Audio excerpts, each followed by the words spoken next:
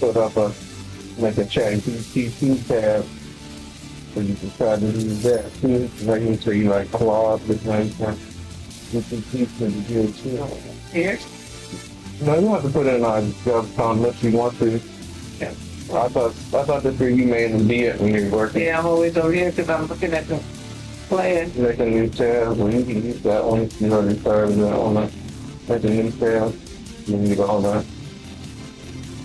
But you see, that one, this is good.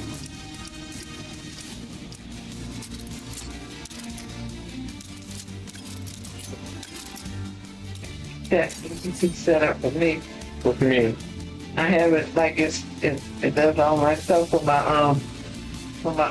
Etsy and stuff. Oh, so you already use it? Yeah. Oh, okay, that's all. I just want you to have one. Yeah, I got this. I mean, this for my Etsy. Cause I remember I told you it's good for the graphics. It doesn't matter. You can pull it up. I mean, I just thought so you can have it just for reference or whatever you're doing. I just still saying I like it. I like that, but I like it for different things. Each thing is something different. I like Claude because research for Claude don't do nothing with graphics. Claude is terrible. Pictures and Claude are terrible. Yeah, I'm talking about more than pictures. I'm talking about for actually writing and stuff. I got it. I don't know. I just like Claude better for that kind of stuff. I'll start doing more with chat. It's like a series like that. Yeah.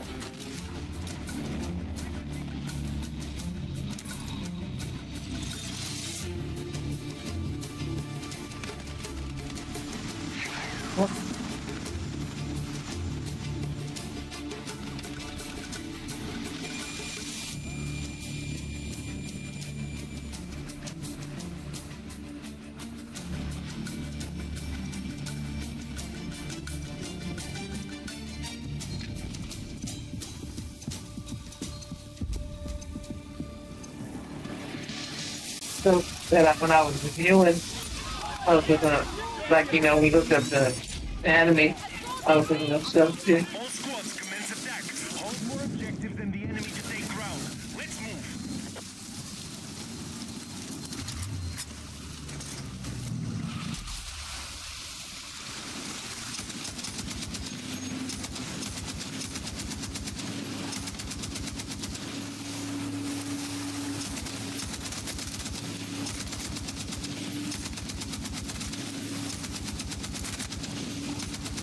Attack support is needed on the marked objective.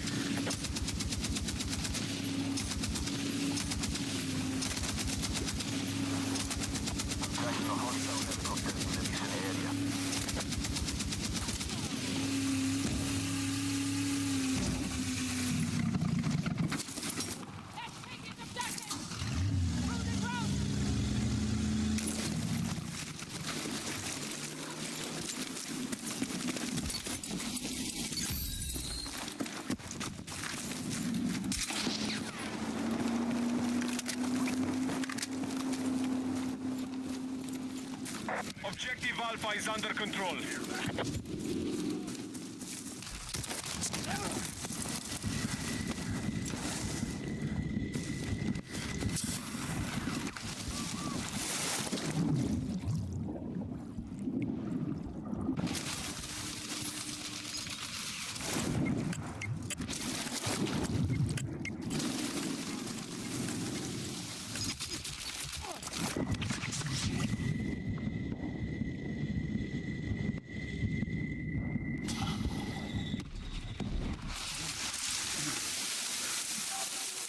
Marked objective is under threat. Defend the position.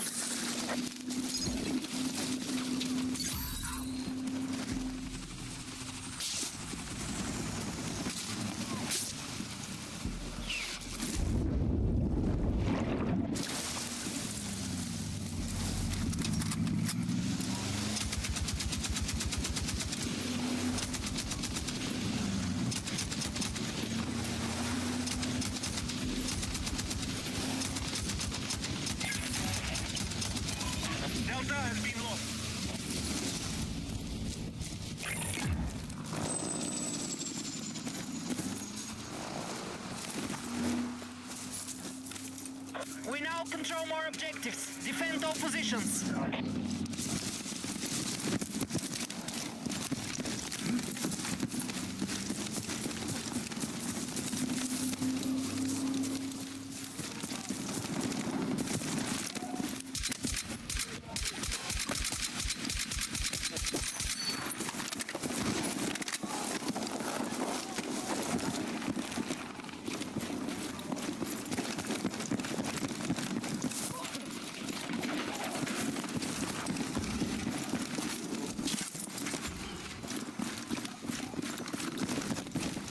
We are attacking objective Delta.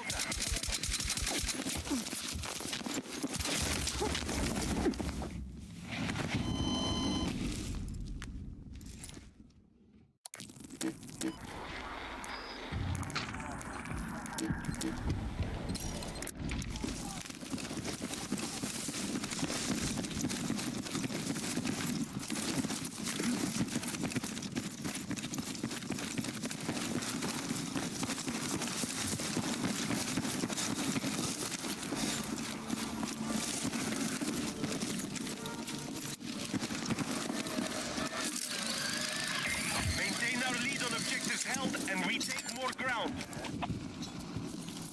I'm over here. Enemy attack is underway on Bravo.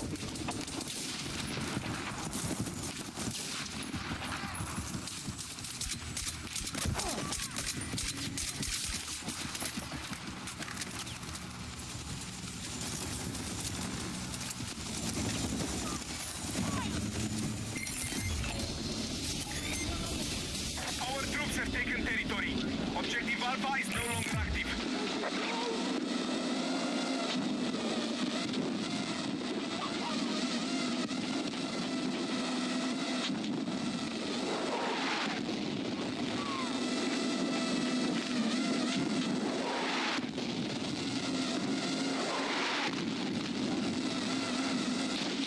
Defensive position is needed on the marked objective.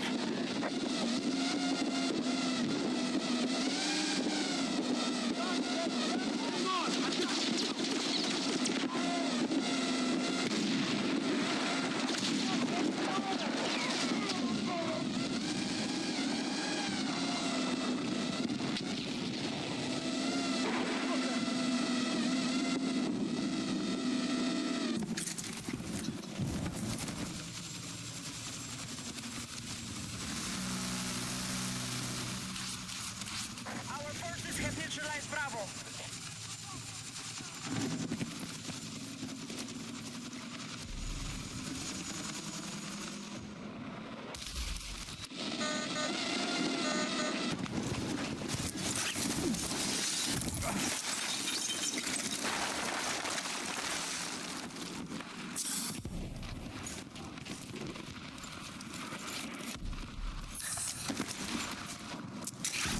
We have heavy armor ready for combat.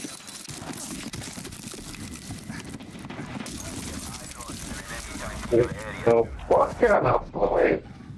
Out of boy, that's so good. It's cancel fuck.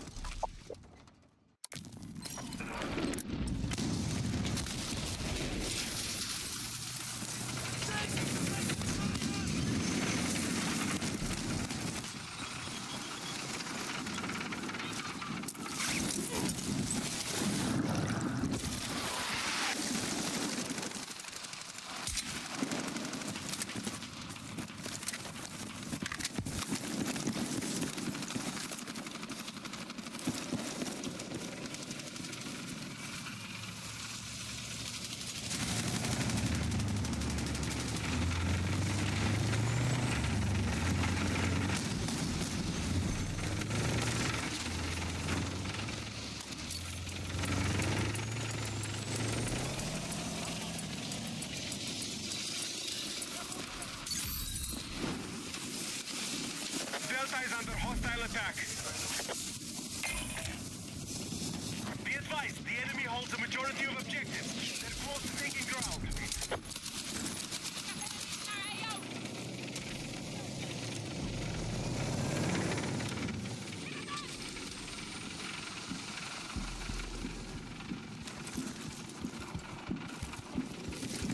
We have lost control of Bravo.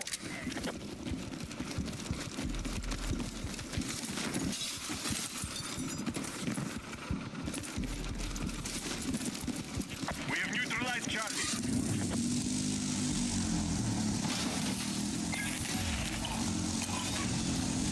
Enemy forces have taken more territory. Disregard calls and attack all remaining objectives.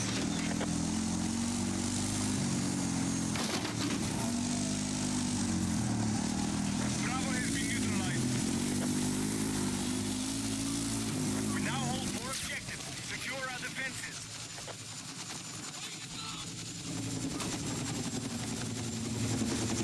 Objective marked. Support the attack. Objective Delta has been secured by hostiles.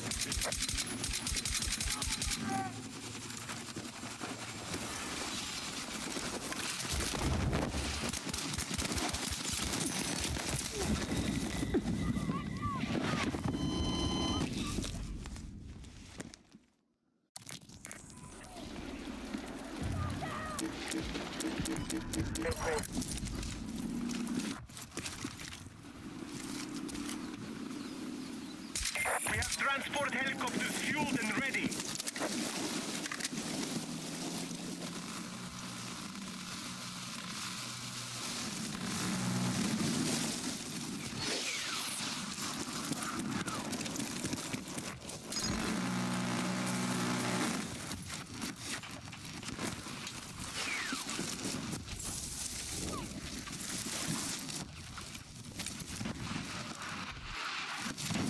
Our troops are attacking Delta.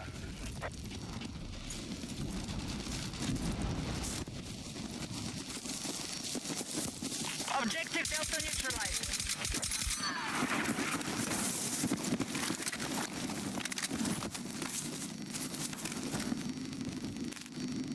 We now control Objective Delta.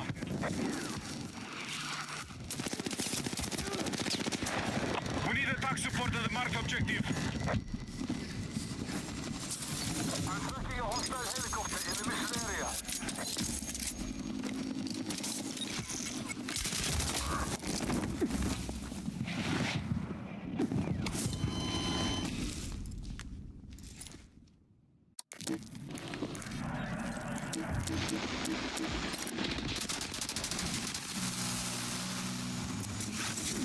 We hold the majority of objectives. Keep it up and we'll take more calls.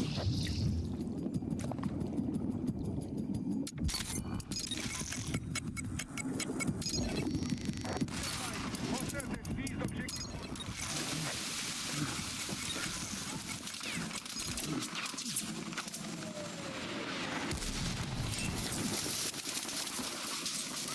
The enemy have secured more objectives. Let's strike back.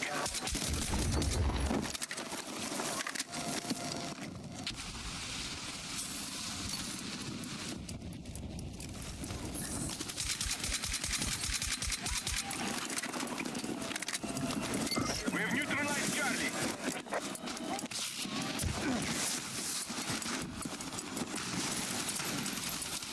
We have secured more objectives.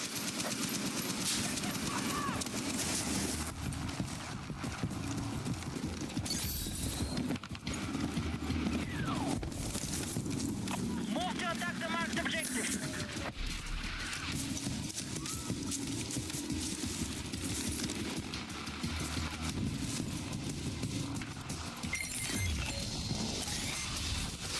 We've taken territory. Objective Bravo is no longer active.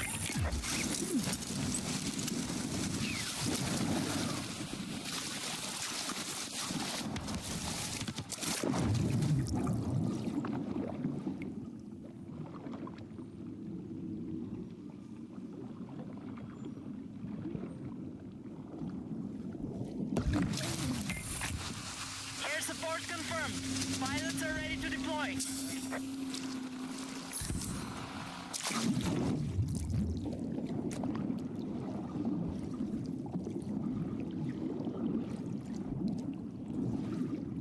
Be advised, Objective Echo is under attack.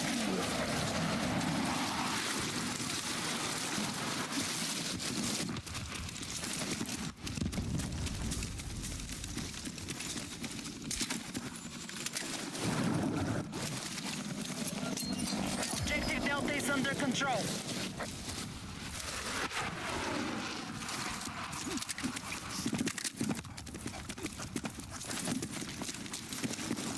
The enemy now control more objectives.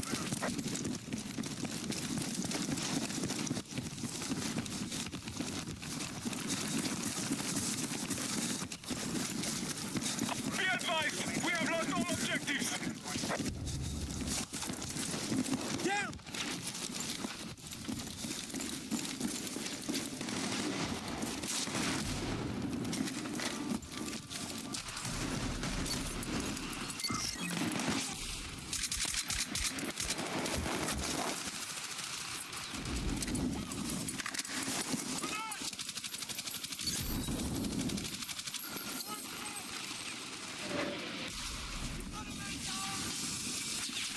Attack support is needed on the marked objective.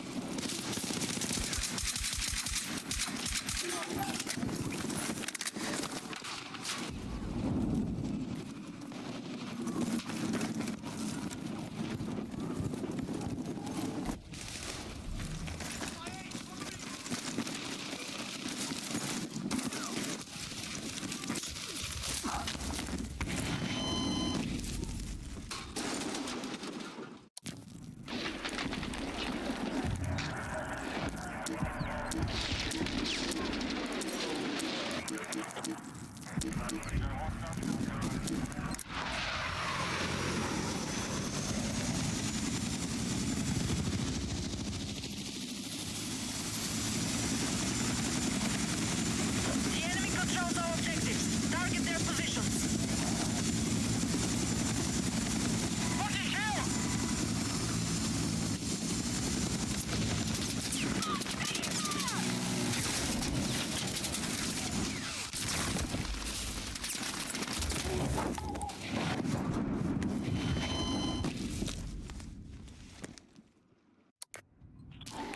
All units, light armored vehicles are ready for deployment.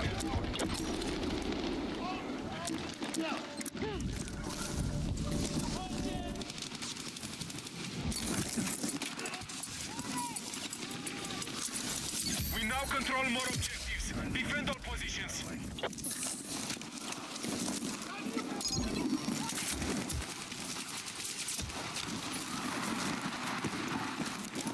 We need defensive support on the marked objective.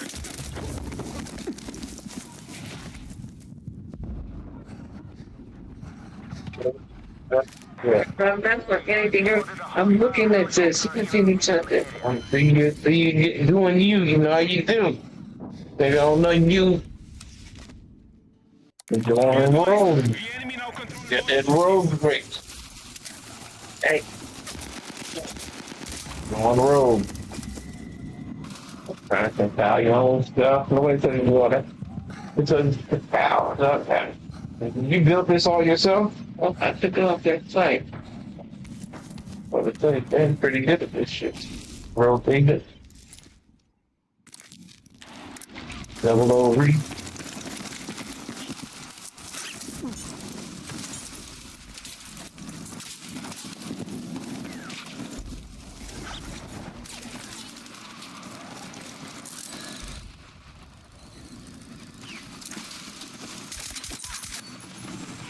Stop it!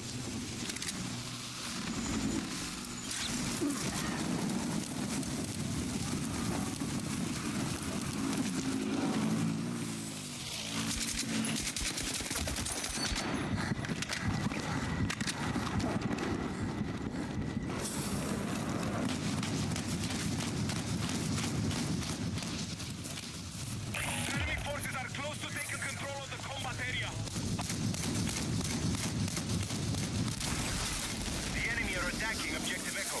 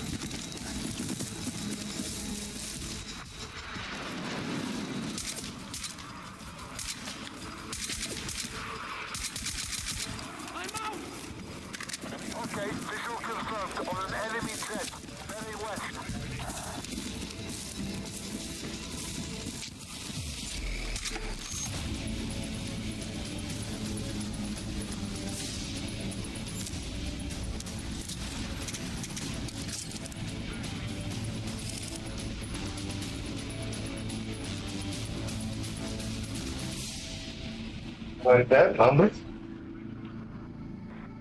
55 million, almost 100 million.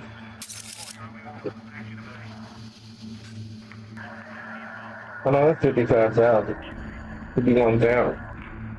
I thought that was a little bit. About to say, reach out. Let you play with the luck. What's the thought right there?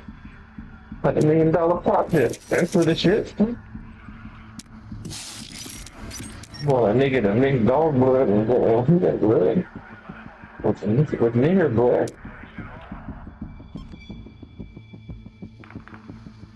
Can you have a black shit going on?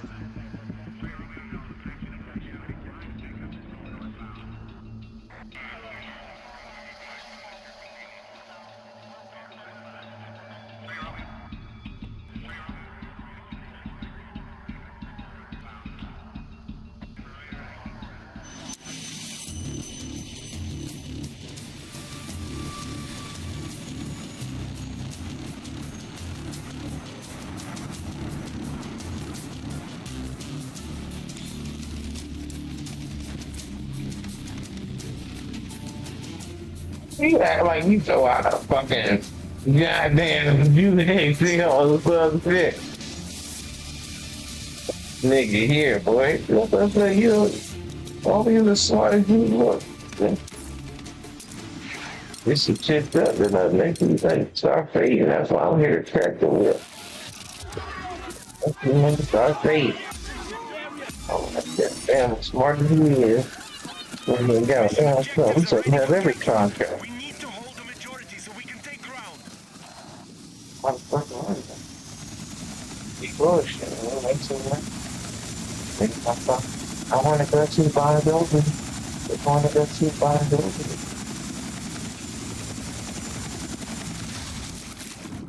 Be advised you're leaving the combat area.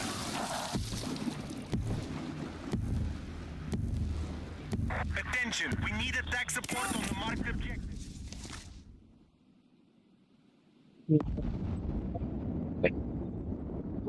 What you thought they were buying gold?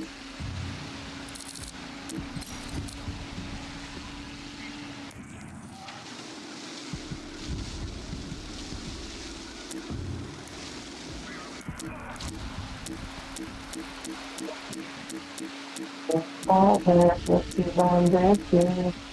And we think through at the caramel for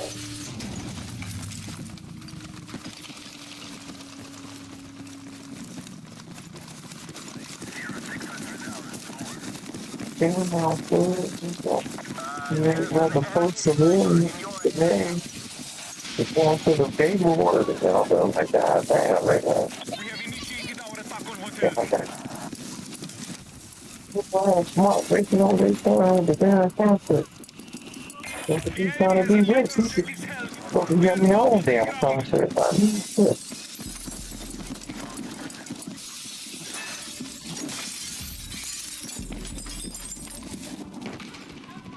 Let me lie down, dude. Objective marked. Support the attack. What the hell? I'm fighting. Be advised we've lost ground. You're Objective part of the operation.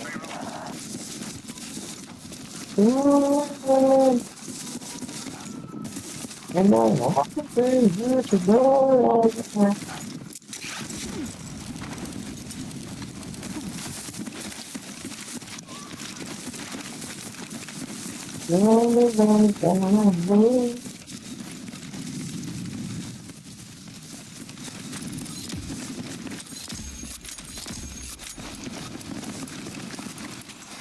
Attention! Objective Bravo is under attack. Charlie has been neutralized.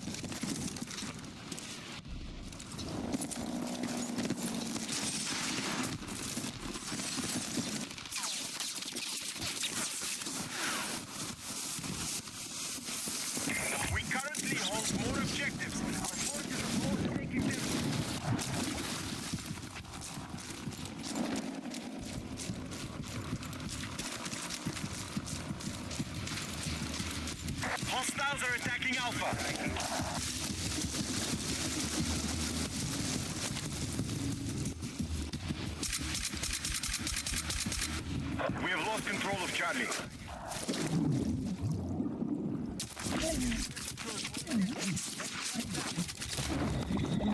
What the fuck, nigga? I'm under the water. How the fuck the bullets get that nigga underwater? Nigga, bullets can't go through underwater. What type of shit is this? Be advised, there is an enemy sniper in your area. We need to defend the marked objective. We have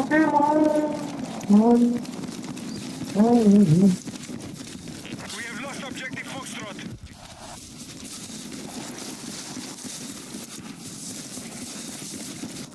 Attention!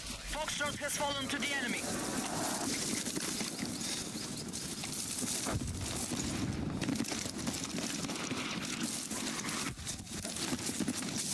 We are engaging objective Bravo.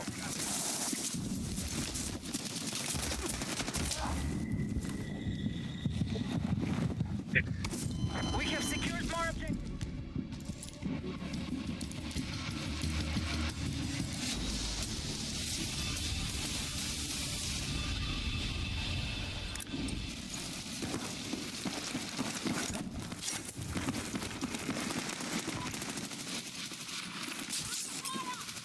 Be advised, enemy sniper confirmed. Bearing east.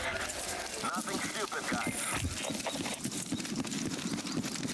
Our forces of heavy armor cleared for combat.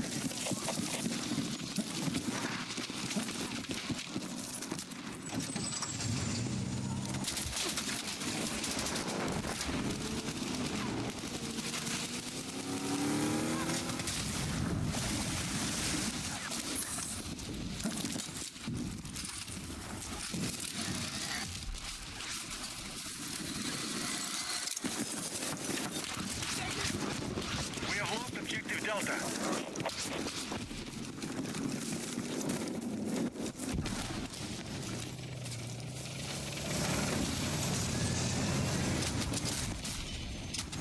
We are attempting to capture Foxtrot.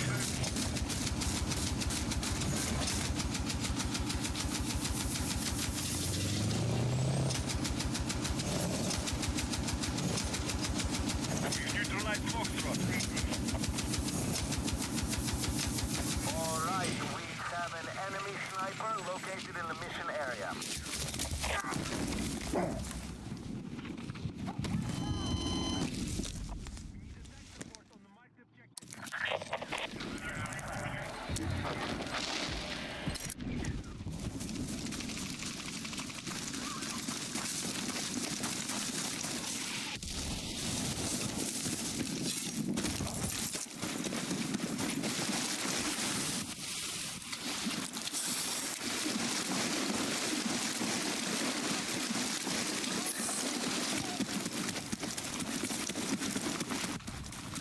We hold the majority of objectives. Keep it up, and we'll take more ground.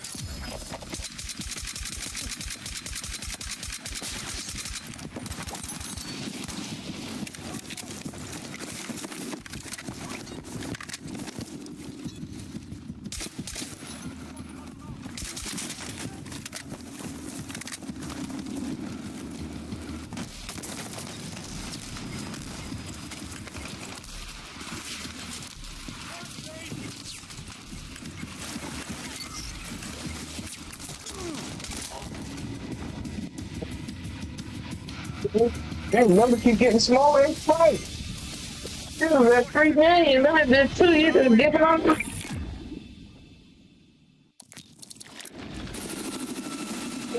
We're good. Yeah. All right.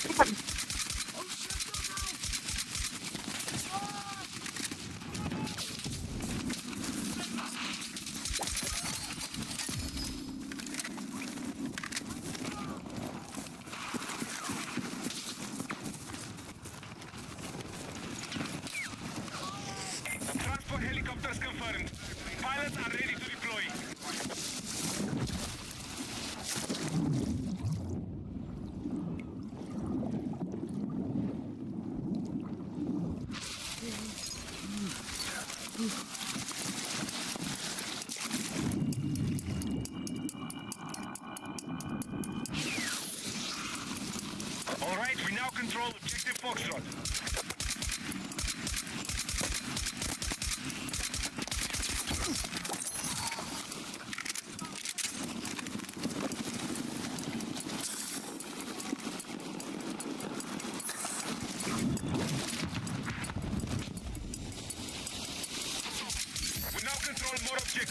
Defend all positions. Watch my six! Attention, move to attack the marked objective.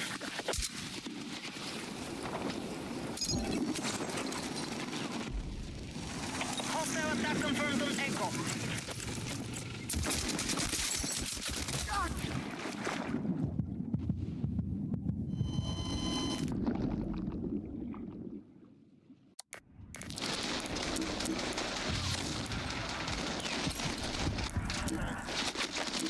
The enemy now control more objectives.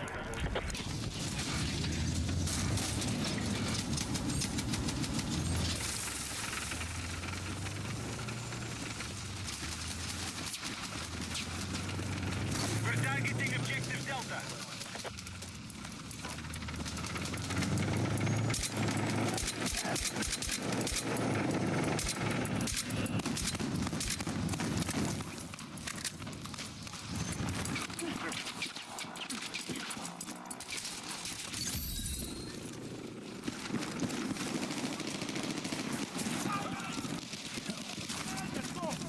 We need to defend the marked objective. I spotted a hostile vehicle in our mission area. Contact! Enemy kilo!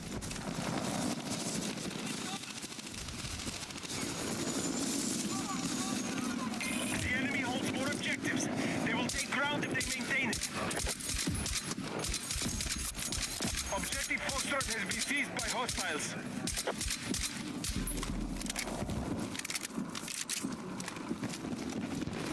Hostiles have seized objective Foxtrot.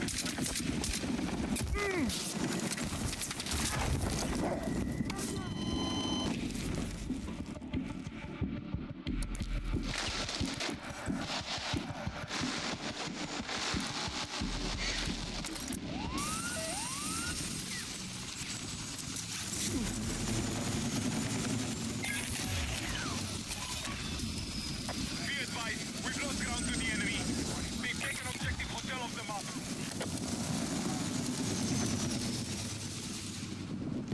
Be advised, you are leaving the combat area.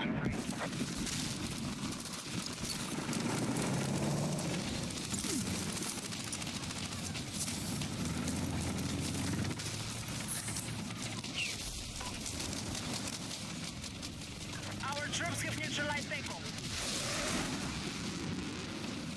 We now control more objectives. Defend all positions. Move to attack the marked objective.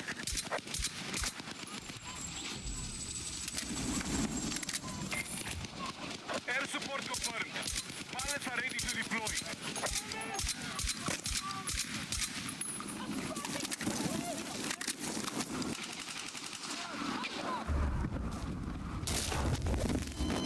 Look at my phone.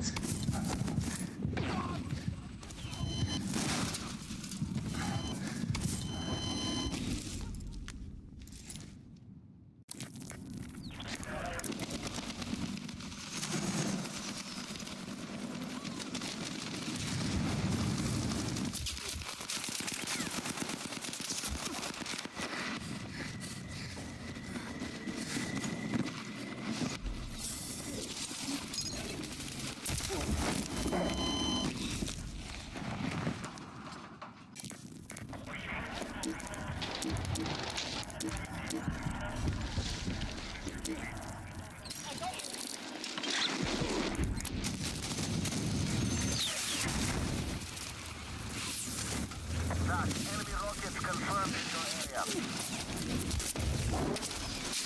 Be advised, hostile troops have secured more objectives.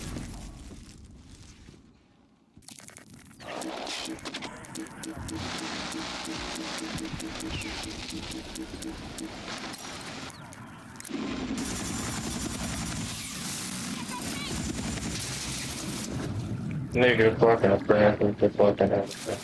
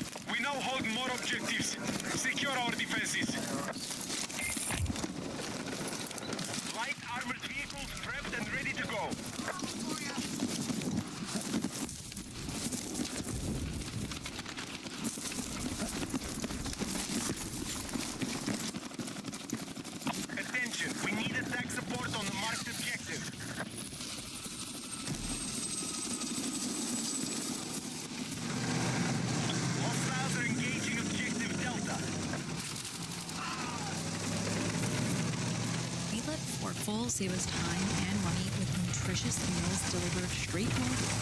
It takes only 2 minutes. No preservatives and no seed oils. They actually taste like restaurant food. That means I actually look forward to every meal. These are all natural, preservative-free meals with no artificial additives. So let Forkful take cooking and groceries off your plate. Join the thousands that trust Forkful today. The enemy have secured more objectives. Let's strike back. We let Forkful save us time and money with nutritious meals delivered straight to our door. It takes only 2 minutes to heat up, no preservatives and no seed oils. They actually taste like restaurant quality food. That means I actually look forward to every meal. These are all natural, preservative-free meals with no artificial additives. So let Forkful take cooking and groceries off your plate. Join the thousands that trust Forkful today. We now hold more objectives. Today I'm going to be building this, my very first 8S drone. Yeah, this thing is going to take 8S power. Most drones these days only go up to 6S, but nowadays more and more electronics like this Hobby Velox stack, they support up to 8 cells now. And so I'm going to build one and make a really, really fast drone. That's my main reason behind doing this. I want to get into the speed drone world, and a lot of those speed drones run more than 6 cells in order to get the most speed out of it. And so I'm going to start off with a fairly tame build, I think. So here are all the parts that I selected. The main core of it is this new Velox stack from TATICAL. 8S before it was only 6S, but this new one supports 8S, and it has a 70 amp speed controller. It's pretty crazy. Let's take a look at it. Here is the What is you be doing that shit? Do it like you do no one. Find that money. 8S is, I believe, in the voltage regulators over here. Like controllers have 2 voltage regulators. It ain't good for it. Damn, you have to everything. I believe the 10. That's why we own gold now. And to make this 8S rated, I think They ain't gonna stop voltage printing. rated on the capacitors. Can't So that's stop what they've done. A minor update, but still useful in order to support the full 8S. And let's take out the speed controller, which is down under here. It's gonna come all in one time. 8S 70 amp speed controller. That's pretty crazy. Now to make these speed controllers support up to 8S, there has to be a lot of upgrades. So not only the capacitors, but also the MOSFETs, I believe, have to be upgraded a bit. So they have to be using some pretty nice MOSFETs on here in order for this to support 8S and 70 amps at the same time.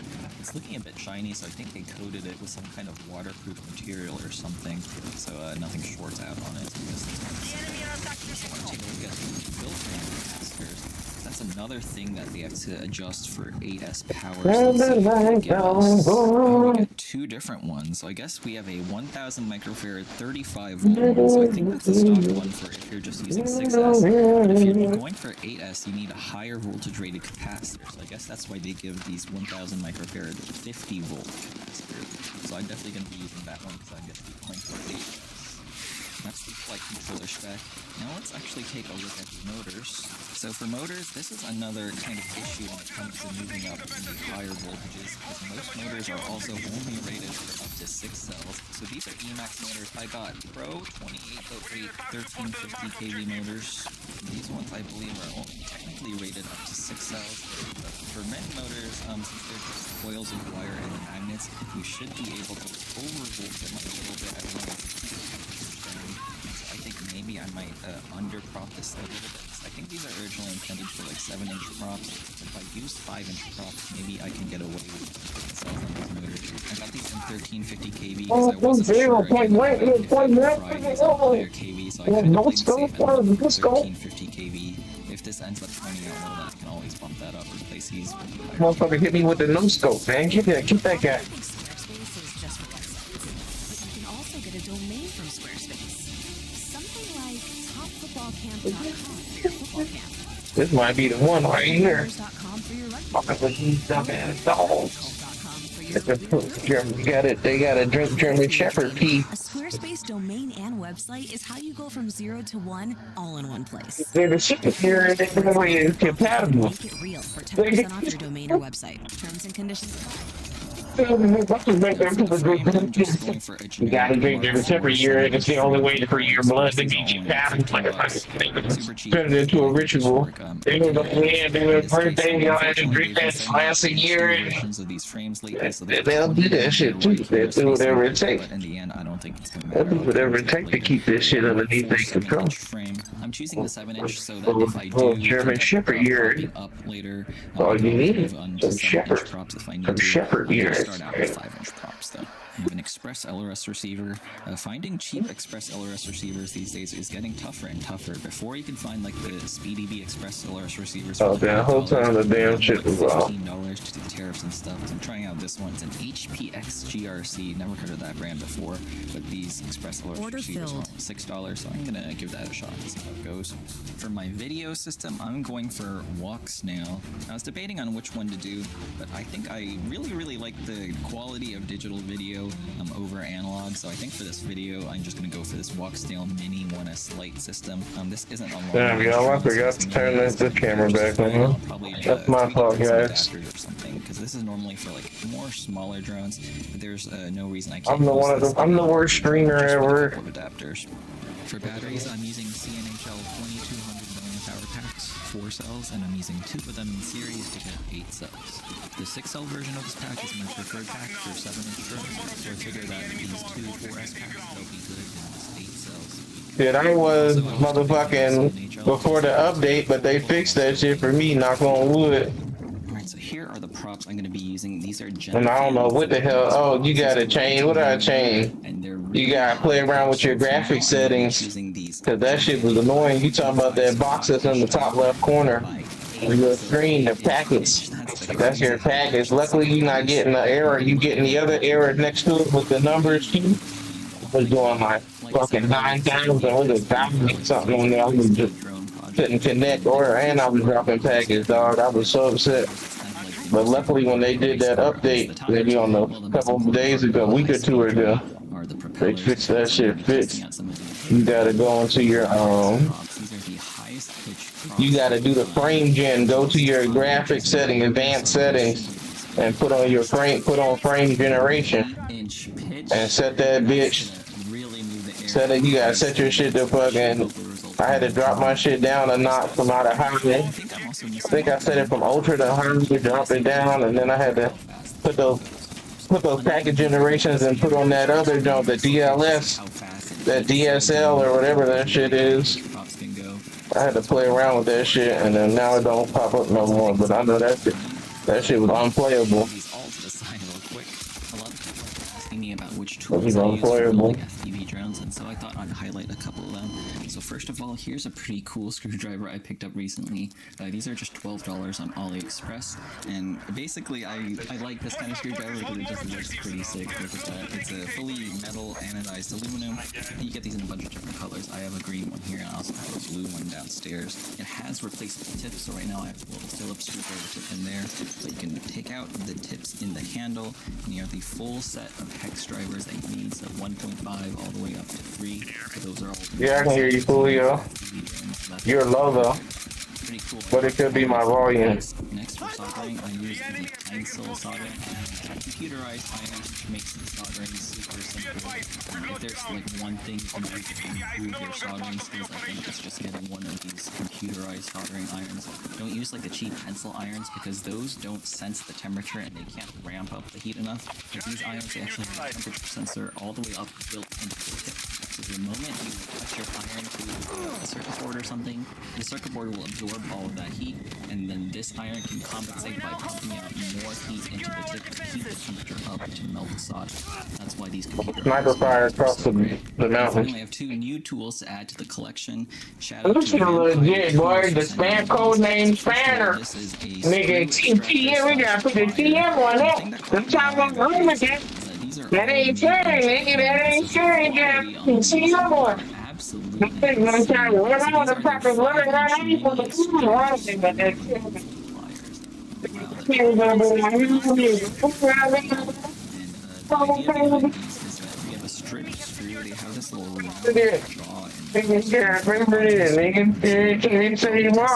Later. Yeah, made in Japan tools are all. And then she be like, nah, we good. And then they see no niggas using our shit. And then they goddamn using our shit. Soldering, I can use this hopefully to get rid of any of those mistakes. And then they ran off on the floor, dirty ass government. I'm crazy, don't pop on the foot fast. Made in Japan, so you can expect the quality to be top tier. Anyways, let's get on. They done had a history. Niggas got a history of snatching shit. Shit. From shit, every set of them niggas. They been snatching shit. Nigga, poor Tesla. Whatever nigga want to do. Who that nigga that wrong Tesla? Quick little dry fit, just. Oh, the Edison? Camera plates. Huh? I gotta see you? Where you see it at? I don't see it. I'm blind. Oh, you see it. There you go. There you go. There you go. There you can't have that. That's not cheers. At least not cheers, nigga. That's trademark, nigga. They don't know what they gonna get. Nigga, we don't even know what that.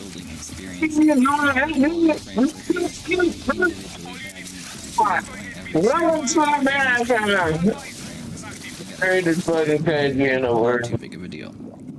I will say, missing from this particular frame is a battery. You Don King, but you put on. Rubber battery pad over here, but this one is definitely missing. Yeah, nigga, the drop out ain't the boat. Don't think you bring it. Like, damn it, brother, I ain't gonna beat the Iranians. You can't just bring this kind of nigga. We gotta beat the Iranians. Wide at the back. The Iranians always money. Narrow empty slots in front. Narrow empty slots. You done crashed the damn boat, nigga. I ain't gonna crash the boat. Flight controller. These four slightly shorter screws are for screws. You done marooned the boat on the damn fucking whatever, the shore. Yeah, fucking whatever. I forgot what it's called when they put the boat on you. Forgot what that shit is called. Very first step. And then we have a whole bunch of these flathead We should know all these words. So I'm going to start with these screws down here, going for the ones that go into the press nuts. I'm just going to lightly screw them in place, not all the way. I'm going to grab the longer screw. Let's slide What's that shit called? There we go. So the shorter screw should sit relatively flush with that press nut. The longer screw is for this standoff over here. Now we just have to repeat this for all four arms. Alright, that's the base frame with the four arms in. One thing I am noticing about this frame is that there aren't any press nuts for the flight controller stack mounting.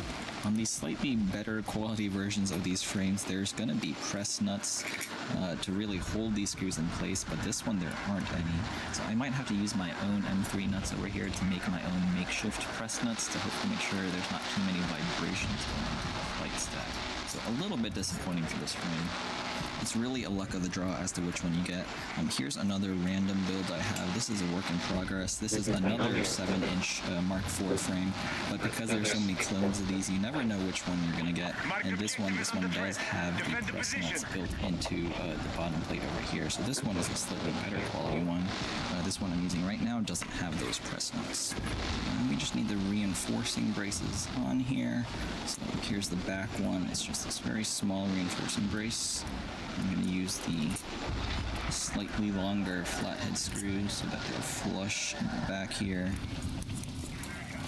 I'm going to do the same with the front. So here's the front brace piece. I think this adds strength to the frame or something like that. So let's use these longer flathead screws and tack them into place. Oh, I guess I was right. That is maroon. And maybe I'm not fucking losing my mind. Oh, something else. The camera plates on up in the front here, and then put the top plate on. Something when you actually go into the woods, but you end up at, you know, not. Yeah, you become maroon. Yeah, you become maroon. So I might not even be using those. Let's put all those off to the side. Now let's focus on the motors and the flight controller. Alright, the flight controller, it comes with a whole bunch of different size gummies. We have long gummies and short gummies. I'm also going to have to figure out the orientation of which way I want the wires to come out. I also need to figure out which way I want the... There it is. You beached it. You beached it. There it is. Inattentive. intentionally running the boat onto land, preventing it from sinking. He beached that jump. The walk scale mini is designed for like toothpicks and Shipwreck. so the camera Nigga beached it. There it is. He beached it. That's the word. front of the drone. That makes sense. I'm gonna make it inside the front. It's like a beached it. Mount Support the marked objective.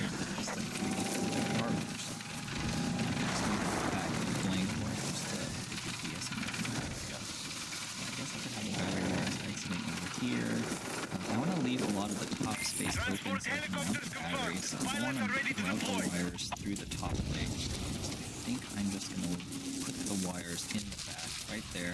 And then there's the matter of the capacitor. So let's break open the capacitor. The capacitor is going to be especially important. Boy, I ain't gonna lie. I'm saying I didn't like it at first, but I'm starting to like this fucking VVS. There was called the VSS. It was Mount it. yeah, the VSSM. This fucking don't job. This job represent.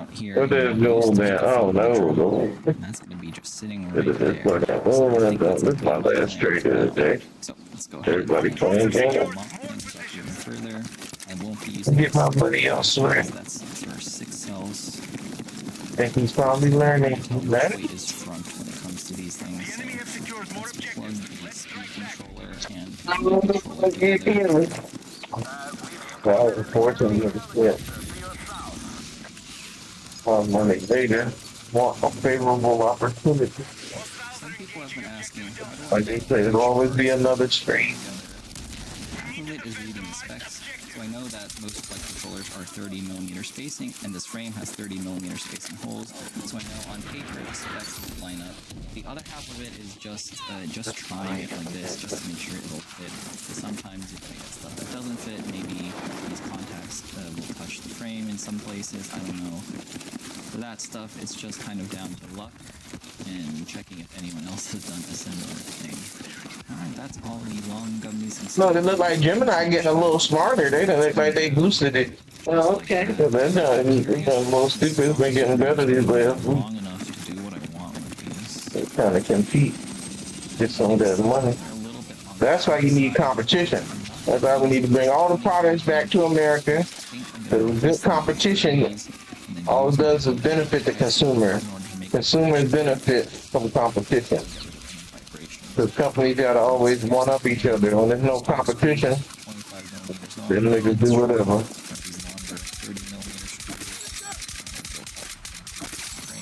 Whoa, double kill! Double kill! Double kill! Hit them niggas in the face! I'm getting shot at. Through the flight controller, it's very wobbly, and I think that's You fucking with this jump. They just need to be let you fucking change the appearance, kind of like Call of Duty. I don't want to say like Call of Duty because we're anti Call of Duty here at Battlefield, but kind of like Call of Duty where you could change the fucking stocks. You could change how that jump look a little bit. Like that's the one thing it don't let you do. You can't change the stock. But I don't like how this stock looks. Just let me change that stock. It will be alright. Is that a teammate? I'm about to tell you. I'm fucking laying in his ass. Just gonna put a tiny dab of it. Oh, you can die. You can die. It's kind of handy for holding these nuts in place. Airspace is clear. Pilots are free to engage. I'm fucking excited now to get back on Sam. Start working Sam now with all these tools. But that didn't do it any. Get good for it. Fucking can be damn you, can be. I think it'll be okay. Now let's mock up putting the speed controller on.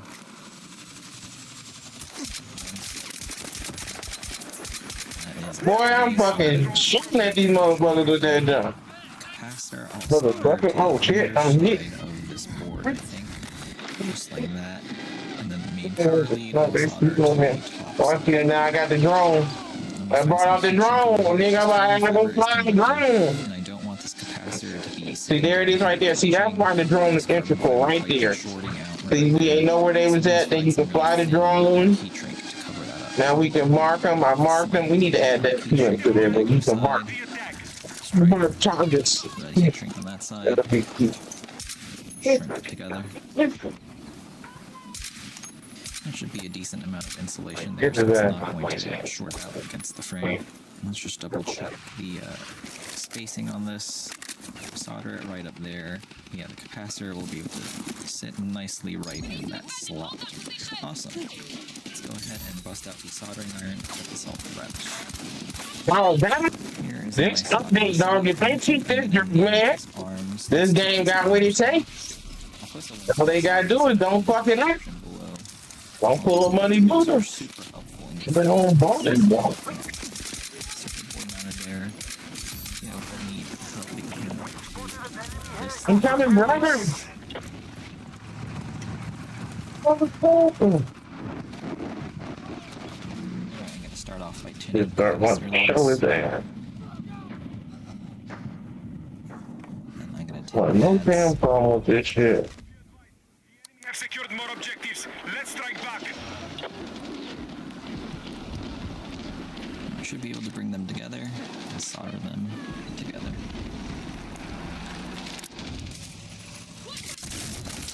That looks pretty good, so let's solder in the negative end. Ground or the negative end is going to take a little bit more heat because the ground planes and these speed controllers are pretty big. It's a pretty solid connection right there. I'm going to start by tinning these XT16 leads. Technically they're already pre-tinned from the factory, but who knows what more solder What they gotta do is put the Apache. They gotta bring the Apache in this jump.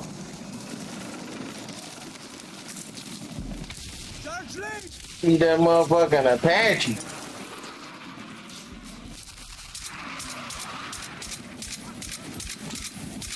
Now let's tin these sides of the pads. We neutralize Foxtrot. You know what, I probably should have done the battery leads first and then the capacitor leads, because I think the capacitor leads are falling off.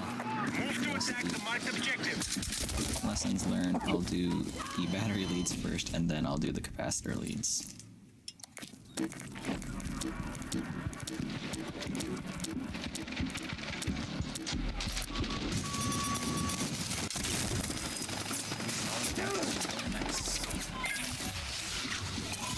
You really win.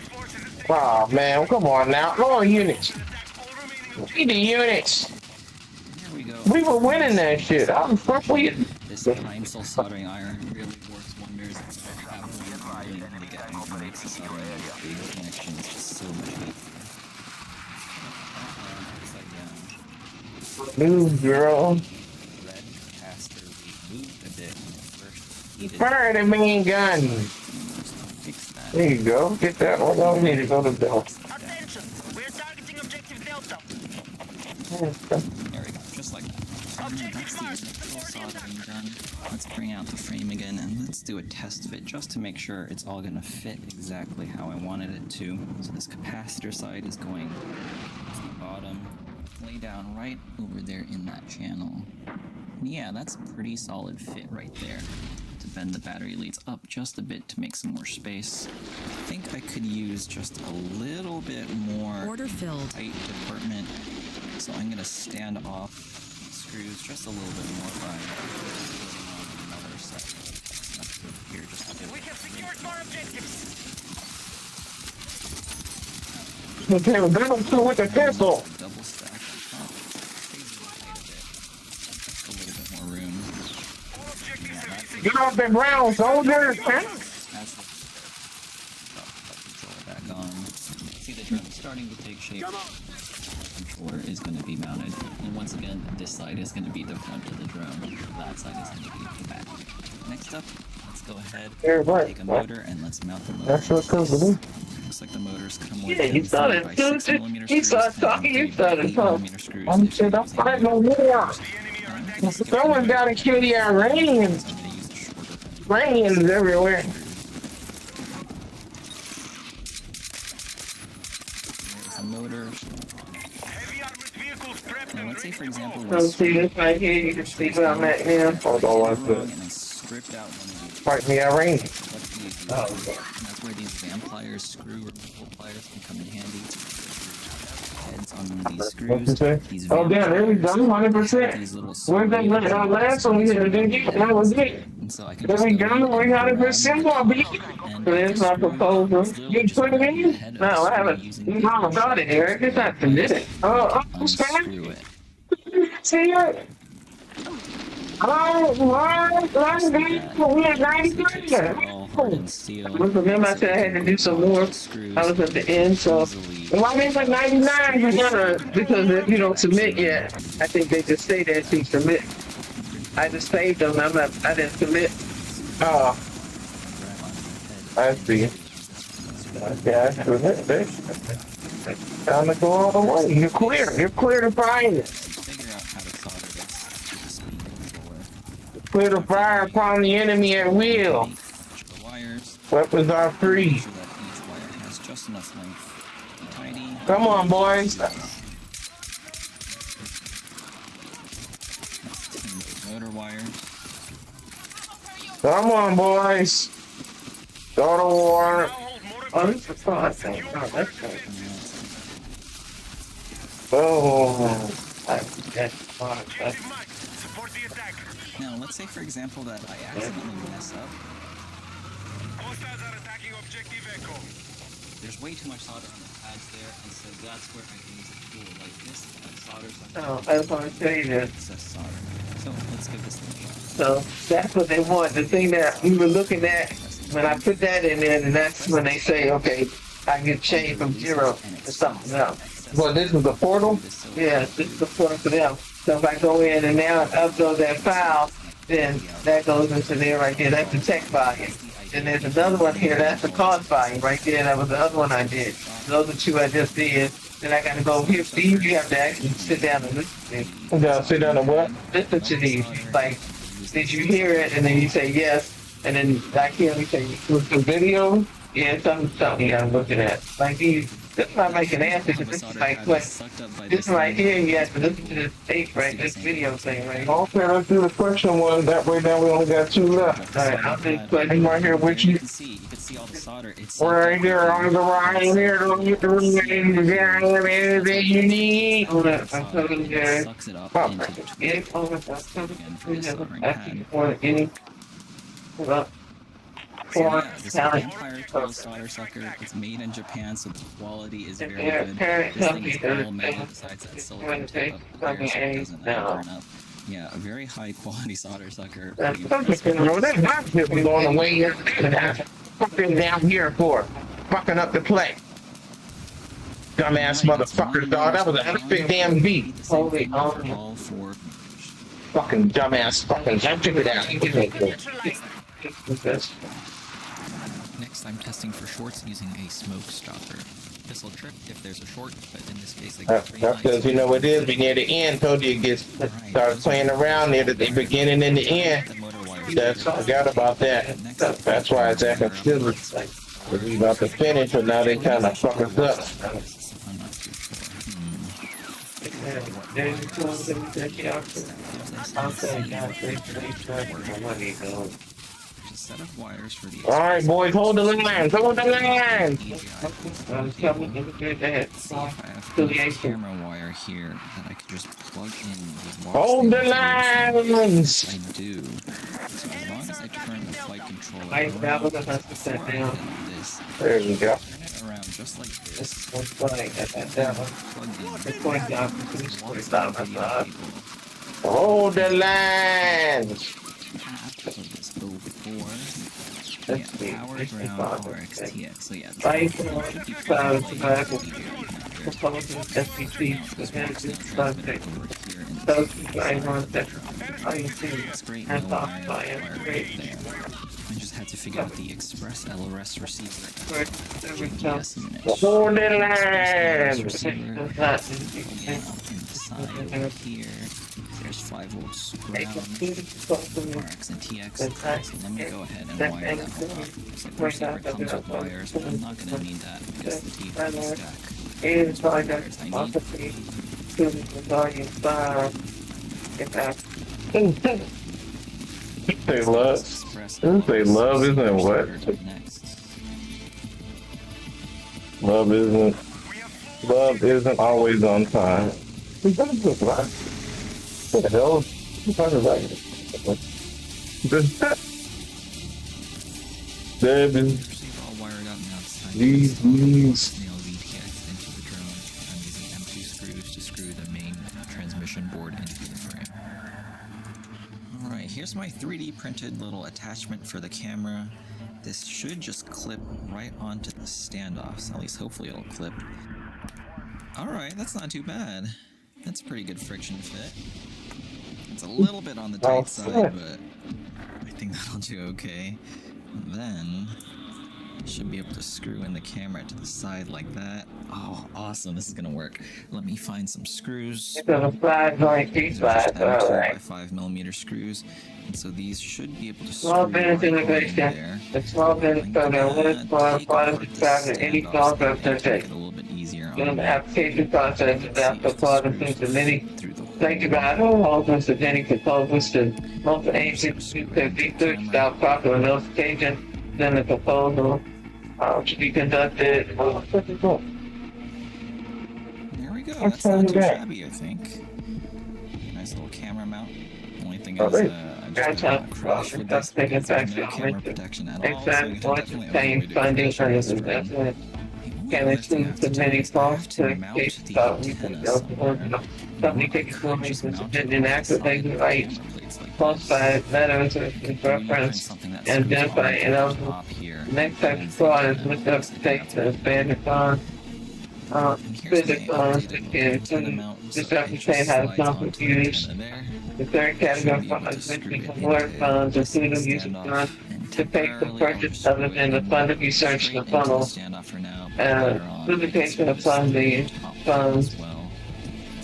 Additional type of fund fraud includes something dealing with your current fund providing subcontractor is entitled on the primary investigate on their family or financial interest and failure to comply with the actual federal cost justice. Sound like Donald Trump. When I say, what you think we all things punishment 5 years, ownership of $250 fine, that's a federal property, carrying to the prison up to 10 years, wire fraud. I don't know if I should install the GPS now. Wire fraud. I guess I should I install the said, Christopher wire fraud.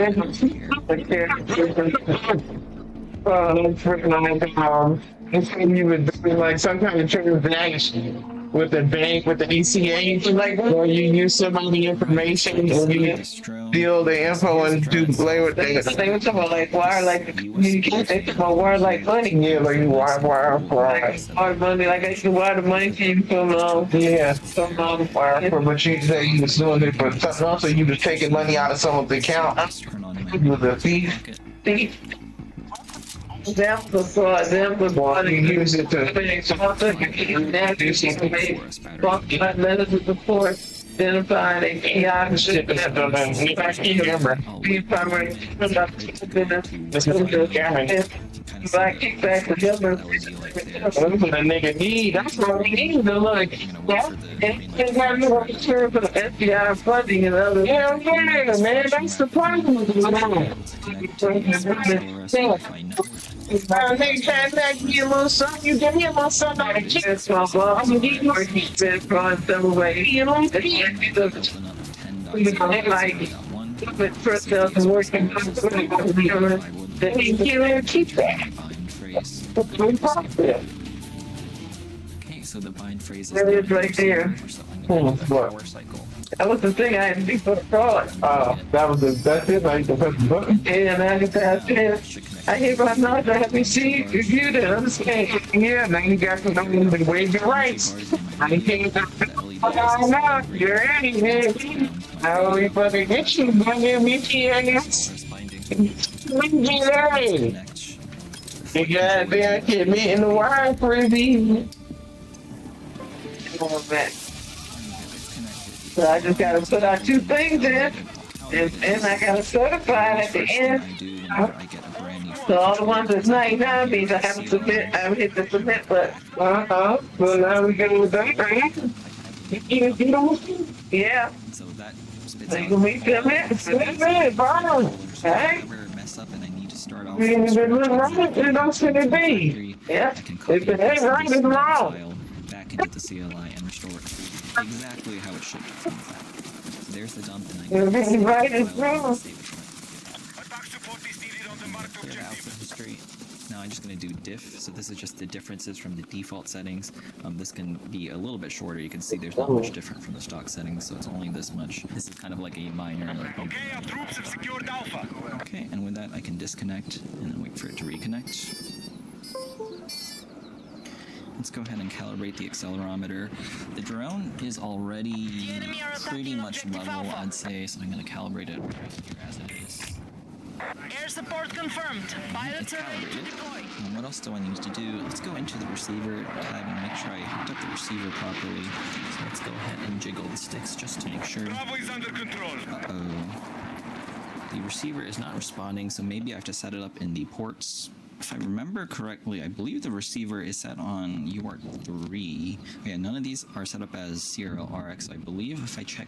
Yeah, I'd say 150,000. Oh, that's that template. That's back again. Save and reboot, and now let's try jiggling the sticks. There we go. Okay, so it was UART3. I'm taking time. We'll go to the super tonight, baby. Get all the sticks. Review.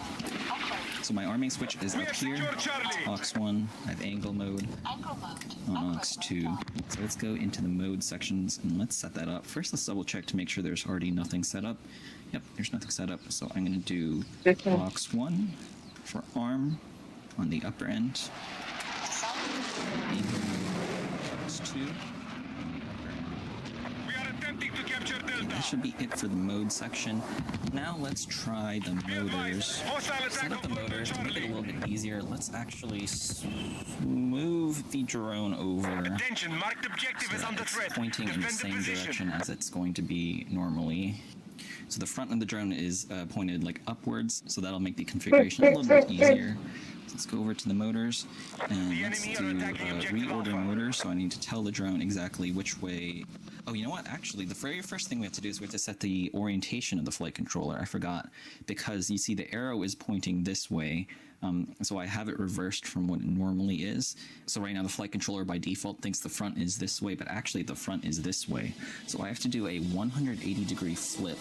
So let's go into configuration and roll pitch yaw degrees. That should be 180 degrees. Let's do save and reboot for that. And now let's go and look at this little diagram here to see if that matches up properly now. So let's tilt it back, it tilts back, let's tilt it forward, it tilts forward. Left, right, yaw, left, right. Okay, so we did that. Now we can go over to the motors. I can do the reorder motors. I understand the risks. And let's do the motor order. Now I just have to click which motor is spinning, which is this one, there, that one, and that one. And hit save on that. Now it's time for motor direction. Let's go over motor direction. I understand the risks. Do the entire wizard, and let's spin them all up.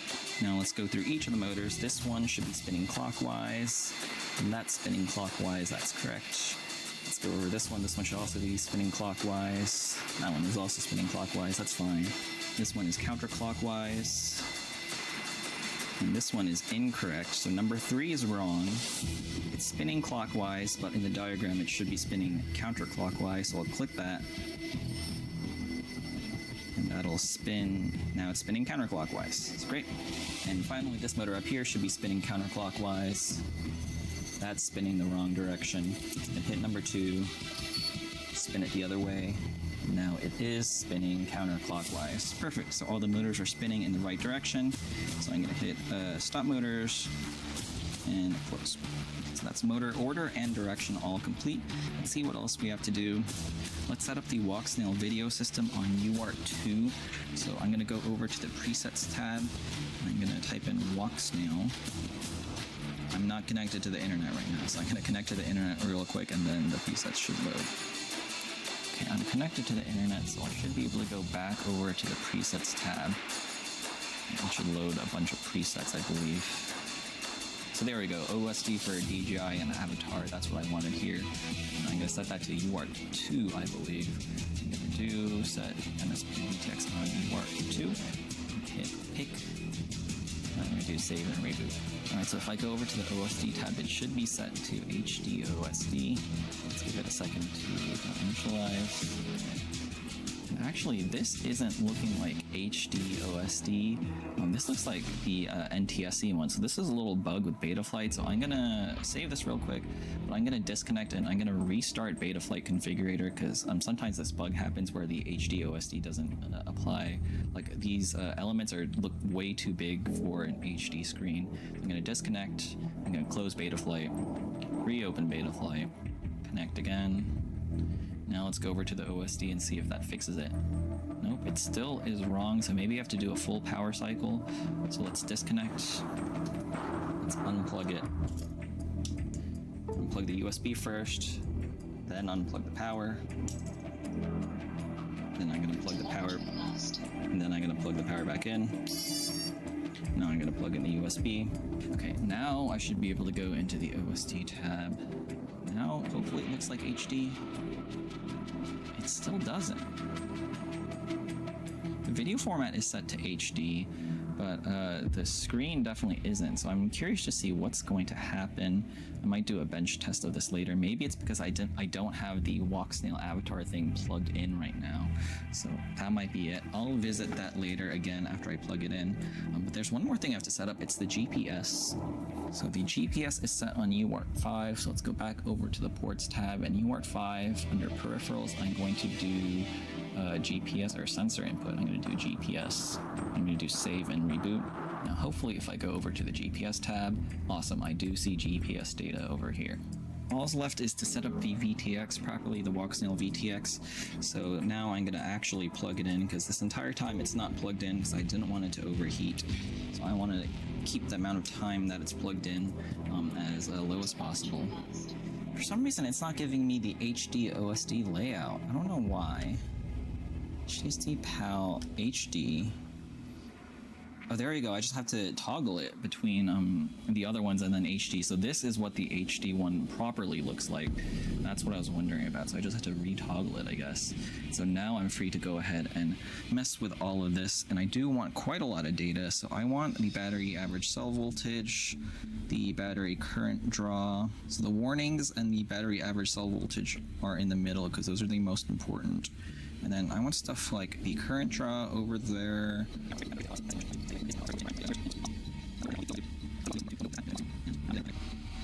Yeah, that's looking pretty good. Okay, so let me save that. Let's go over back to the motor section because I want to enable the bidirectional D-shot. I forgot to enable that before, I think. Yeah, we want D-shot. I don't think I need D-shot 600. I'll do D-shot 300 bidirectional.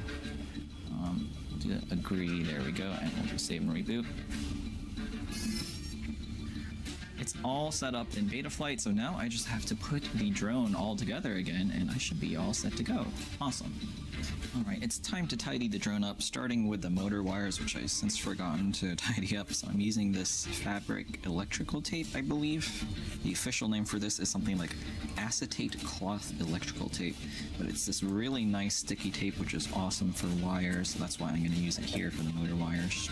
I'm going to cut off 4 lengths of this.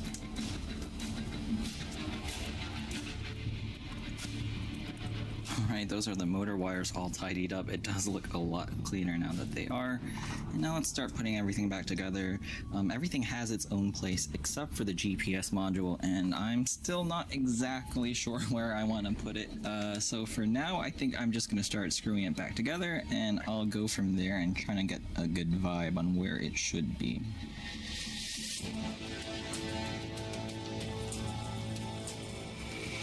Now, where does the GPS live?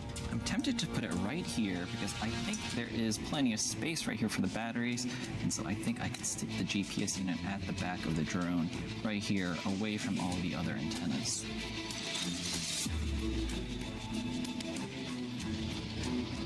Alright, this thing is really coming together now. Look at that. Now I want to finish putting thread lock on the screws because I never ended up doing that. So the motor screws and stuff, those aren't thread locked.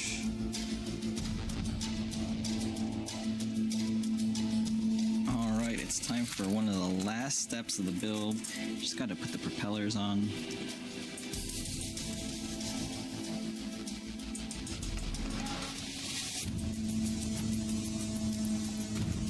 Alright, and there it is, all complete. Very strange looking drone for sure, but it is a drone. Kind of looks like it's backwards because it is. So there's the front there with the Walksnail avatar camera, and there's the back over here with the GPS unit. I just need to strap a battery on it. For its first flight, I might just take it easy and do 6 cells for now, and then afterwards I'll do the 8S setup. I think that's going to be my plan, but it's going to look something like that.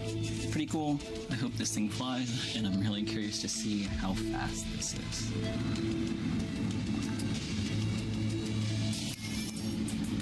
Alright, it's a bit of a windy day today. Hopefully this thing can do a quick little hover test. Alright, here goes nothing, I guess. Let's arm it. Oh.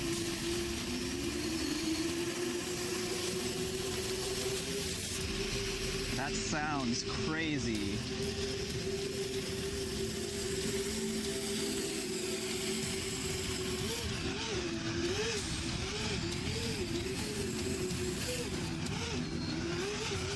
Alright, it's flying. The noise from these high-pitched props is so loud. There we go. And it slowly around.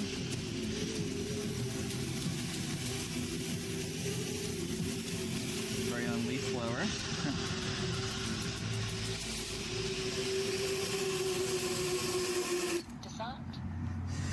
Alright, success. Pretty cool. This thing is ready for a full test. Alright, here goes nothing. Let's fly for real.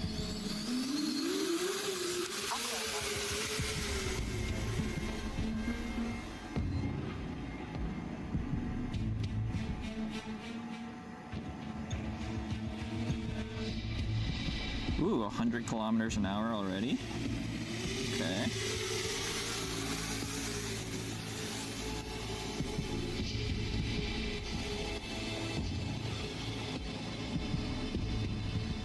$120.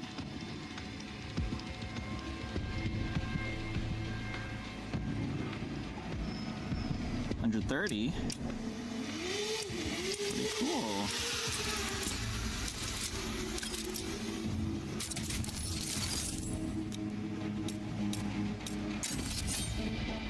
Oh, I think I'm gonna need more space.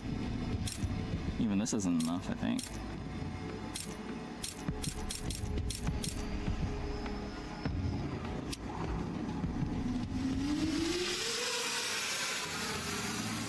$130 an hour. Not bad. It sounds crazy.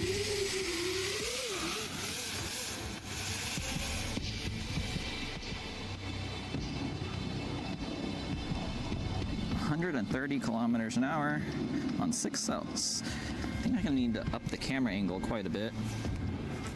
Now let's try a larger 6 cell 2200 pack and see how this one does.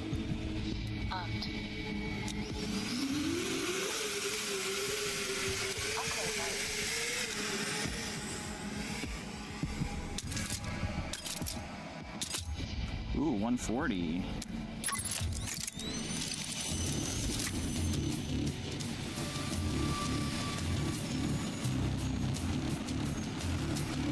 Nice.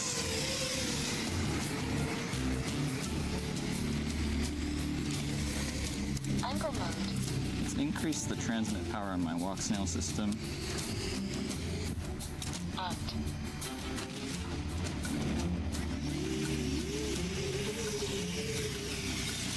Anchor mode. 150. Nice. 6 cells, 150 kilometers an hour. I don't even have enough space to go really full out, so I think on 8 cells I can definitely hit 200 maybe.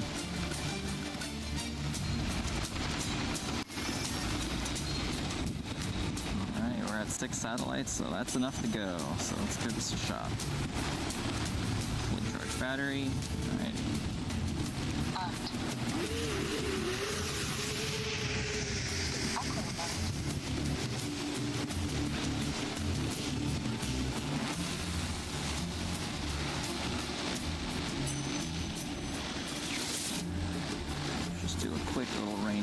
first.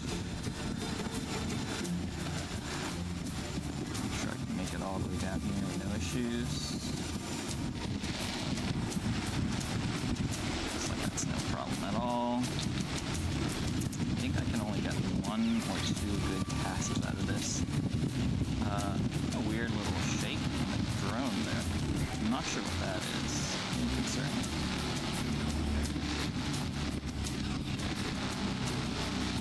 It's not too windy today either, so it's just a little concerning, but push through it.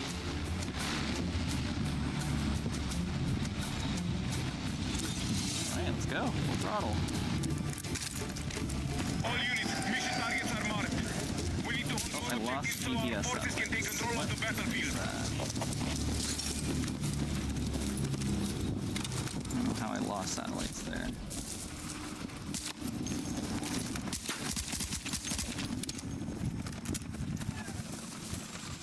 "170 kilometers an hour." That's pretty crazy. That's a success, let's say. Pretty good for success. Swap out the batteries. It was a little concerning that I was losing GPS signal mid-flight, and so that's probably because when flying I go like this, and so the antenna is no longer pointing upward. So I might have to mount this GPS antenna at an angle next time. That's for the next one.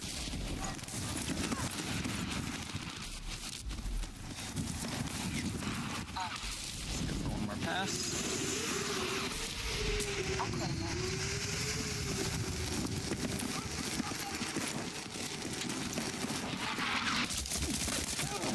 Let's do this.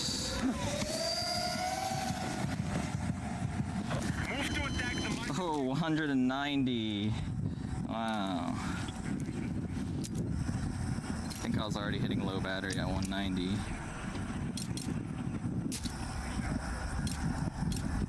Actually easily hits 170. Occasionally hits 190. 190 kilometers an hour. And now it's time to switch to an 8S battery. Now previously I was using an XT60 connector on 6S, and even on just 6S that connector sparks quite a lot, and it's going to spark even more on 8S, which is why I'm choosing to swap the XT60 connector over for an anti-spark XT90 connector. This connector has a built-in like resistor and spring system in the battery connector side that reduces the amount of current inrush. Like when you first plug it in, it reduces that initial surge of current so that it doesn't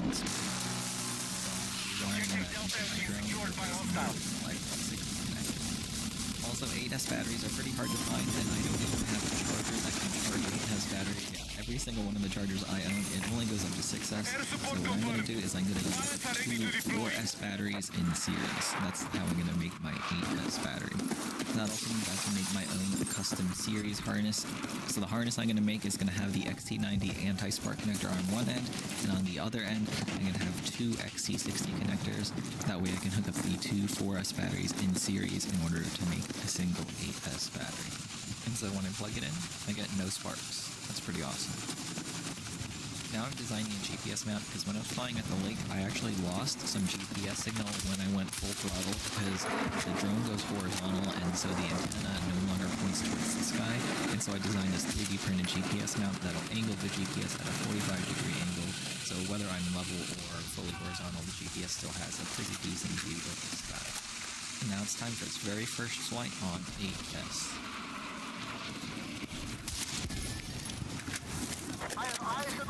Fix my telemetry setup. It's on actually record the max. I believe I can do it from here. I can set up G speed max. B speed plus. Okay, so that's gonna log and keep track of my maximum speed throughout this entire time. So right now it's pretty much 0, and hopefully that'll be 200 by the end of this time. So this way I don't have to like go frame by frame on my goggles. I can just look at the radio to see my true. Battery is a little bit loose for my taste, but hopefully that'll be good enough just for this one quick flight. 14 satellites. I think we're all set to go.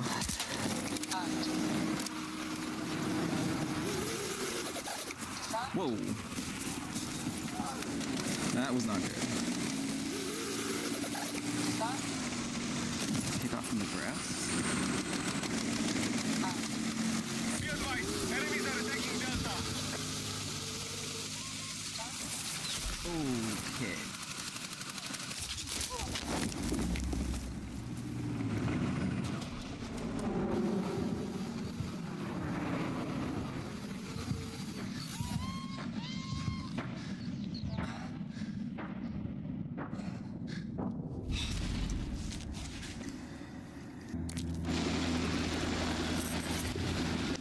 What popped. It looks like the capacitor lead is disconnected somewhere though on the negative end. It's time to head back to the bench for an autopsy. It turns out that the capacitor lead did indeed melt completely. The negative end just evaporated and is completely loose, and so it's time to replace the old capacitor with a new one, and I think my mistake might have been leaving the capacitor lead legs too long.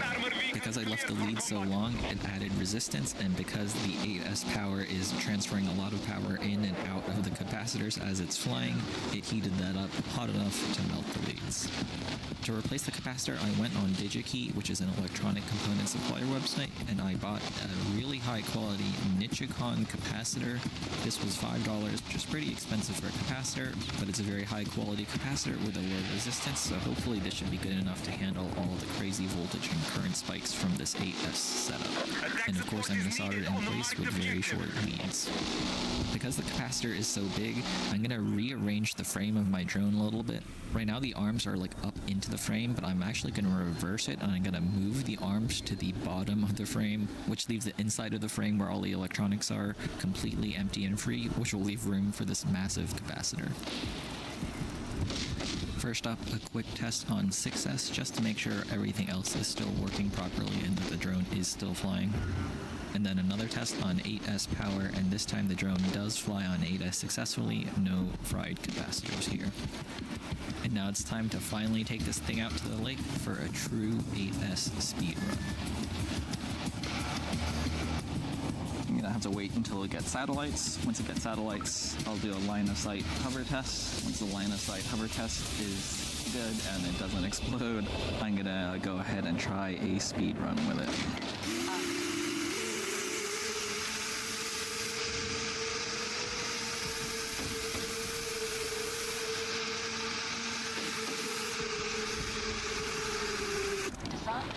Hover test is good. Here goes nothing.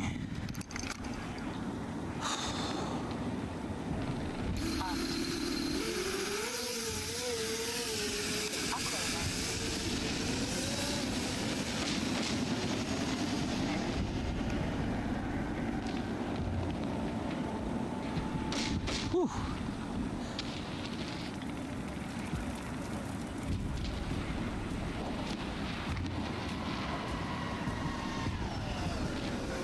$197.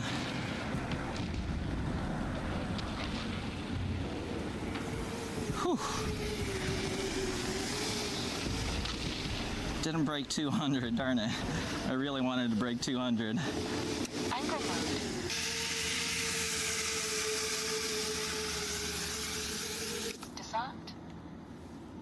Max speed 197 kilometers an hour.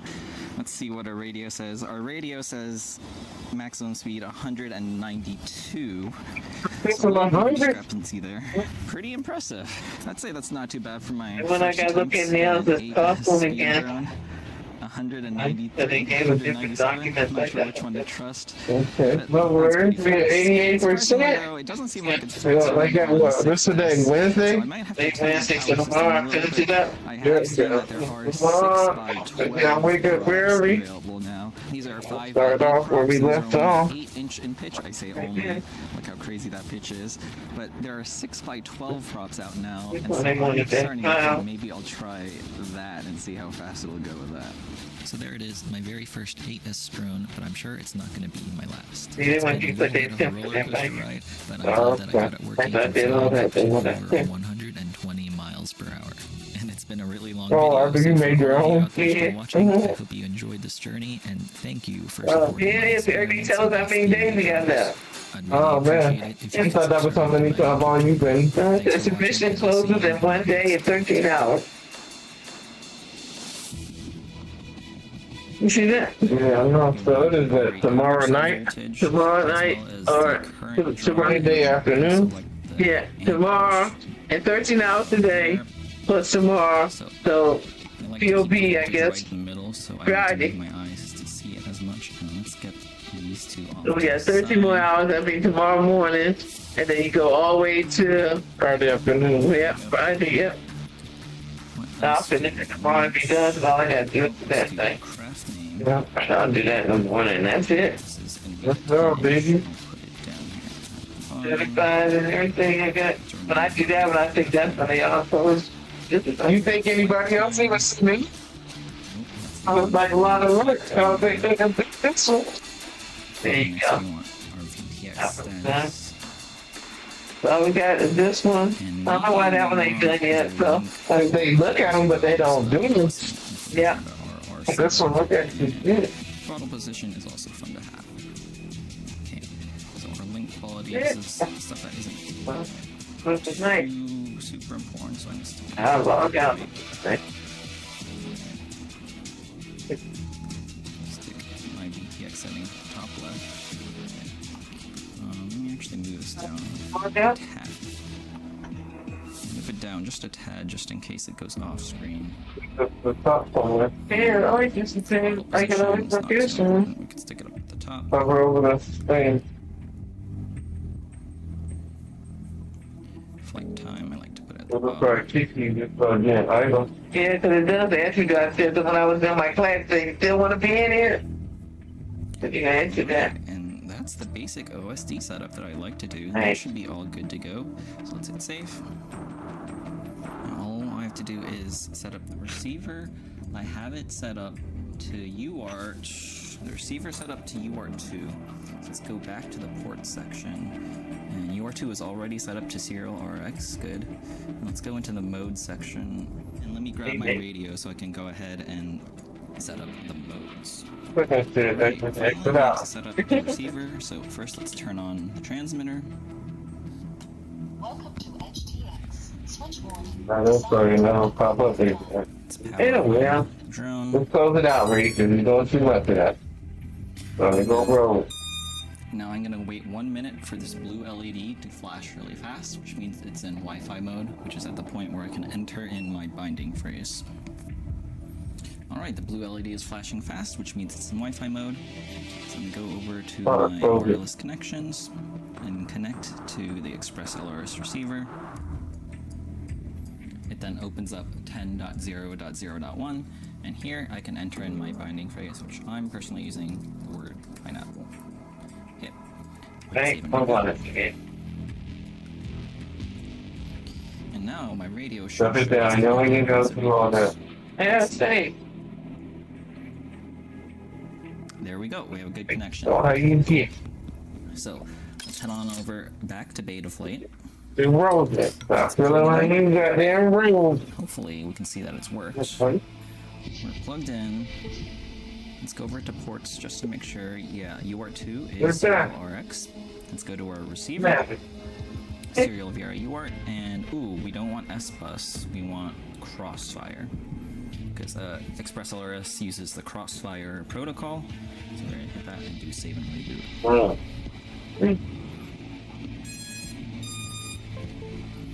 Alright, let's go back to the receiver tab and let's just make sure it's recognized. Let's spin the sticks a little bit. So the receiver is working properly, as we can see here. Now it's time to set up the modes. I have arming, you always want on aux1. And then I use angle mode or stagger mode on aux2. And those are really the only modes I fly on. So let's go to modes. And first let's make sure there's nothing enabled by default. Yep, everything is off. So we're gonna do add arm to aux1. And we want that all the way up here. And we want now, Rome. That is getting rolls. And I want this upper half. Let's go to bed, Eric. Armed. Disarmed. And That's it. Shit. Let's leave this alone. Nobody needs you to keep nothing. God damn. Come on up and get a motherfucker out here. And with that should be all of it completely Just set put it up in the refrigerator can come let's get a picture. make sure the motor is spinning properly, so let me hit mode 4 again. I'm really paranoid about the motor settings not saving. That is somewhat of an issue with beta flight. So let me go ahead, and I understand the risks. I'll test motor 4 again because I know I had to reverse that at one point. Let's see if it saved that. Yep, so that's correct. Let's actually just check them all real quick. Motor 3 is correct. Yep.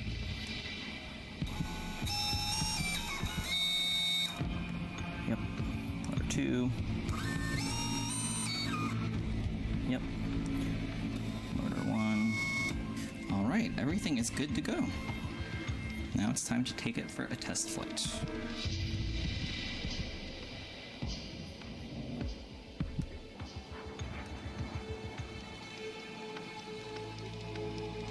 Now, at McDonald's, wake up to a $4 breakfast meal deal. Wake up to a sausage McMuffin or a sausage biscuit, to hash browns, and wake up to a hot coffee. Get your $4 breakfast meal deal. Limited time only. Prices and participation may vary. Prices may be higher for delivery.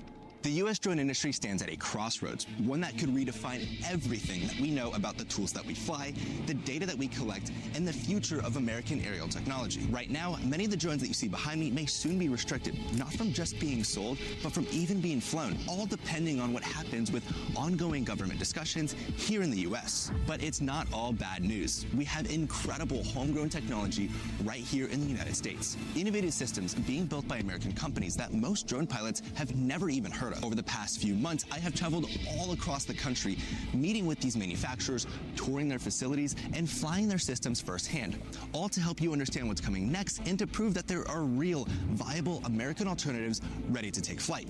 This is the U.S. Drone Showcase.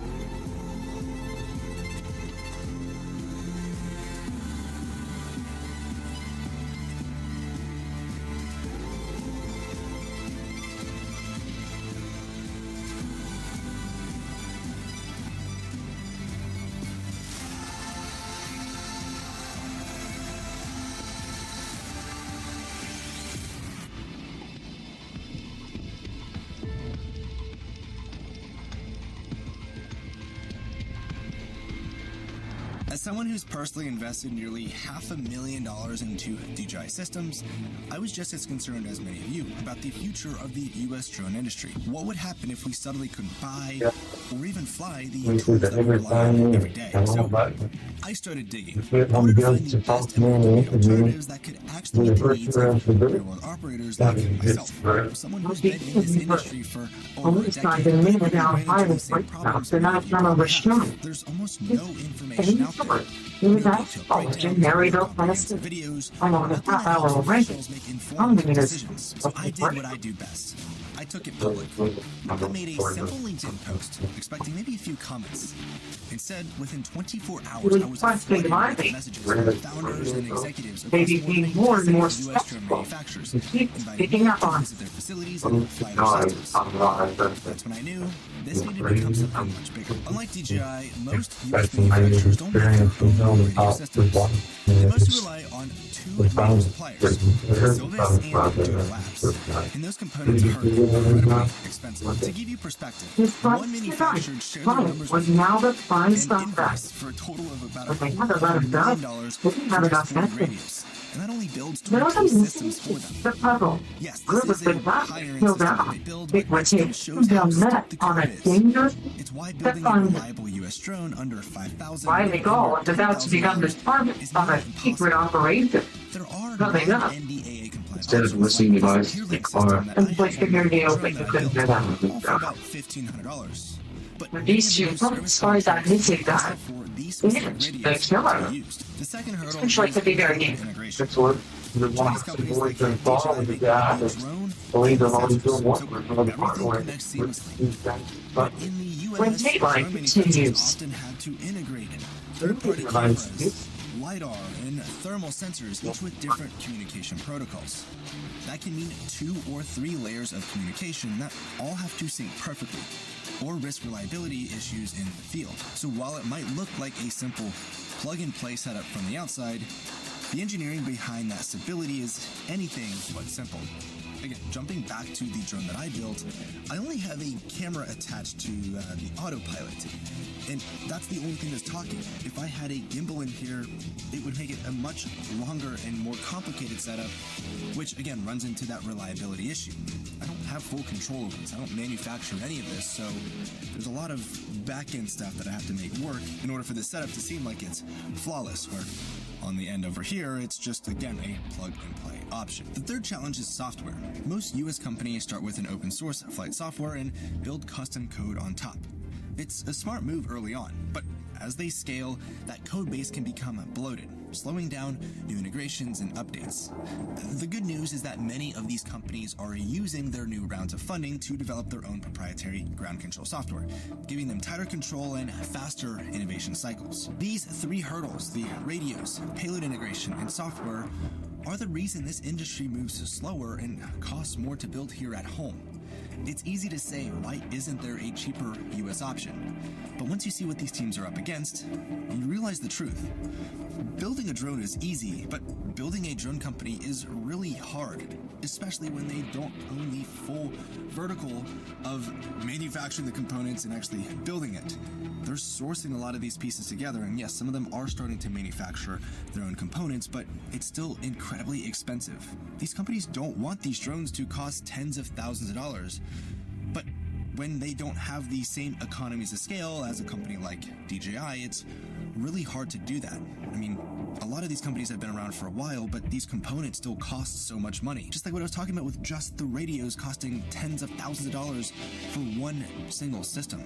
How are you able to make a drone under $5,000 or $10,000 when a radio costs as much as it does? Just a few things to think about, as a lot of these US drone companies really get the bad end of the stick, or some people just think that they're ripping American people off, or just really any customer off, and I don't think that's the reality of it. The reality is everything behind the scenes that adds to the cost and not having those economies of scale.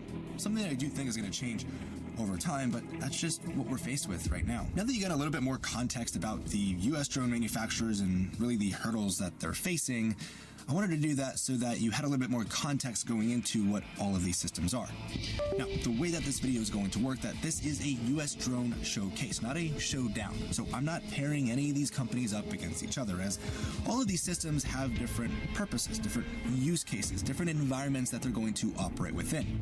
Now, as someone who has been in this industry for well over a decade, my primary focus is drone mapping and LiDAR data collection. So that is mostly where my perspective is going to come into play.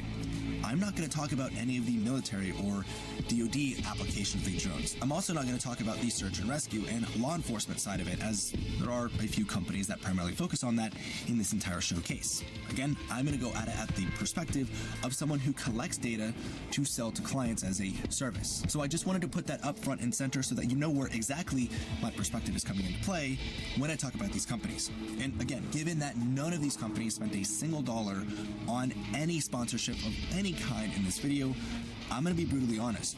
We're going to meet with these companies, look at their manufacturing capabilities, look at the actual systems themselves, get hands-on with it, but at the end of each manufacturer that we meet with, I'm going to give my unbiased perspective on it, my opinions, what I'd like to see change, and what I'd like to see them improve on in this entire US drone market. And to make things a little bit easier for you to navigate through this entire video, since it's all going to be in one, and you can probably see how long this video is, I put everything into chapters, so you can skip around and take a look at which systems that you want to take a look at and get more information about. I'm also going to have a resource in the description down below that actually gives a full detailed explanation of all of these systems, what they are, what they support, and how much they cost, and who the actual manufacturer is. So if you want to take a look at that, it's either going to be a spreadsheet or just a web page that outlines everything that we covered in this video. One last thing before I actually take you guys into our first US drone company, I didn't get to meet with all of them. I wish I did.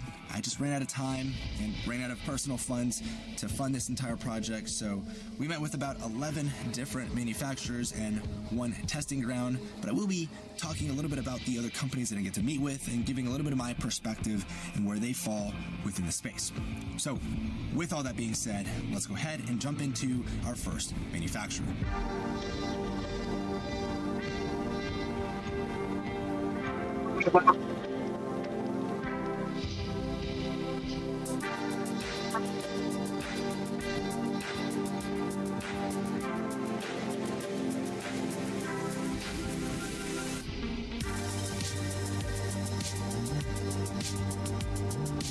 So if you can't already tell where I'm at, hopefully the hints behind me are giving it away, but welcome to FreeFly's headquarters here in the state of Washington. Not only are we going to learn more about what they're actually providing to the commercial and industrial space on the drone side, but they actually do more than just drones. So I'm going to take you through their entire facility here. We're also going to get some hands-on with one of their newer systems that they are releasing to the market, and overall just going to give you my entire opinion about this company, what they're doing, and where I think they are going to hit the nail on the head in multiple different segments of this market. But first, let me give you a little bit of a history about FreeFly, because FreeFly as a company actually has a special place in my heart. So yes, this is going to be a little biased, but back before I was in drones, I was doing a lot of video production. And there is one very specific YouTube video that I watched, and I'm going to play a little bit of a segment here right now that is seared into the back of my brain. What you're seeing there is their movie M5 camera gimbal. And from there, I actually bought one myself, and I've actually owned a few different FreeFly systems on the cinematography side, primarily their camera gimbals. And while they really started out as a cinema company, creating high quality productions with their own gimbals that they created, and then eventually built drones to help support that for that aerial perspective. And well, now they have a huge product lineup of not just gimbals, not just drones, but controllers, batteries, new sensors, a whole lot more. So I'm actually going to walk you guys through all of that, show you where everything comes in and how everything goes out.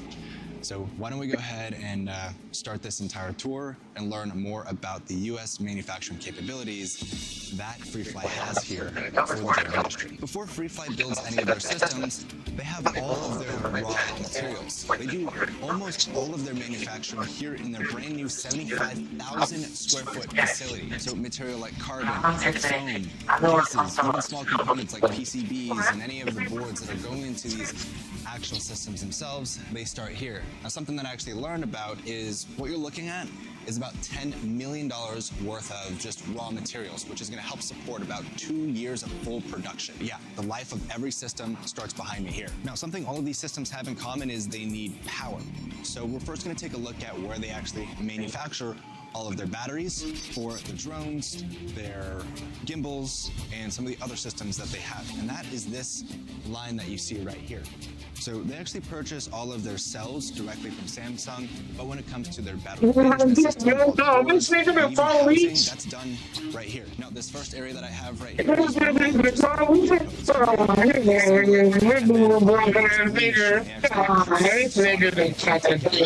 then as it makes it down the line, all of the housing, the casing, and all the way at the end of the this black ass nigga is the police. Oh, you got these fake me out ass niggas fucking with the crackers. Disrespecting the goddamn blood line for their own batteries.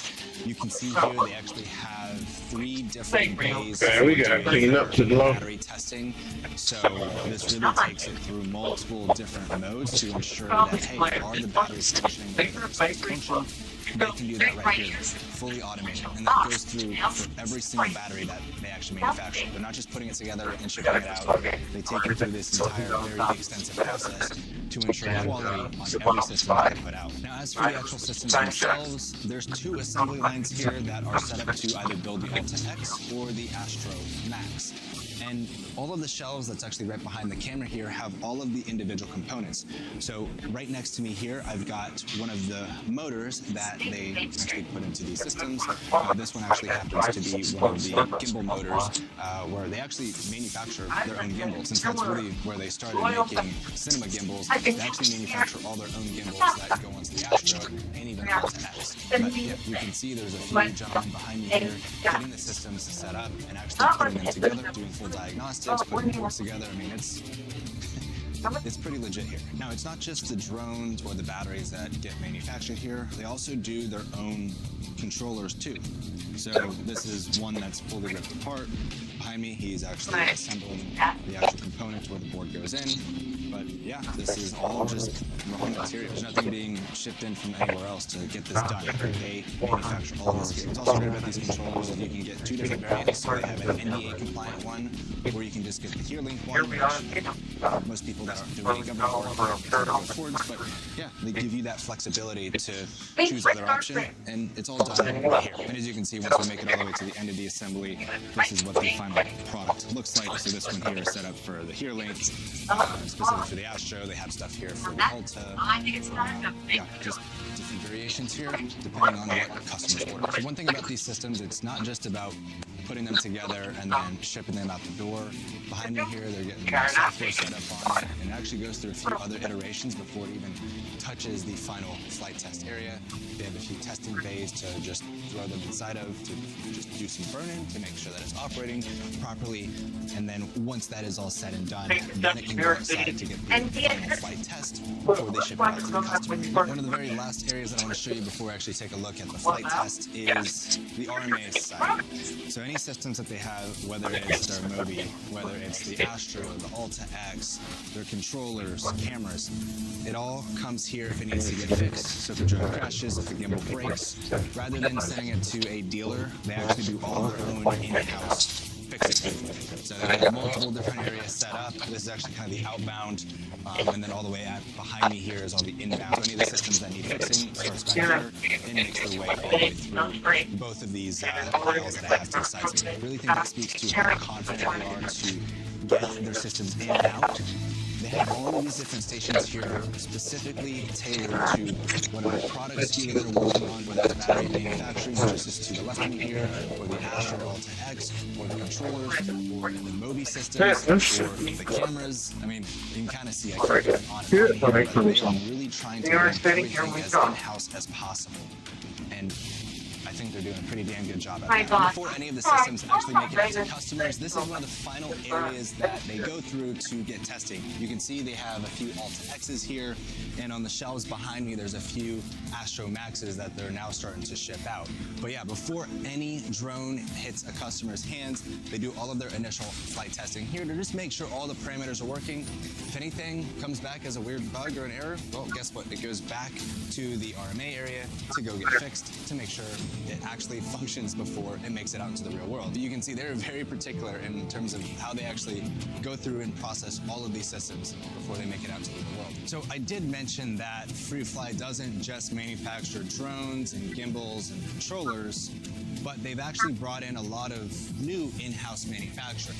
And a conversation that I actually had with Matt at FreeFly was one of the issues that they constantly kept running into is they would have about $1 million worth of drones ready to ship out, but they'd still be waiting for the foam cuts to go into the actual cases themselves. So given that they got pretty frustrated with that, you can hear it is pretty loud behind me, but they decided to bring their own in-house foam cutting for their cases. That way they don't have to be dependent on anybody else to get that through. The cheapest material is the actual foam itself. You can get that by the dozens or even the truckloads. But getting the actual foam cuts for the cases, that's another story. And so they've decided to actually bring that entire process in-house. That way there is no dependency on anybody else. Now, something really cool that FreeFly has been heavily investing into is more products, again, outside of just the drones, the gimbals, and the controllers. They're actually developing their own camera systems too. So we'll take a look at their Ember line, but something new that they're providing to the market is released their own LiDAR line called Flux. And behind me here is one of 6 CNC machines that they are getting up and running. This is going to be their testing and R&D one, and then there's going to be several other ones to the side of it. But yeah, they're going to be doing their own cutting here for their own LiDAR systems, which that's incredible. I don't really see any other companies doing that, to be able to actually bring it all in-house and manufacture their own camera payloads. Really, really cool stuff. Now, this smaller side of their entire facility here at FreeFly is the Ember side. And Ember is their slow-mo, high-resolution cameras that they've been building. Honestly, a really cool product, and if I was still in my production era, I would absolutely buy one of these cameras. But yeah, they actually build and manufacture it. You can see there's some tooling going on right behind me. But yeah, it's all done right here. Now, one of the things that I did talk about that I really like what FreeFly is doing is their integrations. So they already have a ton of camera integrations with both Centera and the ILX, so for your photogrammetry side, and they've already had integrations with other LiDAR sensors. But now with their Flux line, this is their actual own brand, they're bringing to market 3 new LiDAR platforms. Although these are all very familiar LiDAR sensors themselves, these are direct integrations into their entire ecosystem. So here we have the Flux H1. This is using a Hesai sensor with a, I believe it's a 20 megapixel camera on the bottom here. And they actually all have 20 megapixel cameras as standard. So this is just a well-known high-quality sensor. This is their entry-level one. It's called the L1, so it's using a LiveVox with, again, another 20 megapixel sensor. And this is actually coming in at what I see here, $14,000. And the best part about all of the LiDAR sensors that you see here, there are no software subscriptions, and you don't even have to pay with software. It comes with it. And we're actually going to see it when we do the flight out live in the field. The live LiDAR data collection with specifically this guy here, but also works the same on these other sensors. You're actually processing the data on an iPad, which is kind of mind-blowing. You'll see that here shortly, but it's insane. And then the last one is they did keep NDA compliancy in mind, so they actually have the O1, and this is using the Ouster LiDAR sensor, again with another 20 megapixel camera, but they're all using the smart dovetail mount. So now that we got to see the entire manufacturing of these systems, obviously it's not just the drones, but it's the controller and obviously their new line of plug-and-play LiDAR, let's go ahead and actually take it for a full flight. So I'm going to show you the mission control, how to set up your mission plans. I'm going to show the really cool feature in the real-time viewing of the LiDAR data, but also the processing that you can do on the iPads, which is absolutely mind-blowing, but also show you the full just ease of use of the Astro Max system. So this small package right here is packing a punch. You're getting about half an hour of flight time with hotspot batteries here, and with their LiDAR integration, they've actually been able to do not a triple band, but a quad band GNSS receivers. So L1, L2, L5, and L6, which that's actually pretty mind-blowing itself. And you can see there's actually 2 antennas on top, so they're actually feeding both in there, which gives a whole lot more data when it comes to the processing side. That way they can pick whichever bands are more favorable, but that's a whole software set I'm not really going to get into. But you can see on here I have the L1 setup, so it is a plug-and-play, truly is a plug-and-play, and we're going to walk you through the entire mission planning right here. We're actually going to do an entire flight in real time. So first, I'm going to go ahead and get our system set up over here. So now taking a look at the mission control here, you can see they've got a nice, beefy, very comfortable controller here for all of your mission planning, but also just full confidence and control of the system itself. Now, what's really unique about this specific setup that we have with the Astro Max and the L1 is it's running an iPad and the Alterian mission control. So that's why you've got 2 screens that you're working on here. One is specifically for controlling the actual LiDAR itself, which I actually really like. But simply here, we're just going to create a very simple mission plan. I'm here at FreeFly's headquarters here, and what we're going to do is go and create a mission plan. Now, given that I have very early access to this, they haven't gotten the profile built into there yet, but when you're doing your mission planning, let's say we want to create an area here for a very quick survey path right over top of where we're at right now. We can go in and set our flight speed. So with LiDAR, typically 5 meters a second. With this specific LiDAR sensor, overlap, something like 30% overlap. And then our side overlap, 30% is totally fine. Now, when it comes to the actual camera, right, again, this is very early access that I have. They will have that parameter in there specifically for whether it's the L1, the H1, or the O1. But you can also see all of the different camera systems that are plug and play, given that they have their smart dovetail system, which we're going to take a look at a little bit more later on within this portion here.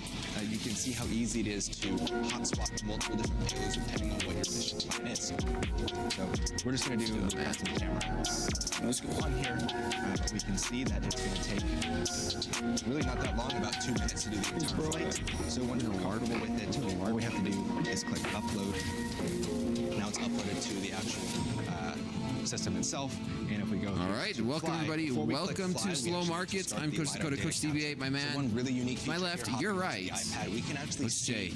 How are you doing, Jay? Itself and all I'm doing pretty good, man. All of doing the data pretty good. We got markets moving around. Cool. And it also is Wednesday. Happy Wednesday, everyone. The Bold HD says the mics are working. Up in the air, we need to just so good audio tests, good visual tests. Now that it's Unite, Coach in the chat, we're good to go. How we doing? Tonight doing a lot better than I was last night. I took a loss last night in the live account. A little bit of FOMO. You guys can see I'm up $1,200. And I took a trade. I got long from almost basically these lows. The exact same thing. And wish I would have held it. I did not see it being this strong this tonight. But let's just dive into it. And before we do that, there in the YouTube chat, there's our top step risk disclosure, everything that we say and go over is for educational purposes only. Financial advice, not a signals class, only education. You guys, you all know the drill. But yeah, that's the point of a daily loss limit, Coach Jay. You take a loss, you switch to a simulated account or practice account, or just turn your computer off. Because guess what? Here we are. Here's tomorrow. I've already made up what I lost last night and then some. So losses should be temporary, not permanent. The only time those losses become permanent are when you can't trade for the very next day, or not even the next day. You know, the future, right? Tomorrow, because you don't want to look to say, oh, I'm gonna just make this loss up tomorrow. Because then you could just snowball and be worse. But there's always going to be better opportunities. These markets don't. I mean, if the markets are not here tomorrow, what do we say? We're going to have bigger problems if the markets aren't here tomorrow. Way bigger problems. Yeah, exactly. So let's go over this. I got the daily chart on the NASDAQ. Major support. I talk about this. Been talking about it. Guess what? That has become support again. We came up and tested these mid 300s. And this was a major resistance support level. Sure enough, it became resistance. We had a bit of a sell-off. We had earnings after the bell. Those are done and over with. And it looks like we're covering a little bit of a gap here. I'm going to lean towards... Now, this has nothing to do with technicals right now, Coach Jay. And maybe a little bit of... Gonna put this on intuition. We're done. I'm done talking to Flux. Experience, on the drones, maybe kill that. And then maybe a guess. I don't know. I don't want to say it like that, but project, or you can create a new project. I believe we might come back up and test these mid 300s. Come and test yesterday's or Tuesday's highs, because we got the earnings and this market just keeps on pushing. So maybe we come back up and test those 300s plus. Process the scans. We'll just zoom into an hourly chart. I'll kind of show you what I was referring to. If we zoom into the hourly chart, maybe that double bottom, higher low, higher low, question mark, higher low, question mark. Okay. And so we've already filled the gap. We're pushing 160s. Do we get that push back up and test these highs? I know it's not too crazy of a prediction, like, oh, okay, we could be there tonight. We could be there by the end of slow markets. But yeah, ACH, anything can happen. This is a nice trend that we have going on. It's holding so far. If we do start to break down below that, maybe we get another sell-off and a retest of man, dare I say these 28,500s. But bulls are on the move. We are right at a decision zone. You can see that here at these 160s. There's a lot of consolidation right there come Tuesday. So this is a decent decision zone around these mid 100s, 160s, right where we are at. So we could go up or down, zoom in on a 5-minute chart, and I'll show you what I was seeing. Okay, let's pump those likes up early, and I'll show you what I was seeing on this trade. You know what? No. So you have some pretty good data. So run through that. If we get to 700 likes, then I will show you. It's doing is align. There you go. The GPS there, I'll do that. To the IMU. I had a trade on. I'm up $1,200. I made $1,200 on one trade. I will show you when we get to 700 likes. But Coach Jay, what are you seeing there? So we'll go here.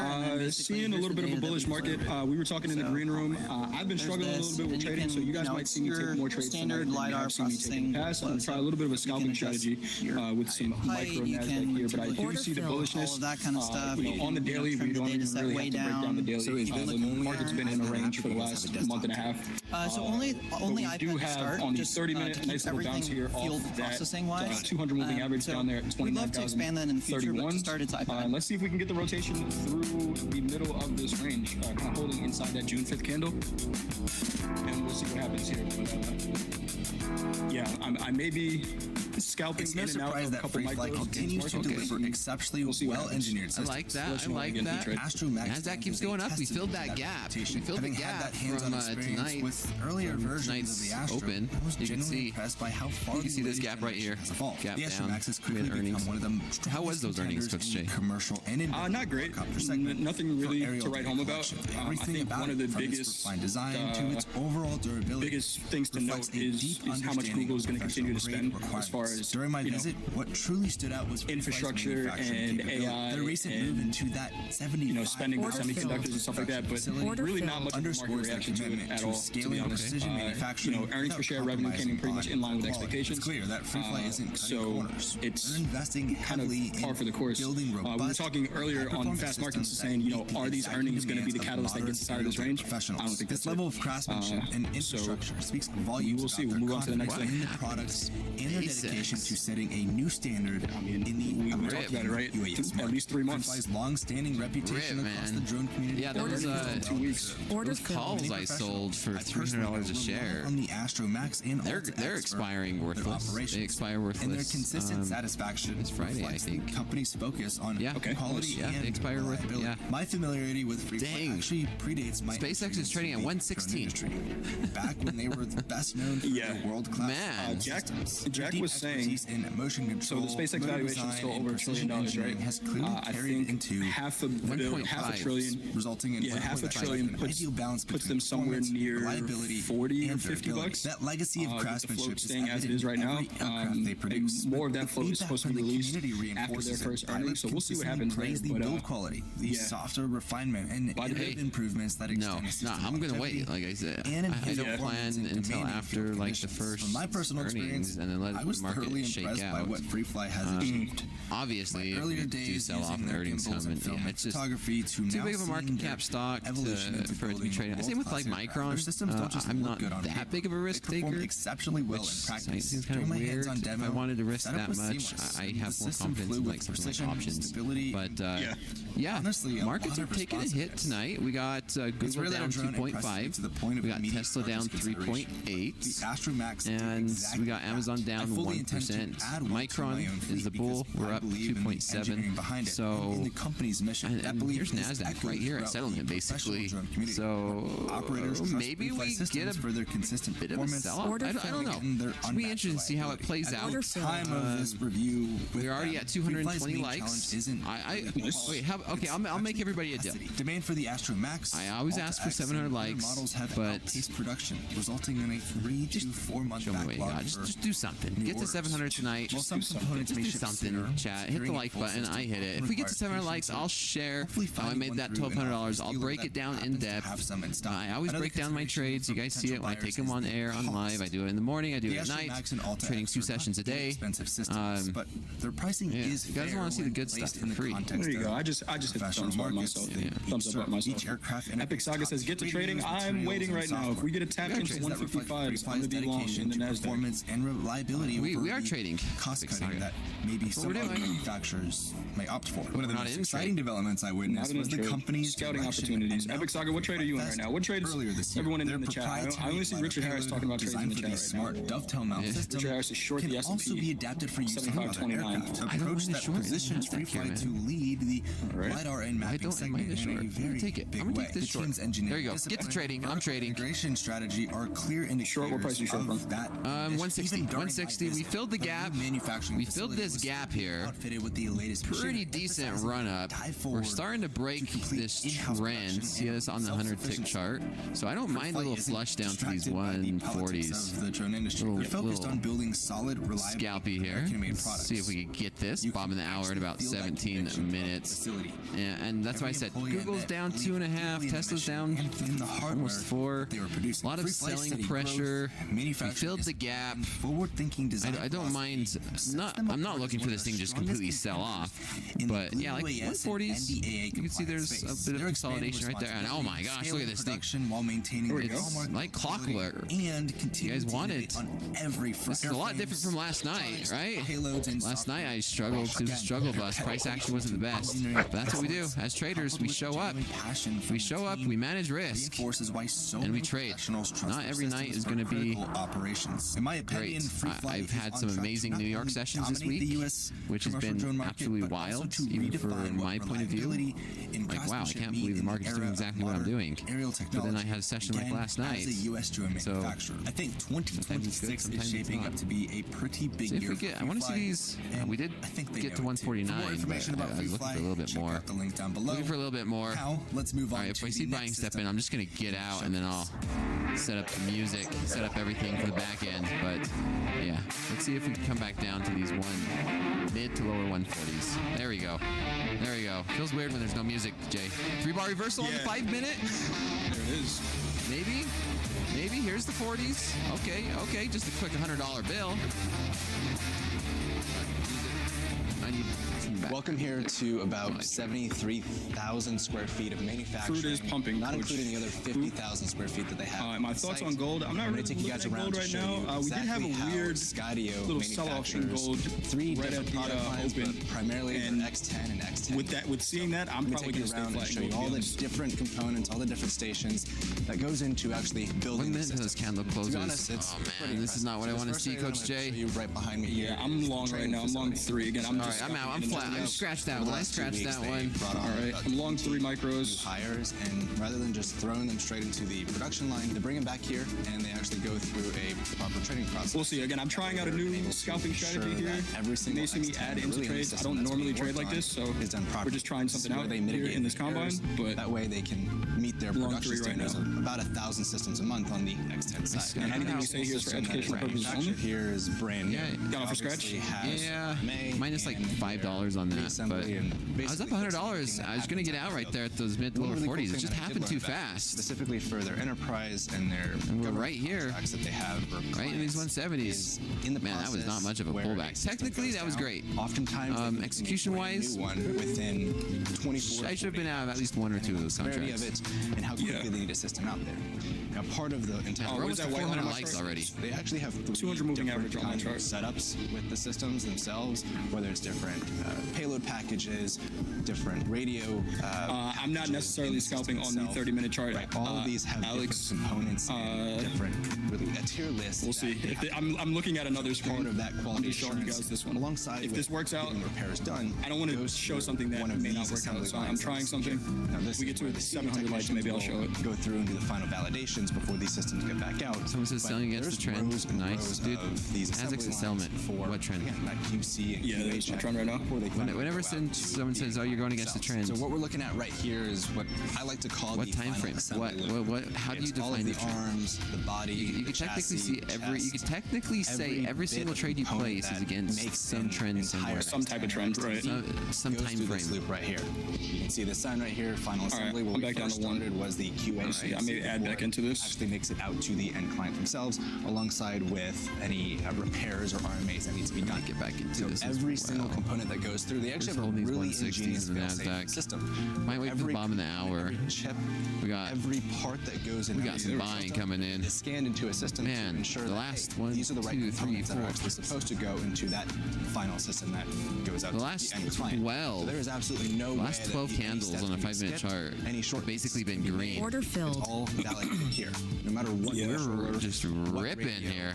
What payload package, this is the final assembly loop we have right here. So this room in here is actually the indoor test. It's actually kind of warm, very spongy place here. They do all of their camera calibrations. Richard's caught in a short. No different vibrations that's happening.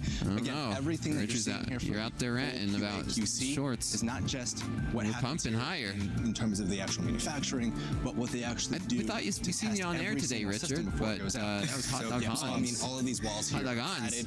They have a little bit of a unique environment in here to ensure that all of the obstacle avoidance sensors are properly working and that they're not, you know, man, this thing is pumping 200. So they actually run it through this automated sequence. I wish I would have held on to that long from not just one camera itself, and I'm pointing at an X10 right in front of me, but all of the other vision sensing systems that are on the drone as well. Wow. Now, this area over here is probably my favorite part of the entire facility, as this is where all of just to give everybody perspective, I was long 2 minis from 060. Gimbals, they're all assembled here.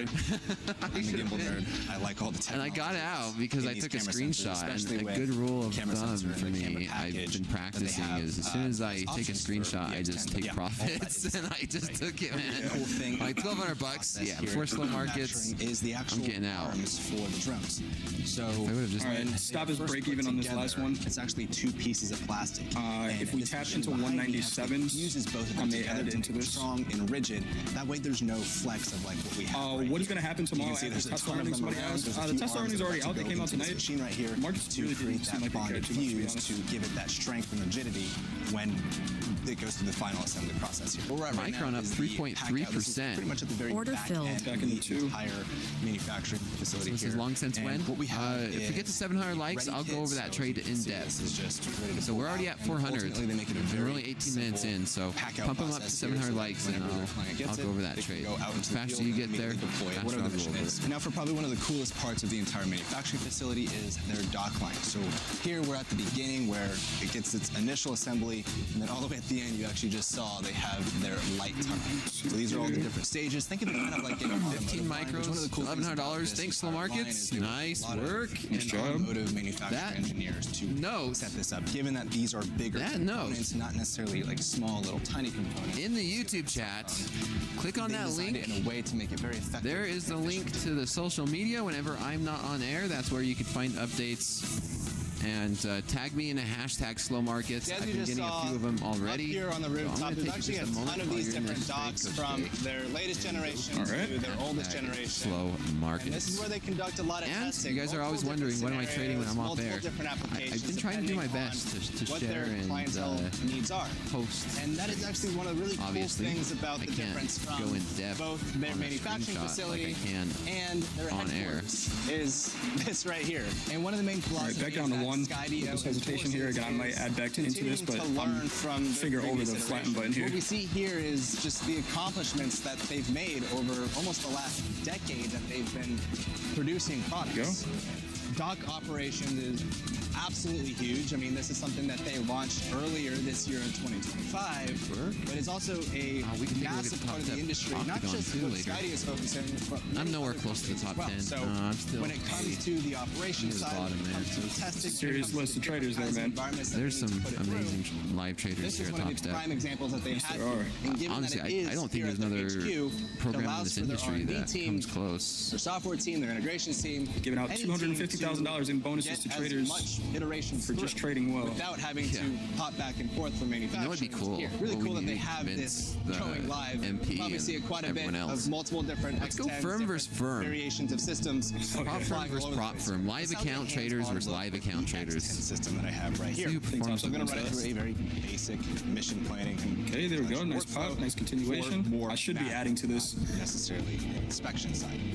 Now, I do want to be fully transparent. But let's see. My tag into 210s I'll add. I had practically no time to get hands-on at their facility there.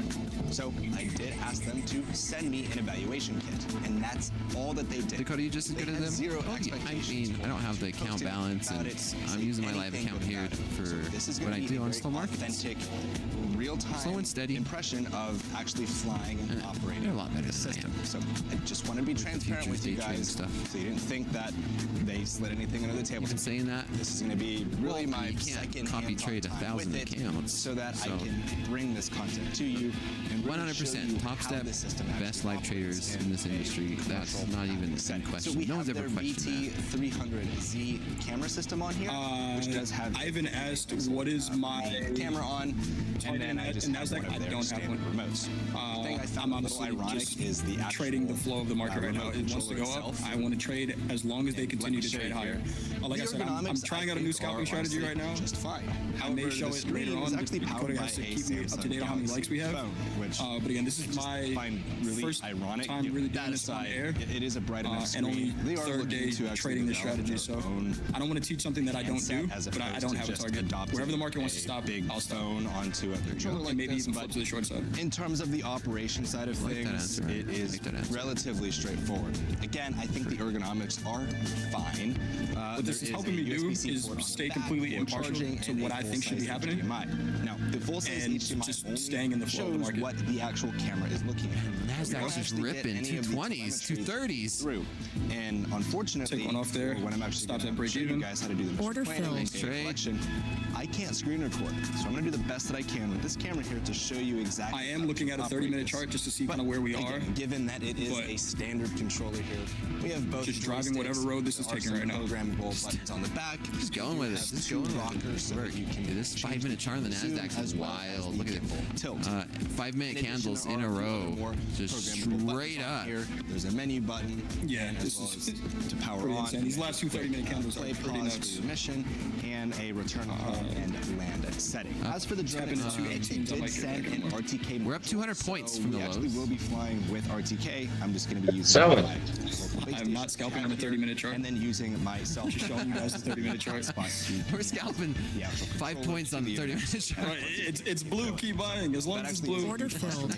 I do a lot of. Am I trading on a 5-second chart? I am not. This RTK module is essential for that, especially with some of the Chinese counterpart systems that I typically use. As for the small form factor that this drone is, how do you guys deal with FOMO? On the bigger side of the small form factor. However, I would say Scorpion, honestly, up $300. Quality is actually pretty solid. You did get to see the entire manufacturing facility just a few moments ago. Hashtag slow markets and tonight, man. I do have to say, like this thing is actually tag me in a hashtag slow markets on the socials. The concerns of the batteries falling out. As long as I it's can appropriate see and I that like it, all I have to do is just push up. And there's really no locking mechanism to keep this battery in place. I think it's held in by magnets as well as just force. So the way that I put this battery, can I show the full screen? Sit at the top, and then I just let go and hold on one second. Collapse in place. How does that? There isn't really a way to ensure that you want to get that figured out. So I'm just kind of trusting it. Does that look a little better? And then of course, I had it on another side for their autonomy engine, meaning with all 6 of these high resolution cameras on the bottom and the top of the drone, it creates this full 3D environment so that as you're flying around, it can do real-time obstacle avoidance, detection, and really allow you to get up close. Gold's at what? Gold's at what? Whatever it is that you're doing. Where are we at? Now, one thing that I do not like at all 4,135. 4,135. Skydio has gone after when it comes to the functionality of the drone. I'm just going to do a bit of a direct. I don't know why it's cutting off the. Okay, DJI here you go. gives you a lot of functionality straight out of the box, Stop. and they do not charge for that. They do charge for it for your initial one-time purchase, wanting to watch but they do not charge you. I post leverage videos of me some of the newer systems working out and training on with my like time Instagram. of owning a Matrice go to my Instagram and a lot of the newer that updates that have come. Especially I get what they're saying. It's cutting off the price axis for some reason. You can actually throw on. Again, there's no subscription for it. Oh wait, do that again. Kind of go puts back this to shame. Maybe it's on my in the software and automation side. This drone is very capable, but the fact that you have to pay a subscription to just do the mapping and some of the other functionality it has should, I feel like, be built in. There you go. I don't like that at all, and that's not a fair cost to throw on to individuals. Time to lock back in. Now, I know took me out of scalping real quick. I was zoned in. Who's actually leveraging this platform? It's more aimed towards larger organizations that are going to creative right there, bro. Subscription cost is just kind of baked into the service costs. But as someone who is a freelancer and has been a freelancer for a very long time, I always have to consider all of these different costs, all these different subscriptions that I'm having to pay. We're at almost 500 likes already. This 5-minute candle, these 5-minute candles on NASDAQ just up and away. Like that. Oh, Google's recovered most of its dump right there. TK instead of the whole 3D model. Google's down to 1.9. That would be nice, but that's not the case. With that being said, let's go ahead and actually boot the drone on, hop into the controller, and let me show you exactly. That thing is, I look at this, I'm like, okay, when's the pullback? RTK enabled. All right, and it's dangerous because you short into it, and then we don't get a pullback, and then you short some more, and then you puke, and it keeps going higher and higher. Right, Richard? Our battery here. That was an opportunity to add right there. I didn't have my hotkeys enabled. I'm trading with the hotkeys right now. I hit the button, but it wasn't enabled, so I should be long through right now. Point. Bro, you're not gonna let it go up. And I am connected to. Eddie says you should cut here. I see a rejection coming. I'm only gonna cut if the rules just say to cut. Back. We're pumping, man. We're 240s. Asking to connect to RTK here. I don't know might be green by tomorrow, but it's going up. 240s. Just to ensure. We're gonna scroll down here. Look at the attachments. There's our. All right. While we get to the 700 likes, and I want to do RTK. And while once this trade's done, Coach Jay, I'll show you my trade that I wish I would have just held. It'd be 200 points enough money, man. To ensure we're connected. We go to H-line, this is real urgency buying. They are absolutely just buying this up right here. There is actually a 250s. If I wanted to enable that, I don't have that enabled right This is basically where we finished. Order filled. Bands we're using. Power Hour, right? Switch through. Yep. And everything else. Yeah, this is where Power Hour was. Order filled. Now, out below 228. I am set in this automated capture mode, so you can actually see this. Really fucking Deli says, guys, as you are a trading YouTube channel, maybe you shouldn't condition trading content with the amount of likes.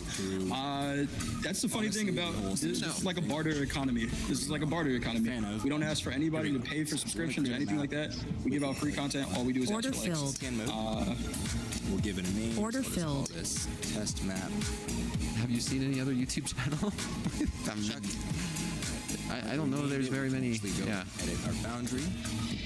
So this just allows us to. All right, long two. I'm out below 224s. That's how I enjoy. That's my joy in my life. Great. Okay. Order filled. I can go here and edit the settings. So I can set my launch settings, the overlap, the gimbal pitch. If I want crosshatch, I'll turn that off. If I want perimeter, I'll also turn that off. And a few other settings on here, so it's going to fly at 18.5 miles an hour.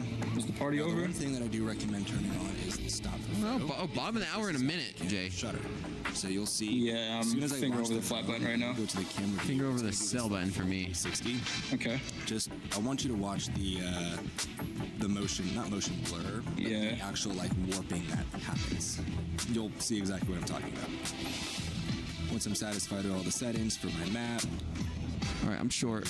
I'm short. Yep. I mean, everything is responsive, right? It's a very fast, responsive screen. I'm short 236. I have all of my telemetry information in here. Right, if I want to pop and I'm about to get flat here. Bob, an hour, 30 seconds. Which I can go in and change different kinds of color palettes if I wanted to do that. Right. Order filled. We're at the camera. We're probably gonna have the camera again. There's 2.5. Then of course it fucking runs.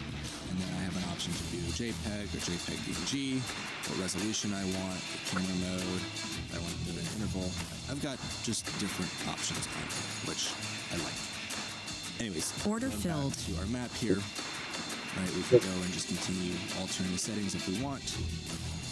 And once we're satisfied, we click on begin scan. And we're just going to slide. Now, I want you to watch what happens. As soon as the drone goes straight up, just watch this camera view. Everything has this warping effect. And that's because it doesn't have that mechanical shutter. So now it's going to execute its actual mission plan here.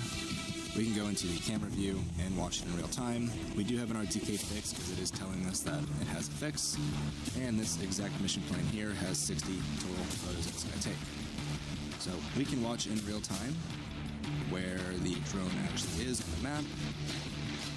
And then, because I set to stop and take a photo at each interval, right, we're actually going to have a higher order filled. If I were to turn that option off, the drone would just be flying think I had it, 18 miles an hour, so it would just be flying continuous in 18 miles an hour to do its data collection. But again, if you are flying lower, I'm doing too much now. shutter, you're going to have a lot of that warping. That's crazy. But it's pretty simple, right? So if I were to just let this carry out, it's going to carry out its entire mission. If I want to stop, I just hit the pause button. If I want to return back to launch, right, I can do the return back to launch option here. And the drone is just going to autonomously fly back to where it took off. Now, they do have this really interesting mode where it doesn't actually land automatically. It's just going to return back to where it launched. You have to tell the drone to land. So, in fact, if I go here on the actual dial, you can see that I have actually not landed at all. So if I want to land, I'm going to have to manually take over the controls. And I'm just going to pull the drone back a little bit. Keep going down. And once I'm satisfied with its position, I have to hit this button here, and I have to slide to land in place. I'm not actually on the pavement, I was on the sidewalk that you can see there. And then once the scan is done, you can either discard or save it. So pretty self-explanatory here. So here's the thing. This drone, it does perform pretty well. Order filled. I'm gonna be fully honest with you. However, they did put out a statement about their connectivity issues. And there were some instances in between showing you just a little flight that I just did now for the automated mission to actually just flying the drone and just letting it do its thing, where there were a little bit of transmission dropouts. Now, given that this does have that 5G capability, it's not enabled on this drone that I have right now, I can see where those transmission issues may be resolved. And it is a good thing that this does have multiple different modes in terms of the connectability between the actual controller itself and the drone and vice versa. But the fact that it's not a super smooth transmission sometimes makes me a little concerned. And there have been others in the industry that have said, yep, sometimes the transmission is just not the best. I think as all US manufacturers, we're just working with a mixed bag of honestly just two manufacturers, or really two companies that make the radios for our communication, and we're really just held at the mercy of if they're gonna make it better quality, better integration. I don't know, I genuinely do like this system. Don't like the cost, I do not like the subscription. I do think it's actually built pretty well. Regardless of your feelings about the company in the political sense, what they've accomplished with this system here in a small form factor that is going to compete against specifically DJI when it comes to inspection and commercial applications. Again, I am not talking about the order filled. That is world. Freaking fucking stupid over $20 bro. Get out of here, E. To be used for certain events that have happened all throughout the US. And there's also a reason why a lot of law enforcement and first responders are using this system. Yes, because of government requirements and whatnot. We're fucking 480. Look at you. You're fucking trying to pop it one last time. My overall hands-on impressions of it, but let's hop in the studio so I can give you a full kind of wrap-up about my opinions about Skydio and really where they're positioned in the U.S. drone manufacturer and capabilities market. Let me start by addressing what most people in the industry are already thinking about. The perception of Skydio as a US-made option. Skydio sits at a very interesting crossroads. Within the drone community, there are really two major camps. Those who completely reject the company and those who support its innovations. A vocal group of users openly refuse to engage with Skydio. Order filled. Distrust or frustration with their past decisions. Got the person out for more bugs. Products and rely on them daily. There's also a more neutral order filled. There we go. Alright, you're out of here. You're out of violation. Violation. You fucking just put a stick here at 2.5. Let's get out of here. Think of the bigger picture, man. Alright, let's go play some Battlefield for the night. That's a mission complete. However, that gap is slowly closing. Mission complete, soldier. Stand down, soldier. Stand down. That's a fucking goddamn order. Fucking go one fucking game. Fucking course and fucking $20. detailed bridge scans, and the results have been genuinely impressive. That's where Skydio's real strength lies.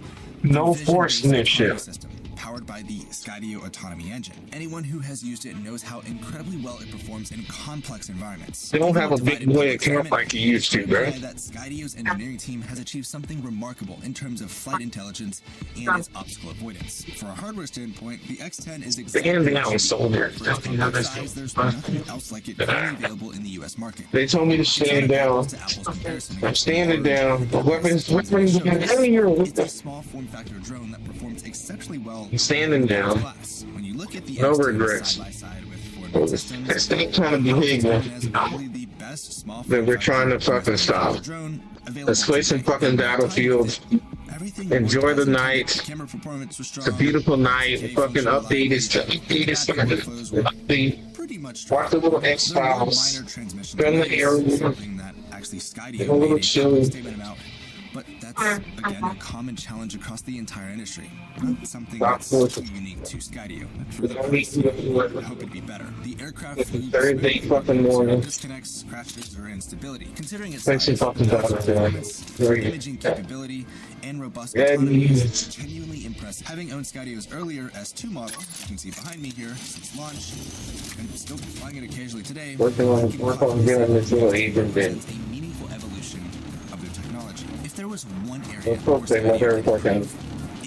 it's perception. Dead body. Perception is extremely polarized depending on who you talk to. In the commercial and industrial sectors, I've spoken with professionals who hold such strong negative opinions about Skydio that they wouldn't use one, even if it were free. But it's important to recognize that these sectors aren't Skydio's primary customer base. Their business model is largely built around... They ain't show you how to do that. They cut that out. They figured out how to Jimmy the Lock.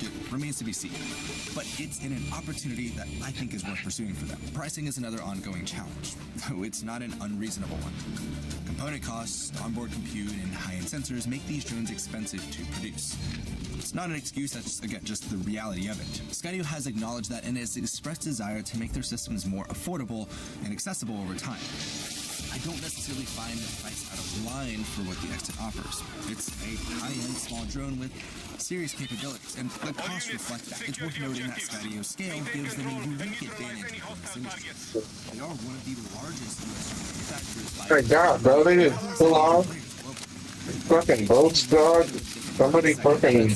also allows them to maintain tight quality control while ramping up... God damn, dog. What kind of team is this? Where they unveil new systems that highlight their continued ambition and innovation. Didn't get a chance to go to it, but here's a little bit of the TLDR if you didn't see any of that out in the public. The first is a compact drone built for confined environments, ideal for inspections or tactical operations, while the second is a fixed-wing VTOL, capable of mid-air retrieval via a robotic arm, which I thought was actually pretty cool. Both are highly specialized platforms that target distinct operational niches. While I don't personally have a use case for either one, I respect the technical ambition behind them. More importantly, the company is investing heavily in software improvements that enhance the intelligence and autonomy of their existing systems, especially on the X10 side. These upgrades are aimed at broadening the drone usability beyond defense and public safety, extending it to commercial inspection, surveying, and industrial data collection. Though I do wish it wasn't a subscription model. I wish the tools just kind of came with the drone, but I don't really have much say in that. Looking ahead, I think Skydio's path forward depends on how well they can balance innovation with their outreach. They have the hardware and software to compete. You can't argue that. It's now about rebuilding community trust and fostering meaningful dialogue with the professional user base. More open engagement, less defensiveness, and a stronger focus on collaboration, I think can go such a long way in mending those relationships across the industry. The hostility and polarization around Skydio have made most of those honest conversations that even I try to have very difficult. And something that I do hope to see change. Not blue in there. Blue in there. Functionality and reliability.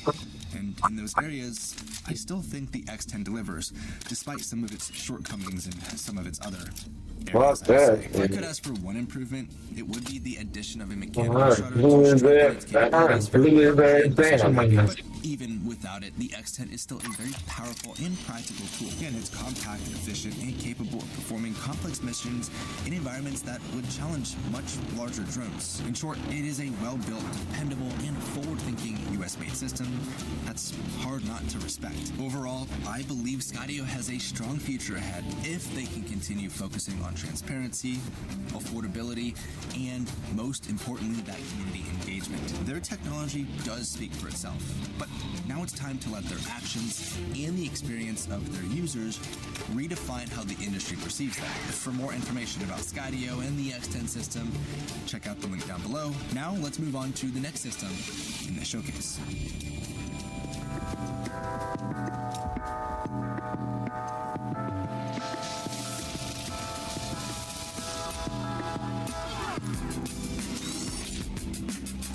Attack and target the objectives. Take ground and control it at all costs. Let's move. Thank you guys very much because some of the stuff that we're doing there is next level, especially for next level systems. So let me give you guys a little rundown of how all of these systems come to life. And they're actually doing something very unique that I have not seen some of these other companies do within the industry. Let's actually take a look at where we're running. Objective marked. We need you supporting the attack. So this first area that we're going to start is where the actual autopilot is built. The actual brains of the system that allow you to operate massive systems. And something that's really unique, a lot of the other manufacturers or say system integrators like to use the Q-Pilot or a PixHawk-based board. Yes, these systems still function with the PixHawk system. However, the actual autopilot is their own custom fab. So they manufacture everything all the way down to the chips on the system. This whole rack right here are all the little components that go on the actual boards themselves, which I actually have one of them right here. This is one of the main boards that goes onto the actual autopilot itself. As you can see to my right here, all of the soldering of all the small components and wires. Our forces are attacking It is a very objective unique Charlie. selling point that Skyfront has built into their actual massive operating drones is that ability right there, which gives them a whole lot more control that I don't really think a lot of people fully understand, and something we'll talk about Very down with it. within this overview. Our forces have neutralized Echo. Build the system on the scale that they're operating right now. Now moving on to a different area of the actual product assembly for the components. We can see here they have several of the boom arms with their very small quick connect system that they've actually developed themselves. You'll see that. We're attacking objective Alpha. It's done right here, all the way from the arms to the wire assembly to even the motors are done right here. So when we go to the actual final assembly line, which we'll see on the other side of this wall here, everything all comes to life. But yeah, every little component from the actual arms itself to to be injected into the motors is done over here. Every little component, every piece is accounted for. They don't have to go overseas or to another state to get it done. It's done right here. Now, what really makes Skyfront Systems special is this guy right here. They have two different options. You can do a full air-cooled two-stroke motor, or you can do a water-cooled. And what they're really known for is long endurance and heavy payload capacity. Secure Charlie. This is what allows for that to be a reality. The enemy has control of objective Hybrid Golf. competitors that we have in the market, or even battery systems. They lack the power this puts out alongside with their own IP that they built in the actual systems themselves. And when it comes to the final actual assembly of the systems themselves, that's what this part of their manufacturing facility is. As you can see, they actually do a lot of integrations. They've done integrations with over 25 We are winning the fight. LiDAR, Keep it up. mapping payload, or maybe even this ISR payload that I have right We next are to me. moving on Golf. And more recently, when Starlink came out with their Starlink Mini, they're doing that integration too. I mean, look at this thing. This ultimately allows for unlimited flexibility when it comes to range. Given that this is a long endurance system, you can fly with a 22-pound payload for up to an hour, or with no payload, or let's say a really lightweight payload, you can fly up to 5 hours. And actually, a really fun fact is back in 2021, they have the world record for longest endurance flight, 13 hours and 4 minutes on this exact drone right here.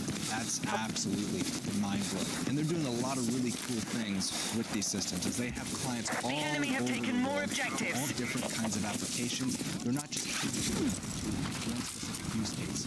Given that this is just a vehicle that can carry heavy weight, distribution of power, telemetry, information, as dumb as this pun sounds, the sky's the limit when it comes to the integrations and the capabilities of these systems, which I think is why it makes Skyfront such a valuable company in this space. Is they've also been around for over 10 years doing these kinds of integrations, doing R&D, and spending the millions of dollars they've spent in perfecting the Hostiles now hold more objectives. Again, I don't really think there's another company that can compete with what they've been able to achieve with just how beautifully built these things are. Now, Skyfront doesn't just build long-range systems.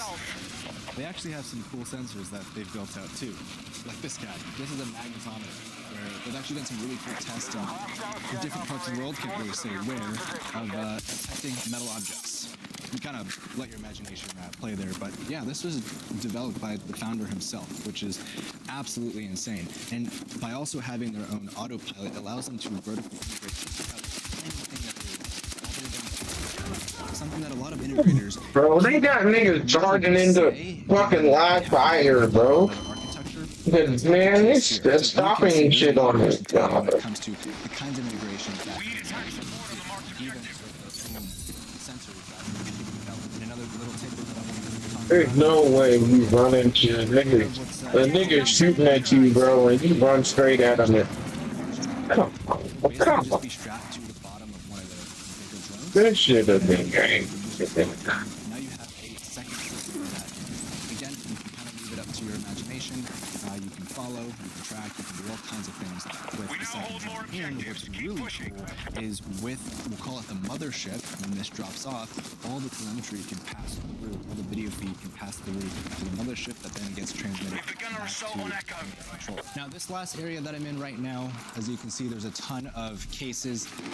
I actually can't fully show you what this station is, but it has to do with the calibration of the actual motors. Given that this is a fuel-injected system, whether you go air-cooled or the water-cooled system, it's all based off of a custom calibration that they have set. Again, I can't really show you that area, but outside of that, this is where they do all the motor testing, and you can see all the nice big cases for transport. And actually, let me talk a little bit about the transport that I learned a little bit more about. This is one of, if not the only system that comes in a hybrid format that you can travel anywhere in the world and bring the actual components on the plane. Obviously, you have to check it. You can't bring it physically inside of the plane with you. But because of how compact they fold down to, they really break down to, and with full assembly, if you've been operating them for quite a while, you can fully assemble the entire drone within about 5 minutes. But let's say a 10 to 15 minute setup, especially for what this system can do, I think that's actually phenomenal. Troy, the founder of Skyfront, was actually giving me a few stories of some of the locations that he recently traveled to in the last months, different parts of the world. You only travel with 3 cases, and with that ability to get anywhere in the world within a day, as opposed to shipping it off with the FedEx, UPS, or DHL, right? A lot of them have to face the whole battery situation, right? And with what this system is built around, support when it comes to the payload side, this is crucial, especially when it needs to be a rapid deployment for some of their customers. So just something that I wanted to note. Yes, these are big cases, but you can bring them on an aircraft with you, obviously as a checked item. But that just speaks to the versatility and with the thought process that went behind actually designing in manufacturing these systems. So now that you've gotten to learn a little bit more about how Skyfront builds its system, from where all the components get manufactured, which is here at the actual facility, to then obviously the entire assembly, integration, depending on what their customers need, why don't we actually go take a look at how this thing operates out in the field? Show you how it's set up, show you the operation of it, and really show you the full capabilities of this actual NDA compliant system.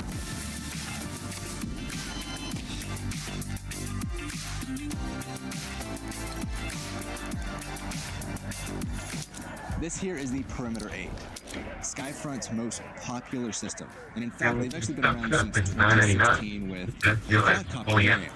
But this here, this is their primary joy, and this is what most of their customers are purchasing.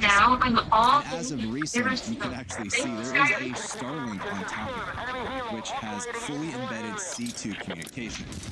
With the built-in radios that the Perimeter has, and the configuration that you get, you can easily go 30 to 50 kilometers away. And given that it is a hybrid system, something we're going to learn a little bit more within this part of the video, you can fly comfortably for 4 to 5 hours, which opens up a yes, mostly this is being used for military and defense applications, but from the world that I come from, for data collection, you can strap a LiDAR payload on there and collect a tremendous amount of data very easily. But because of that now C2 integration with the Starlink, something that came about really not that long ago, this can now reach distances that you wouldn't even be able to touch with the facilities as well as radio links that are on it. And what's great is it's able to bounce between both systems. Starlink satellite for internet connection between your actual ground control system and station and the actual drone itself, or you can use the radio links. So let's learn a little bit more about the system, and what's also cool is this is not just a hybrid drone. You can also operate it entirely off of battery. So I did just mention that you can fly this off of entirely battery. The figures that I gave before of the 4 to 5 hour long endurance flight is entirely off of the 2-stroke motor that's in here. Again, we are still controlling the fight. Keep it going. There's actually 2 fuel cells that you can embed on here, or you can convert it over to battery power, and you can fly for up to an hour and a half, which is still incredible for size. So all in, this drone weighs a little bit over 40 pounds, which, I mean, yes, I can easily pick up, but given the actual weight and size of it, the fact that even on battery power you can get an hour and a half, or with the 2 fuel cell motor on it for the hybrid side of it, you can go 4 to 5 hours, that's actually insane. Now what we're looking at here, this is a standard configuration that most of the customers are going towards as of, I believe, about Q2 of 2025. The enemy now controls more objectives. The Silvus radios on here that gives you that 30 to 50 kilometer range, the Starlink integration that is on here, the 2-stroke motor, and the option to bounce between the fuel cells or battery power. And then obviously, depending on what the client's wants and needs are, they can swap out whatever kind of payload they want.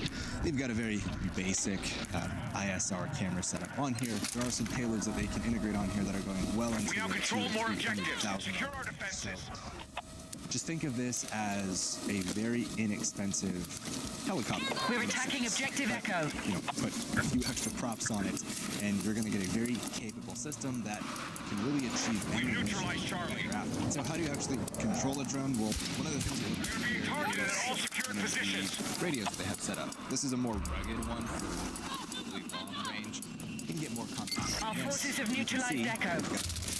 So this radio here with the Starlink on top. That's how you get your full link for going beyond that 30 to 50 kilometers. And then ultimately where this radio link tower plugs into is you actually have 2 different setups here. If you want a more agile setup, you can use something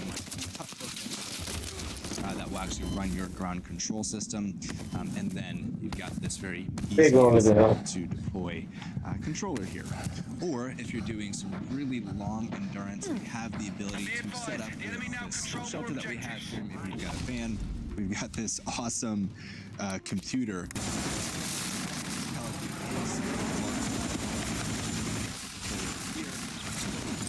Again, this is just more setup for quite bit. This one is for more just agile when you're Enemy attack confirmed at Charlie. flight. You know, it doesn't really matter which one you choose. You have the same thing setups here, just to give you options for it. So I was told that I bought so we're going to go through that exact process here. Pretty straightforward. Charlie is under attack. We're going to start Where's that? I don't remember where's elevated. The glucose is low. Now, this is the burden sign. Letting up more. Which is not filming. Being is, well, there's Points to a modified system. So we need to let it warm up and get to Regularly, get body is consumed. It's been going on for months. Just like starting a car. Right? Maybe We're still controlling the fight.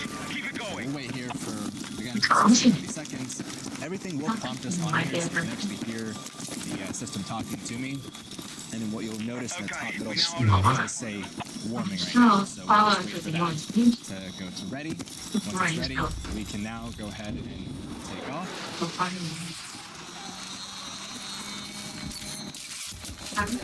It's as simple as that. Right out!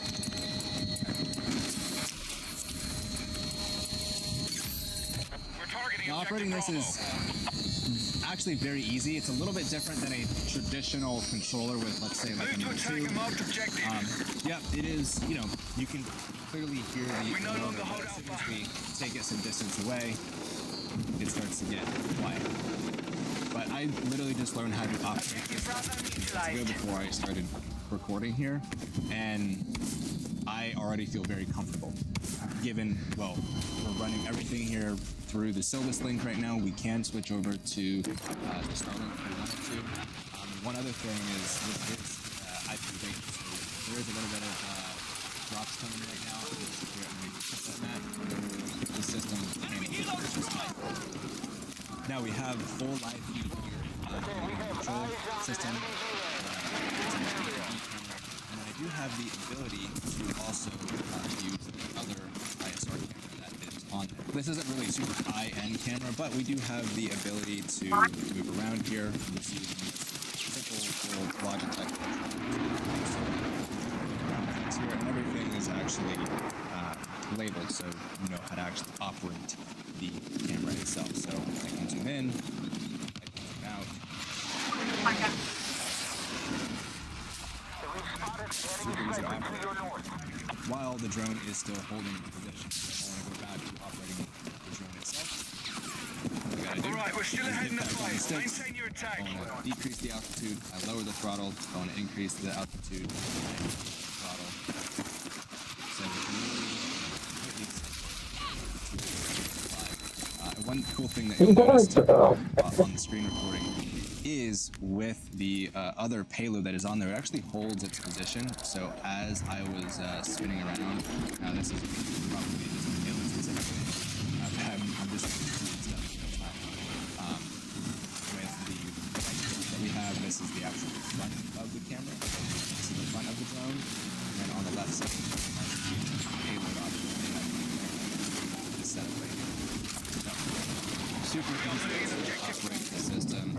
Like I said, I just learned how to do this 2 minutes ago, and I feel like I can sit here and fly this for the next 4 to 5 hours, and one, not get bored, but two, not be stressed out, especially given that a lot of the data that I like to collect is in areas. This would easily handle that. After having the opportunity to see Skyfront systems in person, I have to say it was nothing short of spectacular. What impressed me most wasn't just the flight performance, but their manufacturing capability and just overall engineering approach. Skyfront builds nearly every single component of their actual aircraft in-house, excluding obviously the motors and PSCs, which really showcases an impressive level of precision and ultimately their vertical integration. I don't really see that much in the industry. The real highlight for me was their customization paired with the seamless Starlink integration and a remarkable range. These elements combined reveal ultimately a master of hardware and the systems at the end. As a hybrid platform, the system is Which is not Secured objective Delta. capable of carrying superior payloads over extended distances with exceptional reliability, whether that's for a the LiDAR, very first time. Then you know it's or back. even ISR. Oh no. I feel the work of my team right now. Nothing is honestly and a lot older than your profile, except that line is Plexiderm. Plexiderm is clinically studied to target underlying fine lines and wrinkles. In a consumer survey, 100% of users agree their skin looks smoother. 97% said wrinkles look ridiculous. 92% said the unproblematic were less noticeable. Guys, I'm going to hide a pretty appetite in the rise. When I was here, I noticed that we so much younger, like my camera. The face is your first impression. Your calling card. Unforgettable. Try Plexiderm for only $14.95 and free shipping. On the screen, scan the photos, visit plexidermprime.com. They won't forget, especially the date. Dire need, and just go and buy a new one, not an entire new system. Skyfront isn't targeting the consumer or entry-level market. This isn't a system for users spending under $20,000 on a drone. Again, their focus is squarely on professional operations and organizations that require very high-performance, mission-critical platforms. In conversations I've had with operators who have used or have worked closely with Skyfront, consensus has been overwhelmingly positive. Nearly a decade of experience in this space, the company has refined its craft and built a very deep understanding of what's required for a complex and high-stakes operations. These drones are designed for large-scale missions, projects involving payloads that can exceed over $100,000, including advanced camera systems, these systems reflect precision, purpose, commitment to the reliability, and again, going back on that endurance, given that these drones are made to fly for long periods of time. One of Skyfront's biggest challenges in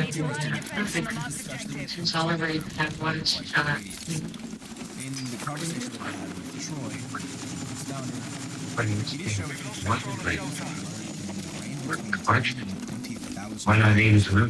While that may sound steep, these are not off-the-shelf radios. They're engineered for extreme range, up to 60, 80, and even 100 kilometers away. It's crazy. This justifies the price. The integration of that Starlink does add another level.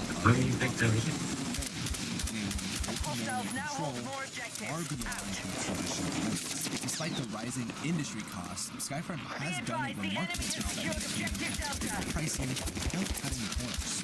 A good testament to their disciplined cost management and their long-term supply chain plans. That said, it does remain one of the few circles Skyfront in the UAV market. The company does continue to explore different ways to reduce costs and make their high-end hybrid platforms accessible to more operators, again, without compromising on the reliability and that long endurance that is defined within their brand. From my own observations, the Skyfront system's combination of endurance, payload capacity, and versatility makes it an ideal solution for everything from precision mapping, SAR, and scientific research. What's remarkable is how much capability they've managed to deliver in a compact and agile form factor that reach environments where manned aircraft can easily go, like helicopters and fixed-wing planes. I came away genuinely impressed by both the engineering and ultimately the execution. Troy and his team have built something special, a platform that's not just functional but formidable, setting a very high bar in the endurance drone category. Their attention to detail, their focus on performance, and their continued investment in quality and innovation positions Skyfront to remain as a leader in long-range hybrid UAV systems for honestly many years to come. For more information on their platform and really anything else about what Skyfront is doing, as always, go ahead and check that link down below. With that being said, let's go ahead and move on to our next system. Move to attack a marked objective.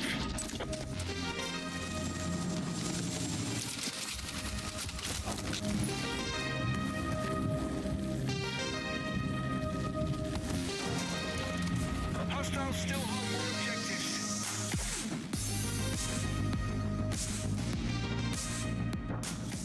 So before Inspired Flight built drones, they were building motors with built-in ESCs. This here is the one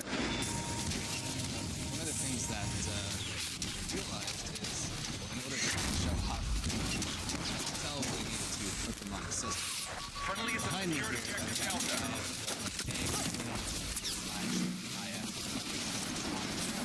we're going to be looking at some of their older generations in terms of how they got to here, but we are going to be taking a full look at really the full Inspired Flight suite of tools, applications that they have built out, and really showing you how they are supporting the commercial and industrial space as a whole. Now, before we actually go in and do our full facility tour, I want to show you where the roots of Inspired Flight came from. This little, what looks like a high school engineering project was actually one of the very first drones that they built. Obviously, this was not sold. It was more of a testing platform. In terms of the first actual product that was sold, which we took a look at the intro, was the motor that I have right here. And then for the first platform is this IF-750. You can see, very nice, compact, lightweight, we call it like a lightweight medium lift payload here. And then here is the IF-1200, which may be a little bit confusing with an IF-1200A, but this here was the very first hex system that they actually built, and you can see it takes shape and looks very similar to the IF-1200A. This is just their more refined commercial version that exists today. And then now we actually have the IF-800, which is now their newest flagship to be their blue compliant, which this is also a blue compliant drone as well, but this is the one that's supposed to be easy to plug and play, bring it anywhere you need to. But now let's actually go and take a look at the actual facility to see how these systems, really these two systems here, are manufactured before it ever lands into people's hands. Welcome here to Inspired Flight's full production facility. Now, I am here on the weekend, which is why it is empty, but at any given moment, there could be up to 25 to 30 people in here working on systems. Having a really great conversation with the team leads for a few hours on the entire process at where the drone starts its life, who touches it, to where it gets finalized, tested, whatever, makes it into a customer experience. And I'm going to show you every single part of it very shortly here, but as you can see, it's a pretty awesome space in here, and they're actually growing right now. The way that it looks right now is completely different. They actually transformed this entire facility in about an hour or so before I actually came here. So this is actually brand new config. But let's take a look at where the life of the drone actually starts.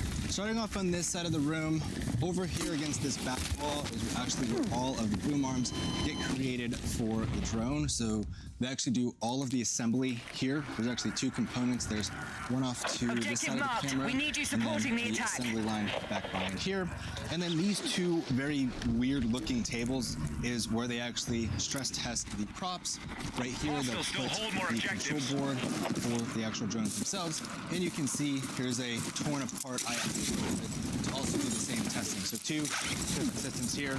Again, they're in the middle of a move. They're getting brand new storage containers that will actually put these tables in to do the testing of the actual motors themselves. Now, in this little corner is where the full assemblies happen for the smart batteries for the IF-800. The IF-1200A has basically plug-and-play batteries, where this one may have a little bit more complexity to it. So this is an actual casing that you can see. These full assemblies happen right here in this corner. So every single IF-800 battery starts right here. Now, in the middle part of their production facility, where I'm at right now, is where the full assembly happens for the drones themselves. Now, one little fun fact that they were telling me about as I was inquiring about how this whole space works is not just their brand new drones process here, but even their RMA drones. So maybe the drones have issues, whether it's a motor, a prop, or maybe even something on the logic inside, it all goes through here. That way they have a standardized process. And what's also really cool, in every single one of these desks, they have full manuals. So here's one for the IF800, and here is one for the IF800. This is the full core assembly of both systems, and there's a lot of documentation in here. So they really have a very thorough process when it comes to assembling these drones. This guy right here is actually 3 years old. They were showing me one of the serial numbers on here, and it's just getting some basic upgrades from the customer. This thing has just been running for hundreds of hours. It's back here in the shop, getting some upgrades. The one behind it is actually their brand new, latest version of the IF800A. But yeah, every single system, right now this one's configured to assemble IF1200s. But at any point they could switch over production to do the IF800s. And to continue that theme of their processes, we have an entire QC, IPQC, and even a full QC of every single component that actually goes into the drone. So they're not just getting everything, throwing it onto the drone and shipping it out. They're really going through the full process to make sure that every single customer that receives a system has gone through an entire protocol before it ever lands in their hands. And as for this back area that I'm at, it's engineer land, you can tell by this really paint sign, is where all of the final testing happens to make sure all of the components on the drones are working properly. We got 3 full desk setups here, but there's actually an area that I want to show you where the engineers like to do a lot of their testing for either customer configurations or maybe top secret projects that I'll show you a little bit about. But right here is where they live. They have a few other areas they like to do testing. Whether they're doing custom payloads for clients, or maybe they're going to Bravo is under attack. Now this room that I'm in is one of their R&D labs. I can't show what's going on right here because it's not NDA for this specific area. Everywhere else that I'm showing you. Be advised, we no longer control objective Bravo. We're probably going to announce Q1 and Q2 of next year, but in here they're doing very cool testing of integrations. That's actually one of the cool things about Inspired Flight. They have these different tools here. And this is the second R&D facility that they have. This is actually a very custom bench that they built out. As you can see, they actually have a lot of control boards for the actual drones themselves. This one over here happens to be for the IF800, and the one closest to me happens to be for the IF1200A, where they're testing different payload configurations. So in this case, they have the smart adaptive mount. This is so that if, let's say, a customer wants a very specific payload integration, well, they have this testing facility that you have right here. Not only do they test different payloads, but maybe different control systems that they're trying to integrate. Different video feeds, different telemetry, different radios can all be done right here. And yeah, there's a lot of stuff going on in this room that I also can't show, different components, payloads that they're trying for some of their clients. But yeah, this is the second R&D and really engineering lab that they have here at the Inspired Flight facility. And finally, for one of the last rooms that I'm going to show you guys here, other admin offices and customer support, just a bunch of desks. We have Bravo under attack. Is the software development. Now, one thing that we won't be necessarily talking about in the field, but we'll actually take a look at one of the 2 software out is Inspired Ground Control, which Inspired Ground Control is the way that you actually control the systems themselves, whether it's the IF800 or the IF1200A. They're both a control system called IGC, and with that allows you to do all your mission planning, the maintenance of the vehicles themselves, as well as a bunch of other things that they're building out. And then the other software that they're putting a lot of R&D into is called their Elevate platform. In the future, it will allow the full fleet manager, so the fleet manager will be able to see every single system in the fleet. Maintenance to basically assign certain systems to certain pilots, to do mission planning, to do a whole suite of operations from their Elevate platform. And ultimately, in about 12 months from now, not sure how much I can talk about it, but they will have a brand new ground control system that they are fully building out themselves that completely bypasses what most people think is just the skin of the ground control. When in reality, this entire 5-man dev team is what has been behind the workings of not just the actual functionality of the team themselves, but also the integration.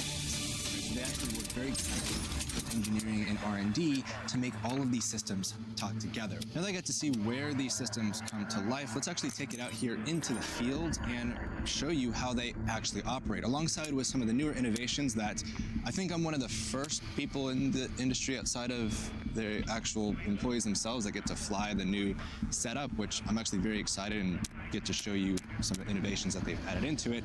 But yeah, obviously we've got the IF-1200A here on my left-hand side, and then the IF-800 Tomcat, which is their newest flagship that they've had. They've actually been selling it for the last year or so, but they've made a lot of improvemements to the software and even some of the hardware components to really make it a super capable system of delivering data collection at ease. We'll be flying the IF-800, but I did want to talk about the IF-1200A, as this has been a system that has been in the market for about 3 years now. We actually got to see one of the original setups of it, one of their original customers that actually had one of their systems in for just some tune-up, and it was from 3 years ago when they released it. But yeah, this is their medium heavy lift option. So if you're carrying a heavier LiDAR load, or maybe you're doing some multispectral data collection, or just need a system that can carry some weight, this is the guy for you. Now, for most of you that are going to be doing a lot more data collection, a lot of automated data collection, or let's say photogrammetry, or even some of the lighter LiDAR payloads, you've got this guy right here.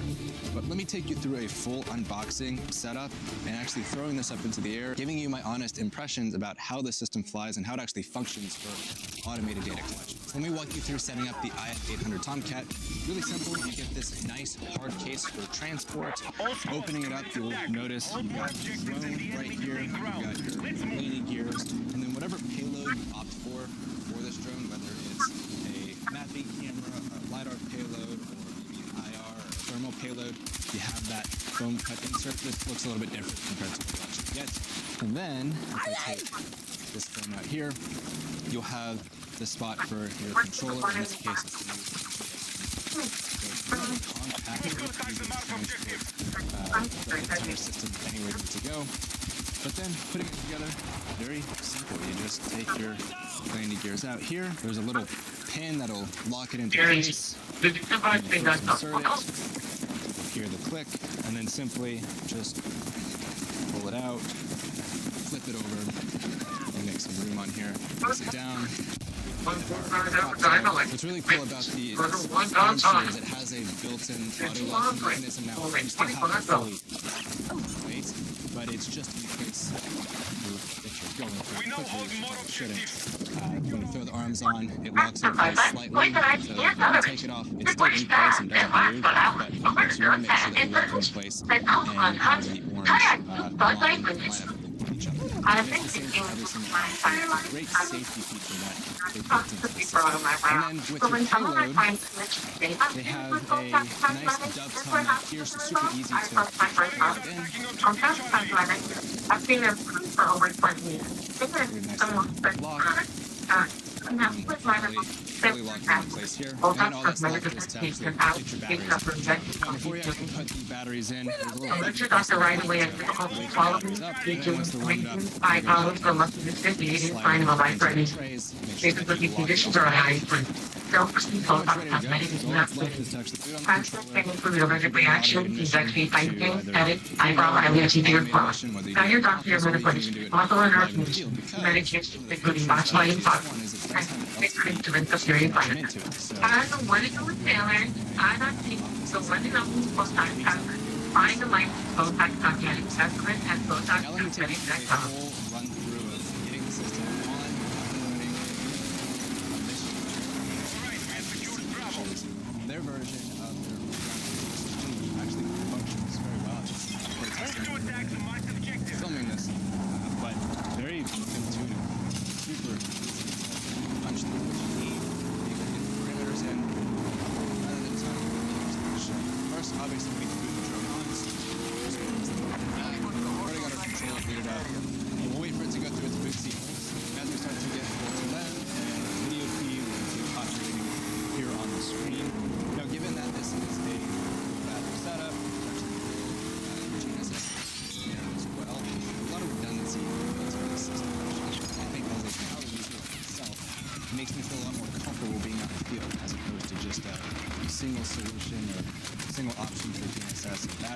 a lot of power built into the system.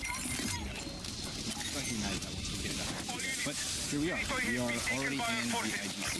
Looking at the feed here, this is actually the main FPV camera, which the pilot who sometimes flies a little bit lower, depending on the data collection that I'm doing. I like having that. It just gives me more situational awareness while I'm operating the system.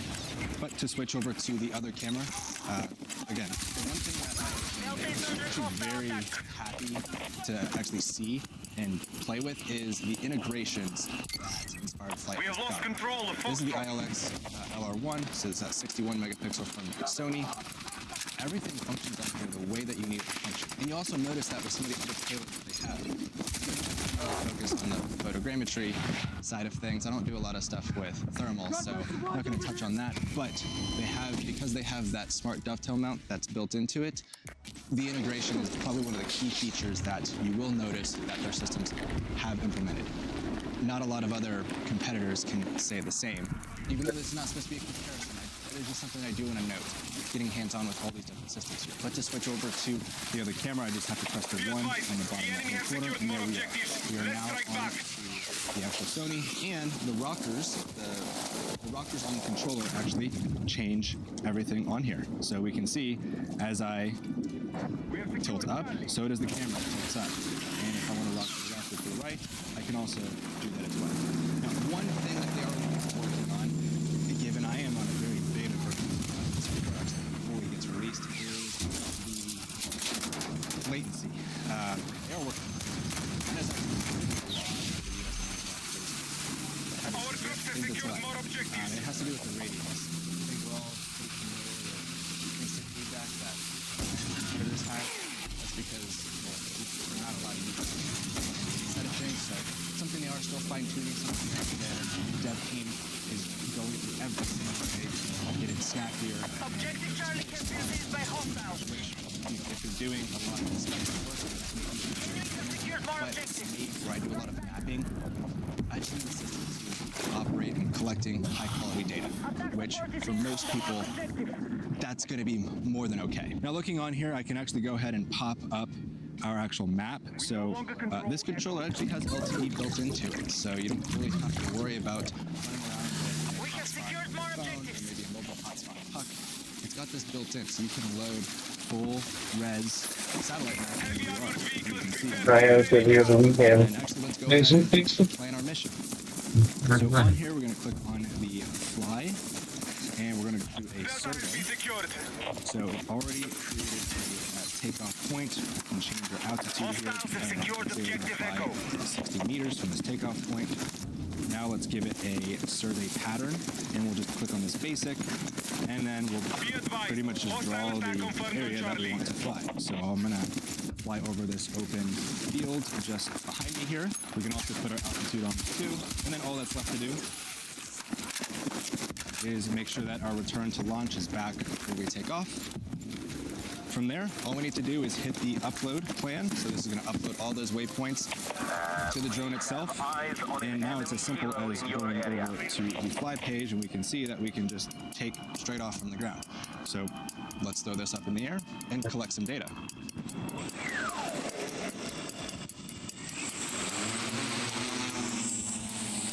As you can see, they made everything really simple to operate. From turning the drone on to making sure that everything is actually properly working. Now, the drone is already going to its waypoint from a simple swipe of the screen. And you'll probably notice in the bottom left-hand corner, we actually have our video feed. So this is directly off of the Sony that we can see. Maybe I want to switch over to the FPV mode. All I got to do is just hit the number in the bottom right-hand corner, and we've already switched over. Switching back over to the Sony camera, it's already triggering. What's great is that because of the tight integration, we're actually getting all the geotagging happening in pretty much real time. That way you don't have to do this after the fact. But as you can see, the one thing that I did talk about a little bit earlier was the video feed where it has a little bit of a latency. Given that this is fully automated, I'm just using this screen right here to make sure that it's looking where it's supposed to be looking.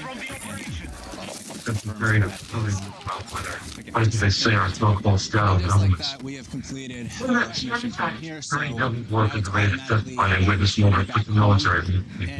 let me talk a little bit about the battery life. This was only a few-minute mission, But with this exact payload right here, you're comfortably getting about 35 to 37 minutes of flight time, even with some decent wind speed. So here it is, coming back down.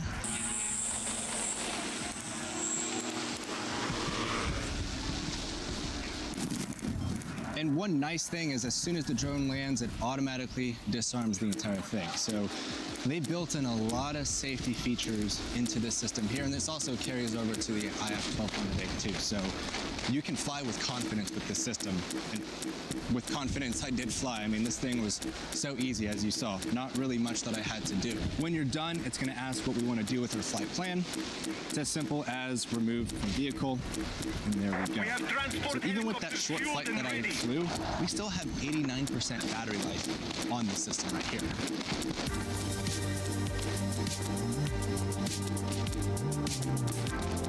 Mulder. Mulder's Scully having sex with each other in the back seat. To be fully transparent, I went into this showcase with a bit of bias. What the fuck is this thing, John? Colleagues in the industry, and I'll admit it did influence my initial expectations. But I was genuinely taken aback by what I experienced. The Inspired Flight team completely exceeded my expectations. Not just in their professionalism and attention to detail, but in the engineering sophistication behind their platforms.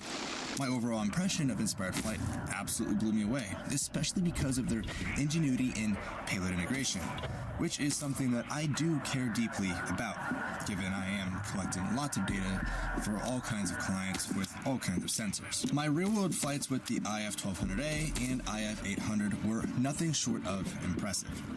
The system felt stable, reliable. If you really want to get it, then you'll help out. Customers are still Really, flying the the thing is, IF-1200A platform 3 years later with consistent results. They could Going behind the respond. scenes gave me an entirely new perspective on the company itself. You could respond. You come in and die.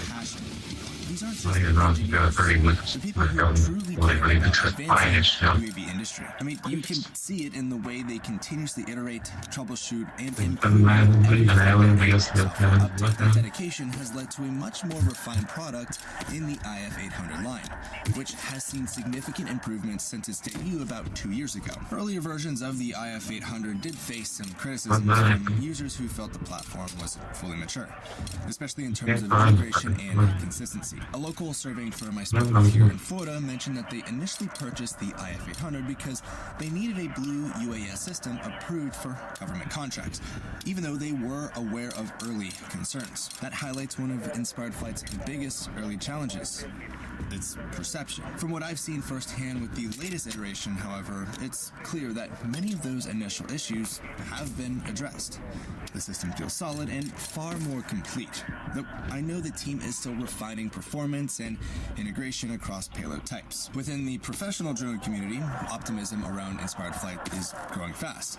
The IF-800 is proving itself as a legitimate U.S. manufactured option for operators looking to transition away from those Chinese systems. The company is becoming more transparent and active with community engagement, and it's also helping reshape their public perception, a crucial step in earning long-term trust within the industry. When it came to the hands-on testing, I was running an early beta version of their proprietary ground control software.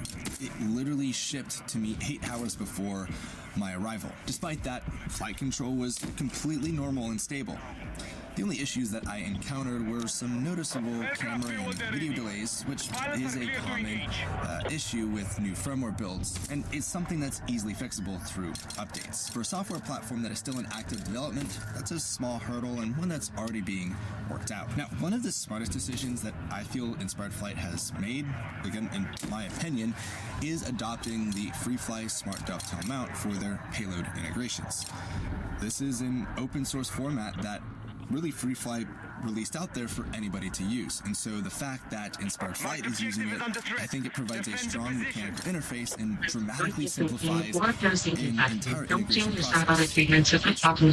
Area that many manufacturers struggle with. That single decision helps eliminate one of the biggest bottlenecks in professional biologic dermatologist in seamlessly whether it's a camera, a LiDAR, a gimbal, it all just works practically seamless. Again, it's an elegant and practical solution that speaks to Inspired Flight's engineering mindset. From a pricing standpoint, these systems are not cheap, but that is to be expected. Like every US manufacturer, Inspired Flight faces similar cost pressures around sourcing high-end radios, flight controllers, and the electrical components that aren't fabricated here.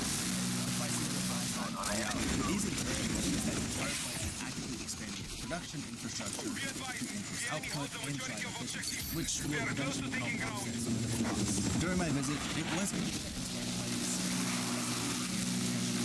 they made substantial investments in both manufacturing capability, adding both production space and personnel to meet that growing demand. The recent funding round has also allowed them to expand on their software and integration teams. All critical areas that will define the ground control system, streamline the payload compatibility, beyond that, they've also established a number of strategic partnerships, some not yet public, that are focused on strengthening interoperability and the long-term support of providing. Those relationships tell me that the companies think far ahead, building a foundation for sustainable growth, rather than just those short-term gains. To be honest, what impressed me the most wasn't just their technology, it was the culture. Inside their engineering and leadership teams, there's an obvious sense of purpose. There are people who genuinely believe in what they're building. They're not simply just producing another drone. They're creating what they want to be one of the highest quality and most trusted platforms in the US market. Many of their team members bring serious technical backgrounds and deep industry experience, which shows in how polished their systems have become. You can absolutely feel that conviction across every single department. I strongly believe in the mission that Inspired Flight is pursuing, to develop a top-tier platform matching reliable and commercial application systems. The IF-800 is already a capable, well-engineered system and will continue to find a more evolved and more capable workforce for operators, just like the brother, the IF-800. Their foundation is solid, design is thoughtful, and the intent behind the production is clear.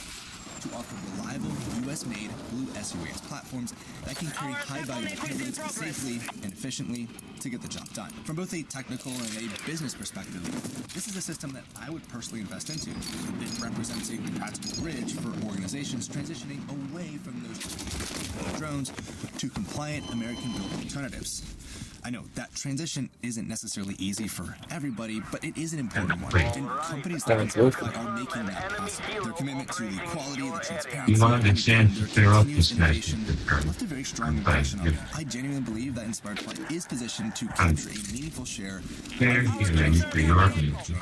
vision and drive behind this team aren't just about the pace with the industry, they're helping define where it ultimately goes next. More information about Inspired Flight and those systems can be found in the well, let's go ahead and move on to the next system, the showcase.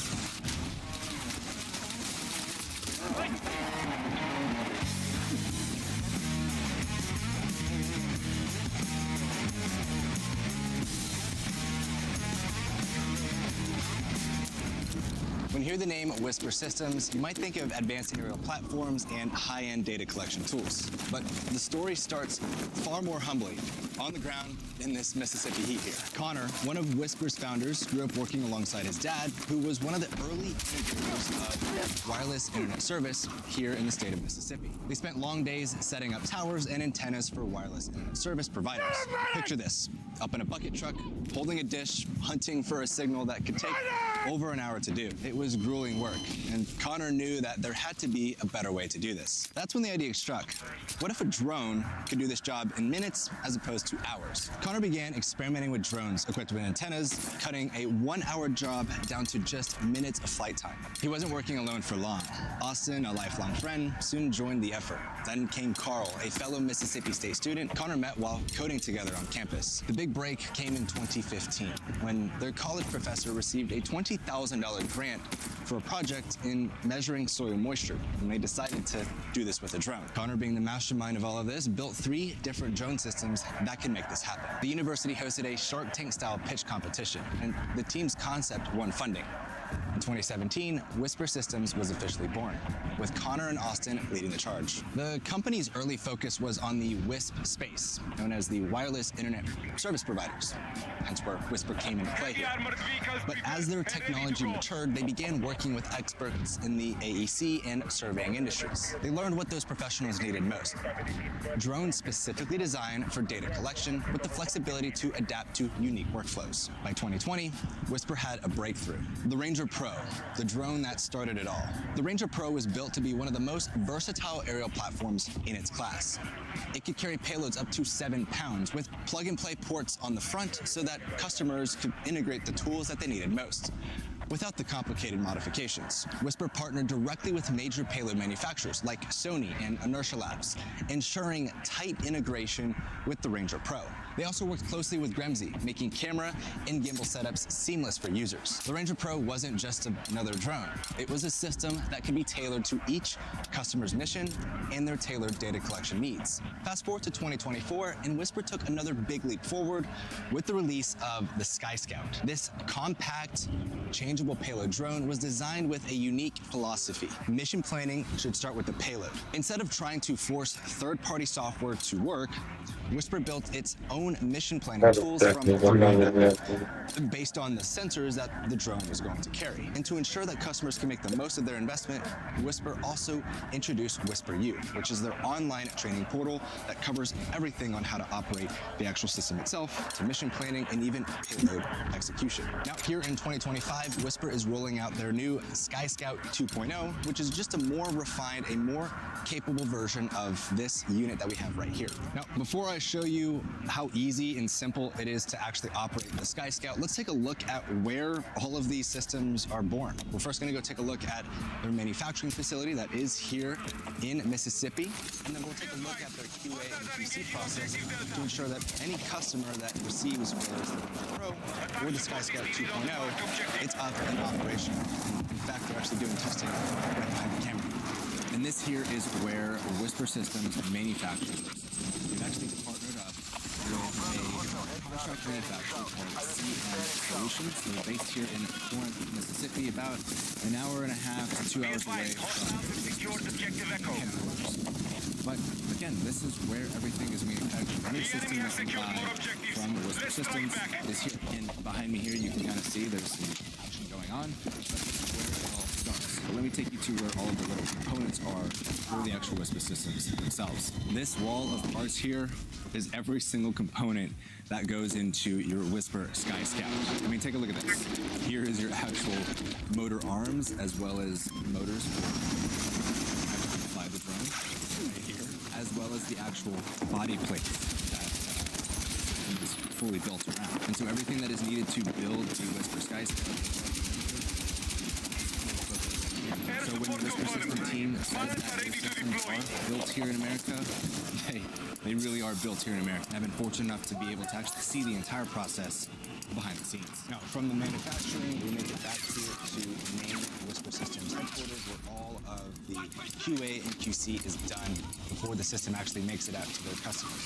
All the final touches here, all the final gimbal integrations, payload integrations happens here, and they actually do all the flight tests right behind me, which is actually about to go and do a full flight test showing you how easy it is to get set up from opening the box, putting the system together, throwing the payload on, mission planning, and data collection. It's flawless.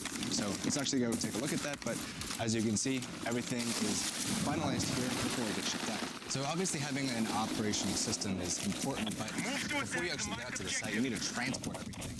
And with how small, how light, and how portable the Whisper Sky Scout is, honestly, I was genuinely surprised at how compact this entire package is. Right now, we're actually taking a look at what you get with the full hard case that comes with your system. So opening up, we actually have our drone right here. One set of batteries, two set of batteries, battery charge, your landing gears, and then everything just folds nicely into here. We also have their new controller with a 2000 nit screen, super nice joysticks, and dual rockers for tilting the gimbal up and down and moving it to the left and right. So honestly, a very nice, hard package that is coming with their new Sky Scout 2.0. Very compact, very easy to transport, and something not a lot of, I think, other manufacturers can proudly say. Now, one more thing before we actually throw the drone in the air, I want to talk about how easy they made it to pop out different payloads. Right now, we have the Sony ILX LR1 61 megapixel camera, but you also have an option for a thermal, the VO, Gremsy, or the M2X. This is the very beautiful LiDAR sensor from Inertialize. And with their direct integration and basically custom vehicle setup with Gremsy, it's as simple as twisting here, getting the other payload, popping it in, and locking back in place. So, I mean, it's really easy to use. It may be very familiar with one of the more popular brands in the space, but that was the entire idea. They didn't want there to be a lot of clunkiness and friction when it comes to swapping out payloads, because they know that operators need a very simplified solution to get up and in the air as quick as possible, whether they're doing photogrammetry or they're doing LiDAR or even thermal. And they also have some other payloads becoming available here soon. Even my time here, they made a few new connections with some other payload manufacturers to get it directly integrated onto the Sky Scout, because the Sky Scout can support up to 1.6 kilos, which gives you actually a lot of flexibility when it comes to payloads in this class right here. So for full operation of this system, once you get your arms folded out, your legs on, and your payload onto the drone, honestly, it takes less than 60 seconds to get that all set up.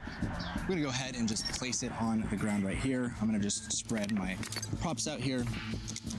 And then finally, we'll get the batteries. Now, these are smart batteries, very similar to, again, another popular brand you might recognize, but they do show you battery status. So if I press on it here, maybe a little hard to see with the super bright sun.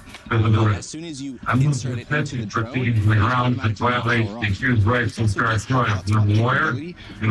they feature that a lot of system integrators try to integrate, but isn't always easy to do. So as soon as you put this in, then it moves the latest part.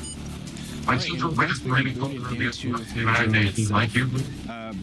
one thing that I do really want to mention here that made me very happy with this system is RTK Lows. So I'm going to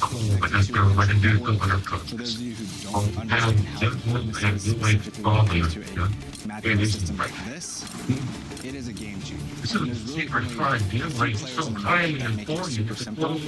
I didn't even know that this is how they were actually able to get it work. And to prove that, if we take a look in the top right-hand corner, we can see we have an RTK fix.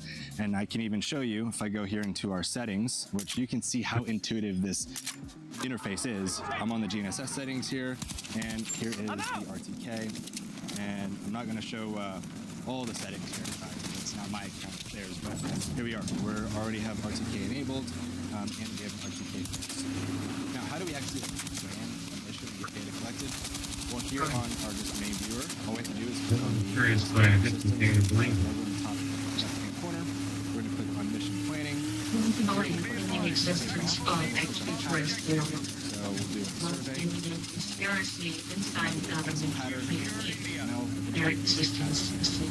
make this really small.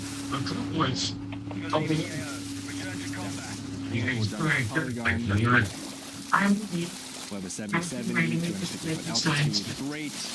And then from there, we will take a return. So now the drone will take off, fly its mission, and return. All while flying with RTK. So let me just move this table back a little bit to give the drone a little bit more space to take off. And then all we have to do is look at the top of the vehicle. Doing more murdering landing cold line. Then we just click on the button again. Back to our main screen. And all we have to do is just swipe to confirm. So now that we sent the drone off, we're just going to let it get to its first waypoint and do what a system like this is programmed to do. We can notice in the top right-hand corner, we do have that RTK. That is one of those features that system in this class. I believe that what they virus is for your crude story. Have it working. Something that I haven't really seen. I believe the virus acted early and transformed this physiology. Showcase of this drone right here, but I do want to. It's my alien life forms. Nice one. Alpha's under our control. So once the drone gets to its first waypoint here, From the last time, page 35 goes straight down to immediate position, and now we're autonomously gathering data with that Sony. until it surfaced once again during the launch. But as you can see, it was super easy to get that entire process done. Government learned Now, let me of this virus in 1942 about the Sky Scout and when the UFO crashed in Roswell. really what they're trying to provide to this The virus died underground in the coast in black oil. In 5 centuries, you can think. It has the ability to communicate and to communicate with people. Implemented meaningful upgrades that elevate the entire platform. What struck me immediately was how compact and integrated the system is. So many core features are built directly into the aircraft without no extra Captured aliens from the space background. They salvaged various human technology and from their database. They learned from the alien planet they recolonized. Skepticism based on formal perception of the system. That skepticism disappeared. I was able to power on the aircraft, controller, and launch the drone effortlessly. Everything worked exactly as it should. Especially that and that kind of reliability is incredibly promising for an American platform. Conversation with owns for systems, which falls into those aircraft White military, working with to develop a breed of human alien hybrids that the aliens may use as snipers. Mapping and data collection workflows without being overly bulky. Most Whisper users describe this system as reliable, functional, and purpose-built. They might not be the most visually refined drones on the market, but where they lack in aesthetic polish, they make up in performance. That aligns perfectly with what solid, capable machine that just works. As with most U.S. manufacturers, the system does face some hurdles. From what I've been I need something good. Challenges center around Something amazing. Something really cool. component sourcing. And again, also What I need is there's no cool to back up my word you just told us. perfect yet. My personal experience felt smooth and intuitive. So you think We're lovers and you guys pregnant, added love styles. Proprietary ground control experience to better represent their identity as a U.S. manufacturer. Manufacturing scalability is another priority. Right now, production capacity sits at around 200 to 300 systems per month. The goal is to scale to 500 or even 1,000 units to keep up with demand. And like every company in the space, component availability remains a frustrating industry-wide problem. Whisper recently secured a significant round of funding. Didn't he get pregnant and had this nigga love child? Think he had a baby? Didn't he have this nigga baby on the blood gang? And an opportunity. Their aim is to refine the overall user experience, build a more cohesive and integrated platform, and deliver a system that feels more unified for commercial and industrial operators. They're also investing in scaling up manufacturing and expanding their partnerships across the ecosystem. Whisper already integrates seamlessly with other players like Inertial Labs, and Sony.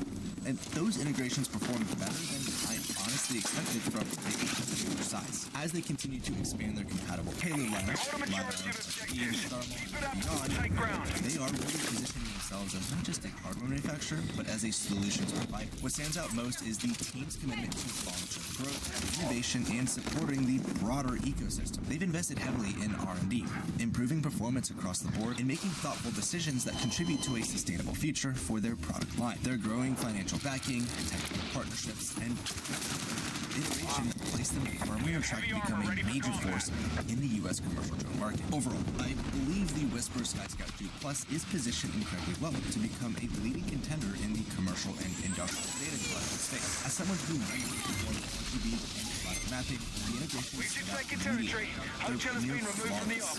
everything communicates with the aircraft the way it should. The highlight for me was the RTK performance. Just work. Troubleshooting, no guessing, no wasted time. For professionals who rely on precise, high-accurate workflows, that reliability is a massive win. It shows that Whisper understands exactly how modern operators need to problem by hiding other systems doing the thing from the US infection. Don't show it down on the treatment, you don't talk into that. Your time factor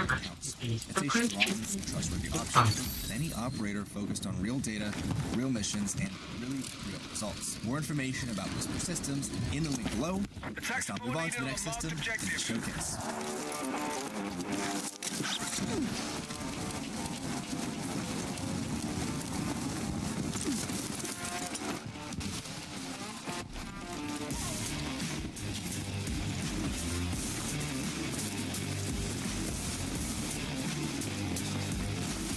So there's a saying here in Texas, everything is bigger in Texas. Well, Helio's flagship, Ares HYL150, doesn't just live up to that slogan, this thing embodies it. Built just outside of Houston, this American agricultural powerhouse weighs in at about 110 pounds and can carry up to 14 gallons or just under 50 liters of chemicals for spraying application. One of my favorite design choices is that it's a quadcopter, not a coaxial setup like many of the other larger drones. This means it runs on a single 18S 30-amp battery, keeping operations simpler, lighter, and more efficient in the field. With a 20 kilowatt-hour generator, you can fast charge two batteries back to 100% in about 10 minutes. At peak performance, the HYL150 can cover up to 70 acres per hour at a 2-gallon per acre flow rate. With the spray system, you get flexibility. You can either opt for a hydraulic nozzle capable of delivering up to 4 gallons per minute, or choose a rotary atomizer that lets you adjust droplet size anywhere from 35 microns, which is like a fine mist, to 500 microns, which simulates larger droplets. This flexibility allows you to match droplet size to the specific chemicals and application needs, something I think should be standard for drones of this class. This model is also a major milestone for Helio, as it's the first fully in-house design and the fleet system they've brought to market. With over a decade of innovation, it's not just for spraying. The system can be outfitted with a spreader attachment that carries up to 20 pounds and can spread at a rate of 25 pounds per minute. Of course, looking impressive is one thing, but performing in the field is another. Setting up the system can be done once you put it in place, all you do is a bungee cord protecting the props out, pull it up, lock it in place, thread your props, then connect your battery, place it in, and then finally fill your tank up. Something you can do within 60 seconds, to be honest. The ease of use is no accident either. Helios began as service providers in Costa Rica in 2017 and 2019, spraying tens of thousands of acres with their own modified designs. Every frustration and pain point they've experienced in the field has been addressed in this model. From what I've seen today, the workflow is so intuitive that I could confidently operate myself after just 15 minutes of hands-on time. Flying is a fully automated process. From takeoff to application, return to home for refills, everything I saw ran smoothly. The real magic lies in the software. Helio has its own developed software called AgriSoul system, running on a very rugged Windows-powered control. Look at this thing. AgriSoul can calculate the chemicals for each field, configure nozzle or spreader behavior, and even generate maps directly in the field for agricultural planning. It also produces real-time reports for EPA and FDA compliance, making it easy to provide documentation on demand to both clients and regulatory bodies. One of the most powerful features is its swarm capability, allowing a single operator to control up to 3 drones at once without jungling multiple controllers. This boosts efficiency, shortens turnaround times for battery swaps, and ultimately maximizes daily revenue potential while keeping clients happy. What stands out most to me is the responsiveness of AgriSoul. Too many ground control systems suffer from laggy, frustrating interfaces. The case here. But I personally wouldn't mind if you but trade-offs make sense. The processing power needed to run a system with really this many features. Now, as much as I'd like to stay out here and keep spraying, why don't we head back to Helio's HQ and check out where all of these systems come to life, as well as see the other systems come to life.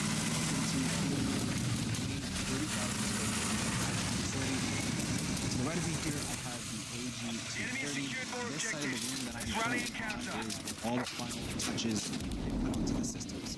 Behind me here, the system that we're looking at out in the field, where Ares and 50s are getting their see. But what's really cool is that they actually design, fab, install, and make sure all the systems are ready to go right here. All done here. Actually, I have quite a lot of employees, although I'm here at 5 o'clock, so. But let me show you a very nice Where I'm at right now, It's my plan. So the fourth origin, someone knew the policy, but will be violent but outbreak. given that they are also in the ag field, they do What by name? With your memory, right? But if there's maybe a major component release, something critical happens, customers may need to ship it back here to the facility where they can get fixed. You can see these big ones that I have behind me here. These are the AG217, AG230 right next to me here.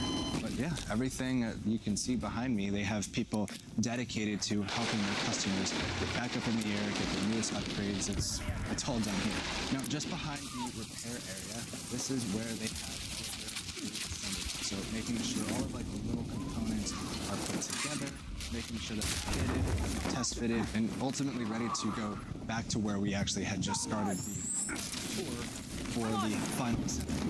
But all the little components that you see on the systems, nozzles, spreaders, all right here. Okay, remember the big ground control system that we were looking at out in the field? Well, they're actually hand-built steel. I think you can kind of see the theme here. It's pride in all of the components that they manufacture. Not just the drone, but also the control system itself. It's all custom made right here. Now, something that I did mention is that Helio is on their 5th generation system, or actually like their newest generation, that's the Aries, and then they have their original generation, which is their AG line. Now, the AG line has actually had an entire generational change, so the first thing that the system is titled AG-116. Now they are AG-2. The enemy have taken more objectives. Actually, let's take a look at some of the existing systems that they have, and obviously the new lineup that they're rolling out now. This here is the AG-210, 10-liter tank, and what's also great about it is it's under 55 pounds, so less regulations. 4 hours on fire. Contact prevent eggs and adults with I'm going to go through all the other hurdles for the other systems. And this here is the AG-216. The actual Gen 1 of this was what started all for Helio back about 10 years ago. Oxygen is spread out as after injection causes very symptoms. Alert doctor regulated to become slower, speaking, breathing, eyebrow, must be this kind of breathing. Those are these conditions before injection are at highest risk. Side effects may include allergic reactions like violence, problems, dizziness, injection site pain, fear, depression, phototoxicity.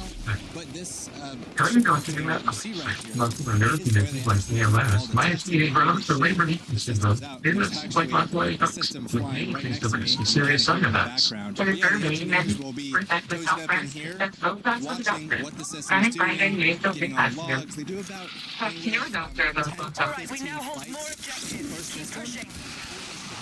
to make sure that everything is mission critical, so that they're not just manufacturing a system shipping it out and telling the customer good luck. They do very thorough testing here, and another really cool fact is where their actual headquarters is at, and this Bravo is under attack. testing run is on 410 acres of actual land. So they're not just an ag company that's just building ag drones in the middle of a city. They're actually out We are moving on Delta. working with real farmers, working with real people to put Bravo these has been lost. with a true American innovation. Honestly, such an amazing. The enemy has taken more objectives. You can see we have an actual system right here, testing, spraying, and it looks fully operational. So pretty cool. And where I'm at right now is where it all started about 10 years ago for Helio.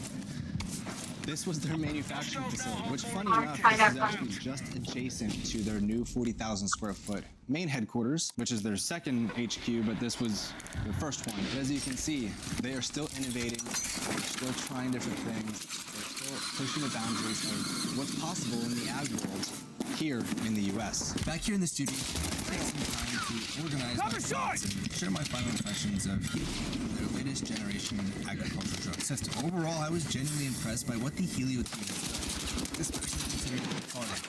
After iterating through 4 earlier platforms that were based on third-party designs, Helio has now integrated a system that is fully. You can tell they've learned from every prior generation. The result is a drone that feels mature, reliable, and purpose-built for the agricultural market. During my time in the field with their team, the system performed well. We did experience a small software glitch during the beta demo.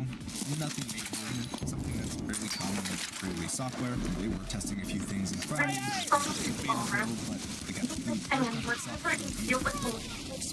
the swarm capability was particularly impressive. Touching seamlessly through the ground control software was something I hadn't seen done that well at WILE. Even though I'm not an agricultural specialist, the workflow felt intuitive and accessible, showing that operators could get the productive results from a user interface standpoint. All the critical operational data, battery health, chemical dispersion rates, mission progress, displayed clearly and logically. Everything about the design communicates usability, which is exactly what agricultural operators need out in the field. Helio's latest generation system represents a major leap forward, especially with their software in-house. That's a significant differentiator because most competitors in the segment rely on open source or partially outsourced control systems. By keeping their software proprietary, Helio maintains full control of the performance, data security, and long-term stability. The ground control station itself, built on a custom Windows-based tablet, is well designed and supports advanced features like the real-time telemetry and, again, that swarm management. While there's still room for refinement, the overall system is polished and purpose-driven. It is worth noting that Helio hasn't had a perfect instance. I've heard from operators who ran into issues with their operations, everything from disconnects, software crashes, maintenance hurdles. But from what I've seen, Helio has clearly taken feedback seriously. The new platform addresses many of those and the team knows they still have more to prove. Moving forward, their biggest opportunity lies in continuing to rebuild community confidence, re-engaging those earlier users, acknowledging past issues openly, and showing the measurable improvements through trusted third-party testing. I believe it will go a long way towards shifting that public perception. In my conversation with the engineering team, it's clear they're fully aware of both the opportunities and the challenges ahead. One recurring theme was the cost. Helio systems are cheap. And when compared to the Chinese manufactured alternatives, the price difference is noticeable. But that difference exists for a reason. Production, higher material, and sophisticated software all add up. The team has been actively working to reduce a big part of why this isn't about cutting corners. It's about optimizing processes accessible while keeping reliability at the forefront. Following a successful $5 million funding round, Helio has been investing heavily in research, development, and software development. Much of that funding has gone towards expanding its engineering and programming teams to fix long-standing bugs, system stability, and improve operator experience. Their new 40,000 square foot manufacturing facility, up from their previous 10,000 square foot space, is another sign of serious growth and commitment. That expansion alone gives them far more capacity to meet demand and refine their production flow, which will be critical as we scale. Despite ongoing cost challenges, Helio's growth over the past year has been remarkable. They've seen over a 200% expansion in just 12 months, and that momentum appears to be slowing down. Out of the few U.S. companies actively producing agricultural drones, Helio stands out as one that's truly scaling, both technologically and operationally. Their focus on quality, reliability, and innovation has positioned them as a strong, credible alternative in a market that is still heavily dominated by foreign systems. Looking ahead, I think Helio's path is clear. Over the next 18 months, if they can continue to refine their software, streamline their production, and increase their manufacturing output, they're positioned to become the most definitive American leader in agricultural UAV technology. I came away from my time with Helio both impressed and optimistic. Their system is functional, thoughtfully engineered, and sure, there's still work to do on scaling and cost reduction, but their momentum, investment in R&D, and commitment to continuous improvements tell me they're in it for the long run. More information about Helio and their latest generation system can be found in the link down below. Now, let's move on to the next system in the showcase.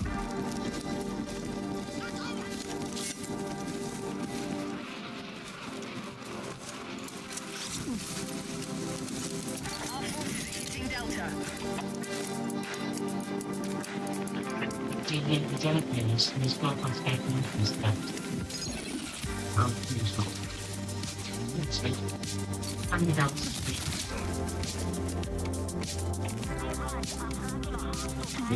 most commercial and industrial drones that exist on the market are built for mapping, inspection, carrying LiDAR payloads, multispectral, gathering large amounts of data, even search and rescue. But this guy right here, the LucidBots Sherpa 1.5, this guy's built for pressure washing buildings, commercial properties. And this flagship setup that they have right here, which we're going to take a look at very shortly, is going to be pressure washing this building behind me here, specifically the windows. So let's take a deeper dive into why LucidBots are building pressure washing. So what are some of the unique features that exist on a pressure washing drone compared to a typical drone that carries a payload? Well, for one, they have this hot swappable or quick connect payload in front of your actual pressure washing drone here with multiple different connects. Whether you want a high concentrated beam, a fan, or maybe one to spread your chemicals. We have a radar which actually allows you to get close enough to the building, and the reason why they chose a radar versus a visual sensor versus LiDAR, you gotta think about all of the chemicals and water, just all kinds of debris that's in the area in front of the drone itself. So with a LiDAR, you can pick up particles. With vision, you can get blocked with whatever chemical maybe it's spraying or even just water droplets. So they found that the radar module on here actually allows them to basically go full throttle, we'll see that shortly, into the building and not actually crash and keep them a safe distance away. They've also got they've actually given me a few different use cases as to why this matters, and given how close they are to the building, different kinds of interference with some of the autopilot, basically the computer.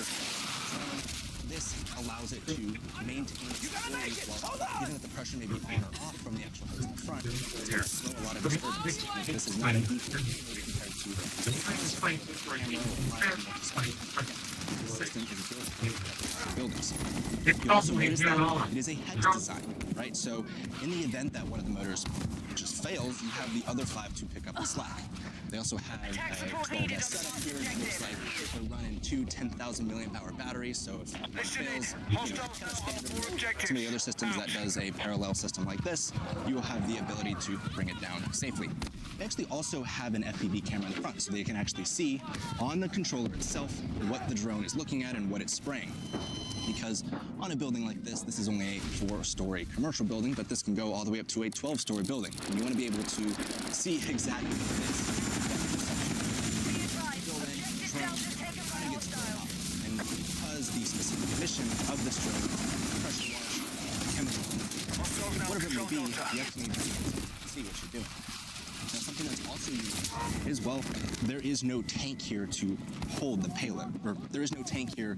Everything is driven by this this water hose that you see here. That is all being fed from this custom van that I'm actually going to show you guys here shortly. It's actually a really cool setup, and they've partnered up with another company to build out these vans to make it a very easy and efficient process to get on site and do the job. Right? In addition to that, you can see there's a smaller tank in the back here. This one, like I said, this drone is configured for doing to just an entire surface. And it gives the ability to actually have this switch in the back here that turn on and pull the chemicals will turn off. That way it's just water, the chemicals on, pressure washer, wet all the time. Land multiple times to disconnect and reconnect the actual tank back here. Now, as for the entire operation, it seems actually pretty simple, and I'm actually going to be able to get hands-on and really show you how this entire system works and how easy it is to get up and running. But before that, let's go and take a look at the van that they have built out for an operation like this. Remember, they built this entire system to make it a whole lot easier and even safer to pressure wash large commercial structures, because the traditional way of doing it is putting on bucket lifts or putting up scaffolding. Stuff that's not necessarily that fun to do and presents a lot of risk. This helps eliminate a lot of risk. Yes, the drones can crash, but they have thought about all of the different scenarios, which is why they have all of these different safety metrics built in that we just talked about. Let's now go take a look at the van and see how it actually supports the capabilities of this drone here. All right, so this is going to be a little loud because the actual system is in full operation, but this is the mobile command center if you were doing any data collection, but in this case, this is the full operation center of where your chemicals are, where your actual water tank is, so you can either operate entirely independent of, let's say, a water source source from the commercial property that you're on with the tank that's in. And then up top, you have a high flow system and a low flow system. So 2 different pressure systems for the actual water pressure itself. That gives you a lot of flexibility depending on the kind of environment that you are operating in for doing your pressure washing job. And you can just hear it just kicked on, so it sounds like the system's in operation here. Now what's really cool is they have a high pressure hose, a soft wash, and a water supply. So they're all pretty self-explanatory. The water supply is basically taking whatever source that you're pulling water from to then fill the tank. Your soft wash is for, well, a soft wash, and then your high pressure, which that's what the drone is currently using, a high pressure system, is using that right there. But honestly, a very nice and effective system to be able to roll up to your site, not have to bring a ladder truck or really any complicated system. This here is built for efficiency to operate directly alongside with your Sherpa 1.5 drone. So operation is pretty simple. They've got a very easy controller to really operate the entire system here. I love this audience right now, by the way. So there's a few different position modes on the drone itself, or on the controller, I should say. They have land, position, and manual. Whenever you want to take off, you got to put it into the position mode. And then it's pretty simple to arm it. So we'll go to the center, wait for the props to spin up. As soon as the props spin up, it's going to be full throttle up.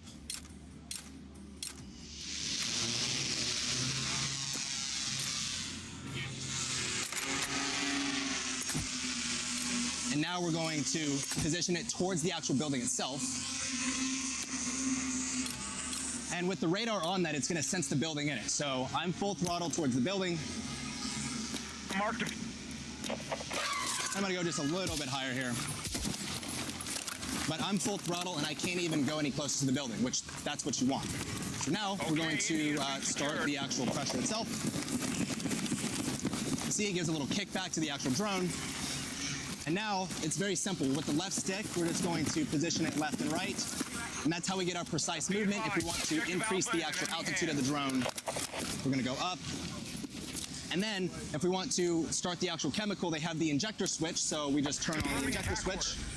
And now we're spraying actual chemical. And you can see the chemical releasing. Position up, we'll keep just spraying our chemical on, and then we'll turn the injector off, and now we're just spraying water again. So very simple operation of the entire system here. Really not too hard. Let me pull the drone back a little bit so I can just move it to the left. There we go. Now once we get centered to the window, we can just simply go left and right, and you can see how easy it is to move it. So I'm gonna go up. Do this next series of windows. Here we go. We'll put some water on it. We'll turn on our chemical. Right, we'll spray it in. Turn our chemical off.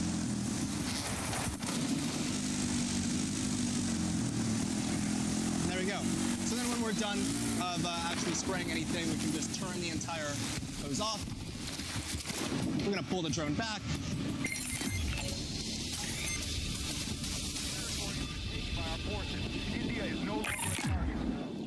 And just like that, very simple operation. Really, anybody can do this. And funny enough, actually, I have an entire crowd here that a lot of this is the first time actually operating a system that's really not that complex. And now welcome to LucidBot's headquarters here in Charlotte, North Carolina. Behind me here is about 16,000 square feet of manufacturing capability, where they host over 70 different employees. Fantastic. Don't wait for a while on the facility. They also have another 6,000 really quick notice I don't know without. That means you, letters, because I don't know how to thank you all about, but I certainly can do for support my very good friends here. It feels great to be in good shape, feel loose to do a little fall, and what's the big deal? I got a little point to my back.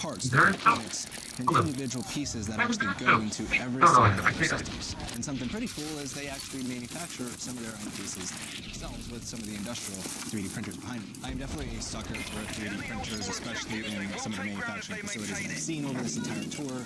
And, well, you can see them in action here. Not the biggest cluster of 3D printers, but definitely impressive. testing with us. And as for the actual production line of the Sherpa drones, you can see it right behind me here. Now, they only have one main production line here in this 16,000 square foot facility. They are producing, they actually just hit their 500th drone, excuse me, not too long ago, and they're on track. Brings back a lot of memories for me. The energy flowing and the old concepts was there. Front of the line and makes it all the way down to the back. Given that they aren't doing a very high output, they don't need to have multiple production lines, but that is something that they hope to change here in the near future, especially with the newer facility they're going to be moving into later on. Now look, accidents do happen, so they do have an RMA area to fix any of the systems that may have gone down due to user error or maybe just some weird thing that may have happened. Again, drones are not perfect, they are robots, and based off of, human input, again, accidents do happen. Like I said, they have an entire area dedicated to helping their customers get back up in the air within a few days as opposed to a few months. Something that they actually faced very early on when they were building off of different competitors' frame. Now that they've made frames and have their own build, they're able to go through that full process on their own as opposed to relying on a third-party vendor, which makes it perfect for the customers that need to get back up in the air, right? Time is money, so they have that ability. And this final area that I have behind me here is the QA.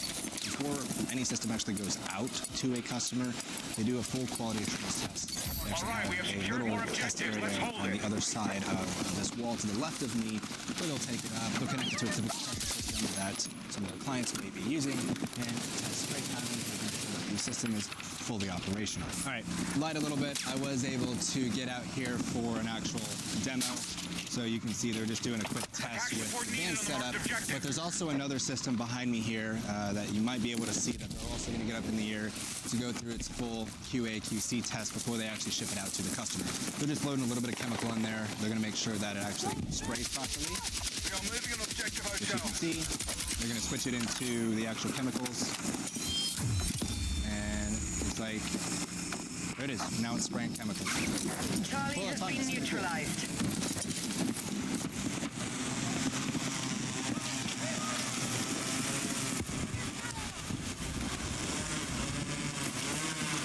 Hostiles attacking objective Delta.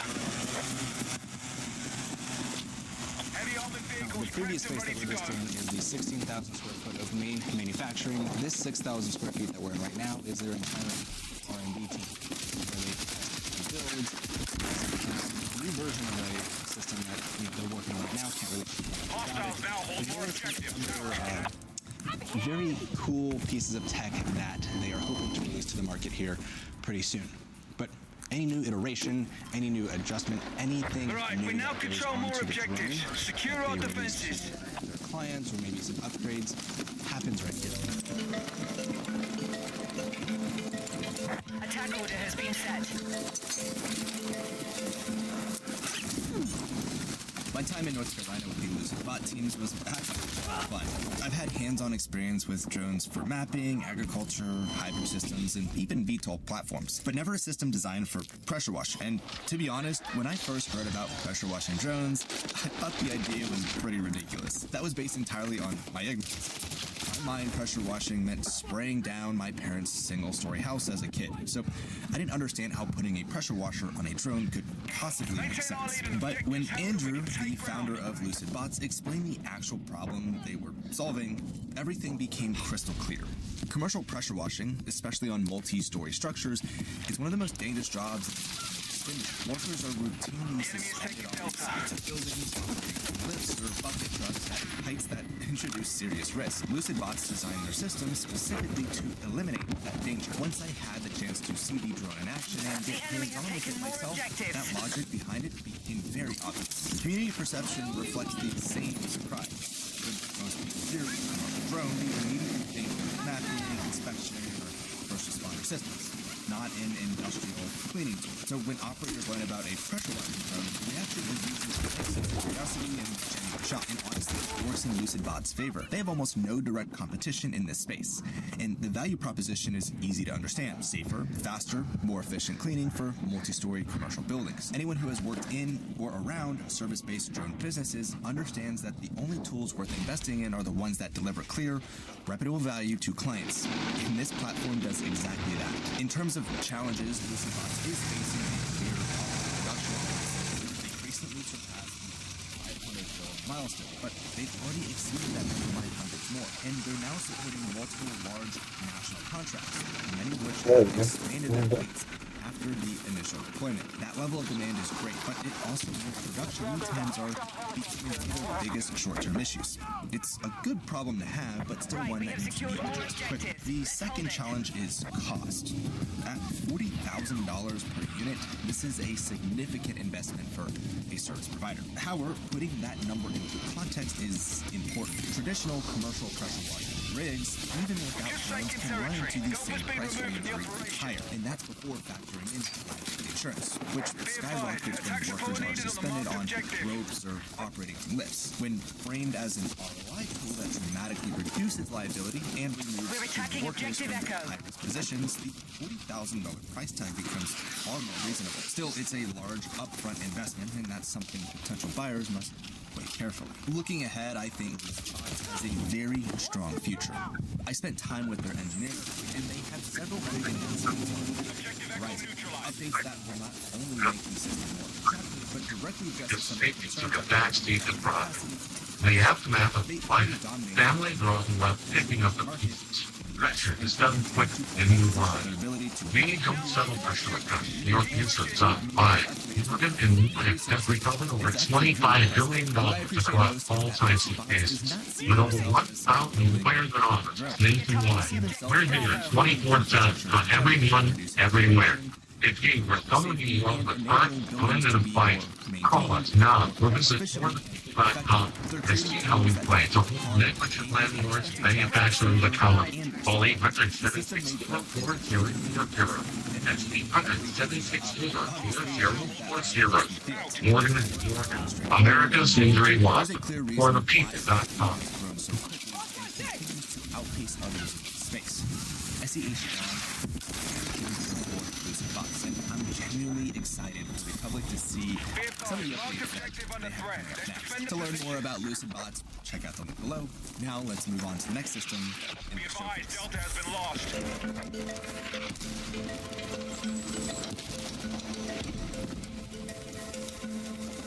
Be advised, hostiles now control Delta.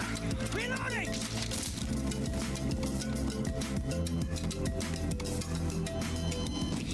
Meet the Centero 6, Sense's 6th generation fixed-wing VTOL.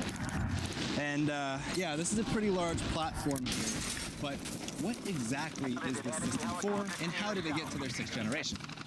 Let's take a look. Since 2017, when Sense launched their 1st generation platform, they've been a big pioneer in the industrial era for these UAV platforms.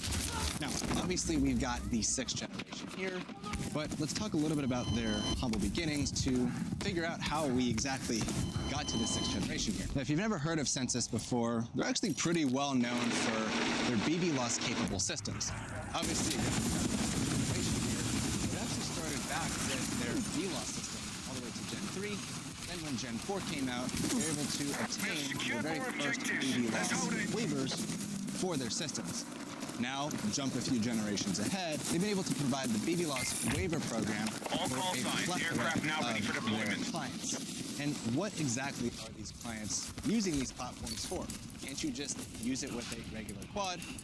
Well, yes, you can, but with what you get with a system like this, it's long endurance, with great capability in terms of payload options, whether it's grammetry, LiDAR, and spectral, but it's really the ability to maintain that aerial intelligence factor on multiple different playing fields. Because again, there are a lot of limitations when it comes to the quadcopter platform. With a fixed-wing platform like this, it doesn't have to deal with the friction of the wind. In fact, it's gliding like regular airplanes do, which allows for those long endurance flight patterns. Now, these are fully battery operated systems. There is no hybrid engine built into it, and that allows for them to get into a lot of different environments where having a combustion engine may be a big no-no, especially when it comes to power line, oil and gas, or really near the energy sector, or when it comes to the flammable nature of a combustion system. Yeah, this doesn't have to deal with that.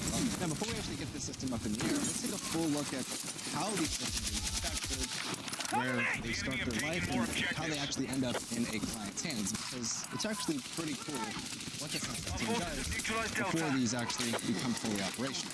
Alongside with the integration, the technology, and there are also software platforms that they have that is a very seamless ecosystem that they built out. Behind me here is the full manufacturing facility that you see every single Centero come out. Actually, behind me now, they retooled the entire assembly line for their brand new Centero 6, which is their latest generation VTOL system that Sensus built. I'm going to take you to each station so you can see where the life of a Centero 6 starts to where it ends up finally in a customer's hand for the full flight test that we'll see later on. Before any electronics actually make it into the system itself, what you can see here looks like the full nervous system, and it pretty much is that. It shows all the routes, all the cable runs, and where all the logic is going to go into, well, now the Centero 6. We've got our flight control, we've got GNSS, we even have their technical system up here at the front. Everything gets tested here to make sure that there are no weaknesses that the system itself. From here, we'll then get into one of two different assembly bays, which let's go take a look at that right now. Now behind me, you can actually see one of the two pre-assembly bays. Right here, they're actually working on a 5. On the other side, we have a few pre-assembly is completed here, and then moves on to the final assembly right behind me. So I'm going to show you what that looks like, because that's where all the fun components finally get put together. Light armored vehicles are ready for deployment. That area is pretty cool. You can see that here pretty short. For the final assembly, you can hear the test Acknowledging squad leader's attack order. Payloads, batteries, even do a full electronic test. Not an actual flight, but a test to make sure everything is communicating the way it's supposed to talk to each other.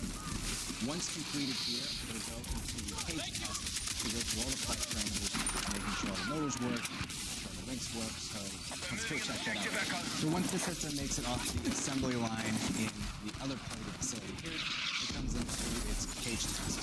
Before any system actually makes it outdoors, we run it through a full parameter test. Directly to make sure that it needs to bank and just really Bravo's freely cover story. in this cage environment. Here's one of New York Times magazine. What went wrong? This week's Newsweek asked who wants to know that. Who wants to know? Time wants to know. How far does it go? What are you doing the rest of your life? It's possible to have like a start after all, but girls get burned to bad by our see the system live in action. Sensus doesn't just build these incredible systems, area applications. They also specialize in custom That's one of the ways because just rating the standards to build thermal everywhere. Different Jones, now I'll say. See this gentleman behind me here is Just like Gage is now an actual partner, whatever their specific needs are, they can match it. And every single one is done per client request, which is awesome. And it's not just vans, they can do full trailers, full buses. It doesn't really matter because these are all very capable vehicles for not just allowing you to monitor what the drones are collecting, but also allow you to process a lot of that data. Right now it's down to 41%, and well, it seems to be. Where's the other one? So this is one of the systems down to 38%. Pretty exciting story then. You know. We can actually take a look at. So let's see some of the different configurations that they have that go alongside. The race continues to deny locations and administration of the technology, internal plan production again, still, Iran and all it. A while ago, and they're updating it now with new electronics, wiring, and this newer technology. What's also pretty cool is you can also get these large maps. So, operating in BB Las Vegas, they can get that mass hot so they can have that full communication. I mean, you can kind of see it's not just about the other platforms that Sensus provides for their clients, but also the mobile command centers that specialize in figuring out whatever the offer. Now, not quite a mobile command center, but obviously more popular conversation. I'm going to respond to it so you balance specific else. This is Sensus of a dock Yeah, not quite so small, but obviously it's built for their Today, they have up to the minute source. Again, the newest version of the CSA, the original competing CSA, let's say way more than north, and 7.6 are reading the sun again. And this is their latest innovation that they're working on to go in tandem with not just the hardware that they have, but also the software platform. And finally, before we actually go outside and get hands-on,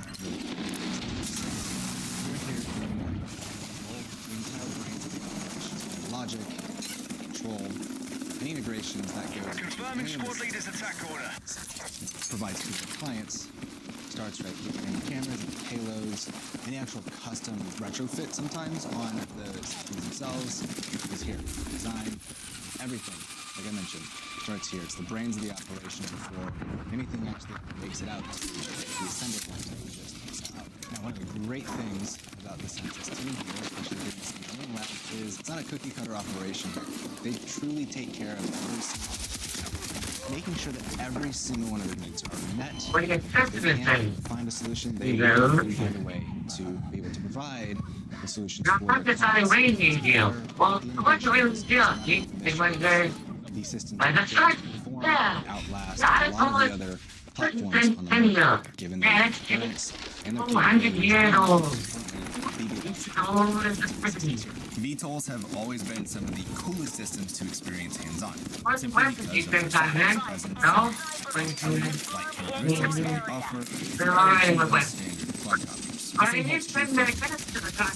Even though I did get hands-on with the Centaur 5 back in 2023. That was genuinely impressive to witness. Census doesn't build VTOLs for your everyday, run-of-the-mill mapping jobs like the ones I or many other of my colleagues perform today. These platforms are purpose-built for long-endurance missions, extended data collection tasks, and most commonly operations for law enforcement and search and rescue teams. And it's no surprise that they do dominate that side of the market. These systems are engineered specifically for agencies and operators who need reliability, the range and endurance that while I don't frequently work with law enforcement or search and rescue operations myself, I can say confidently that I've never heard negative feedback about the system. In fact, what I have seen is a steady and growing adoption from agencies and private companies that need a system as capable, stable, and dependable as the Centaur 5 and now the Centaur 6. Census is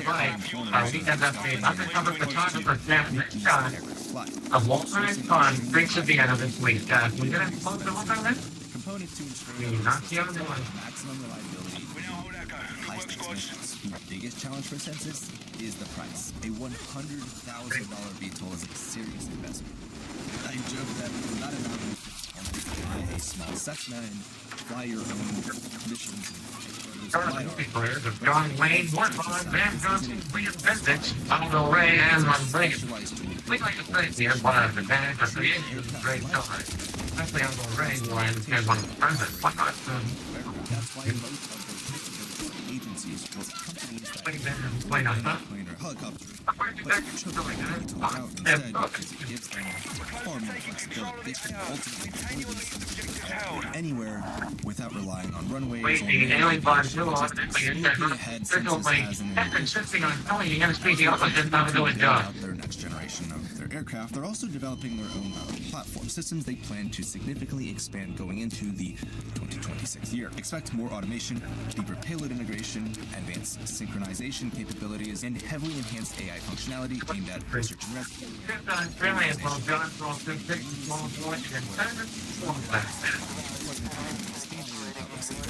And infrastructure monitoring. And Census is one of those companies intentionally moving into that direction. They've already demonstrated early proof-of-concept versions of this, which gives me a lot of confidence in where they're headed. Census was an awesome company. Yes, their platform is far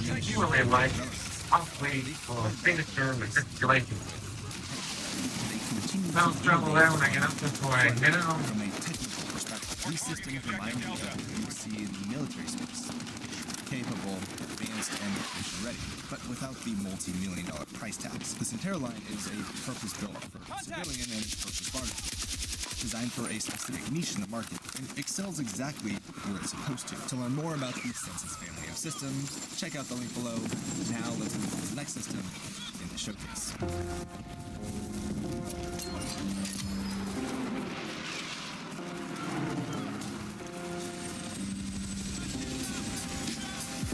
Objective Foxtrot is under our control.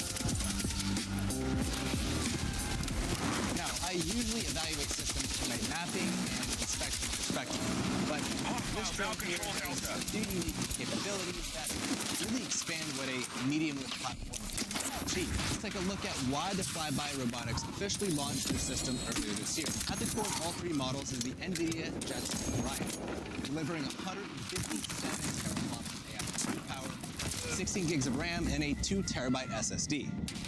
That means you can store and run all your AI and ML models directly on board for real-time processing in the air.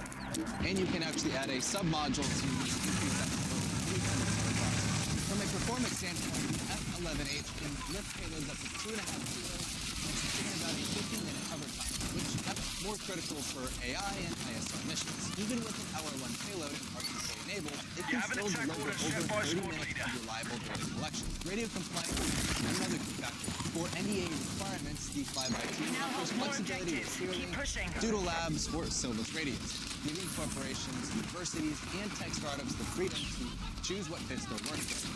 Obviously, Clearlink is part of that, but you kind of see the point here. Those options define the three models: the F11D, Doodle Labs, F11S, Silvus, and F11H. Clearlink, originally designed as a research and development platform to showcase onboard compute, the system has also sparked commercial and industrial demand. In response, the team has been developing a beta version of their mission control software to support those users. What stood out to me is that Flyby didn't just reskin QGC like so many others.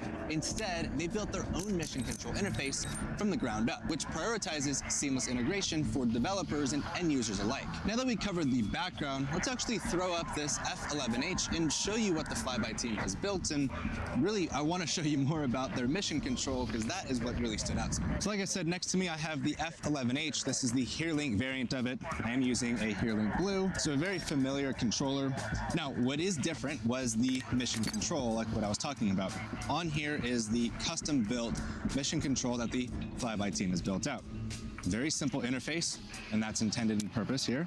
So if we want to fly it, we just click on fly, and it's going to load into the actual camera itself. And one thing I do really like is the checklist. It doesn't just pop you straight into the FPV screen. You can actually get a full checklist of every operation that has happened or has not happened on the system to give you full confidence before we actually fly the system itself. Now, on here, before we actually take off, we can see that we're looking at the FPV view, but we notice there is an actual camera on the drone itself.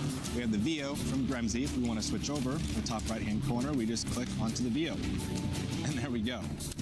We've got very easy gimbal control on here. As you can see, we can zoom in. I mean, it's a VO, so it's as to be expected how it operates. Nothing proprietary there. To take the system off, super easy. I'm just gonna go back into the FPV view. And it is a little bit of a windy day, which I actually like when I'm doing an evaluation like this, just to really show how the system functions. Again, all we gotta do is click on the arm button here, slide to arm.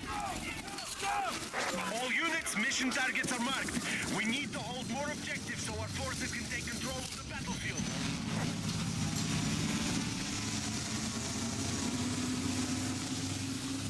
There you go. So, with the way it's doing its position hold right now, I think we've got about 10 to 15 miles an hour of wind right now, which is pretty solid. She's holding steady. The tuning, I also believe, is done really well. It's very responsive. Might be a little bit easier to see on the FPV, but it is a very responsive system itself.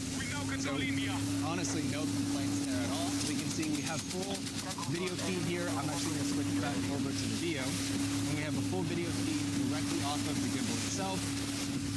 Now again, there is a little bit of a lag. That's because I'm not just screen recording, but I've got some other things going on around me that's giving it a bit of a delay. But once again, that just really has to do with where we are in the industry with radios. Everybody is going through the same issues with transmission on the radios. And, you know, this system is no exception. But again, from the standpoint of where and how they built this system, it's more around the AI side. So as expected, system flies beautifully. I do really like the tuning that they did on it, given that I have flown quite a handful of systems in this entire project that I've been working on here. So the fact that there is almost no lag in the actual input and what the drone reacts to, that right there gives a whole lot of confidence for operators out in the field, especially when you're spending over $20,000 for a system like this. Really not much else to it. Why don't we actually go take a look at where the team builds all these and actually codes them? Because again, the significance around the Flyby team is that it's all about the AI compute, and they have built a very easy to work on platform, not just on the software side, but also on the hardware end for that full integration. Again, that's the superpower of this system here. Enemies are attacking objective Charlie. Unlike the other companies in the showcase, I wasn't able to film a full live talking walkthrough at their facility. So what you'll see in this section will be more of a voiceover paired with B-roll shots of what I captured on site. And to be fair, the reason for that there honestly wasn't much to third-party vendors to produce their molds for their aircraft bodies and batteries. So their own manufacturing footprint is extremely compact. What they do build in-house is the assembly in what I describe as more of a lab environment, more than a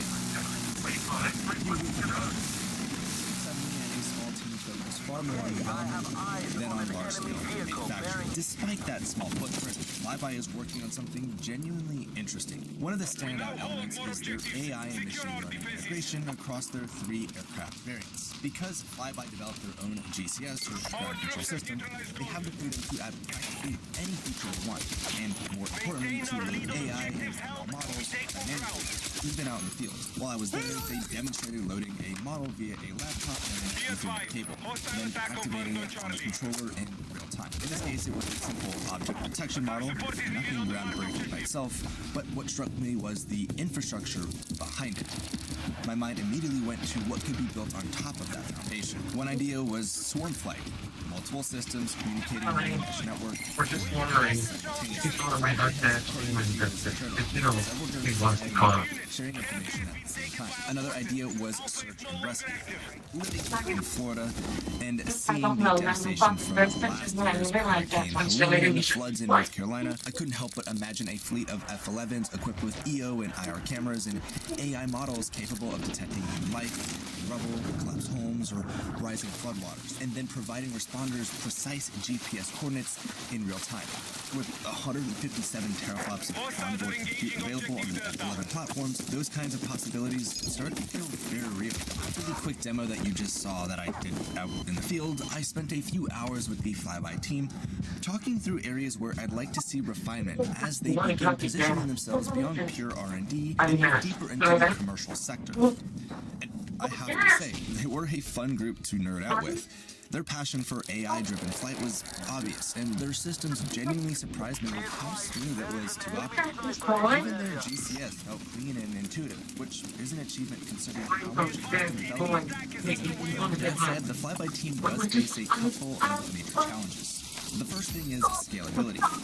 Right now, with such a small assembly footprint and expandable production, a timeline of 6 to 8 weeks for a $20,000 airframe without payloads is a tough sell for many potential customers. The second challenge is market presence. Flyby's capabilities are impressive, but very little of what I saw at their HQ is something that I can publicly show or that the industry at large even really knows about. For a company building something this interesting, they need a stronger public-facing narrative and more systems in the hands of real operators. The NDAA compliance is a strong selling point, but compliance alone won't drive adoption. They need visibility. Despite those hurdles, I think Flyby has a promising future. Their platform already checks a lot of boxes. Roughly 50 minutes of flight time with a payload, abilities, onboard AI compute, and a solid proprietary GCS, and an open but controlled environment for deploying models and developing AI applications. If I were more deeply embedded in the AI, ML, or robotics R&D space, this would honestly be my go-to platform. In fact, I've already recommended it to a few colleagues who specifically need drones with NVIDIA compute boards integrated out of the box. Because, as I've said this before, building one drone is easy. Building a company around manufacturing drones is the hard part. And Flyby has already figured out a large portion of that.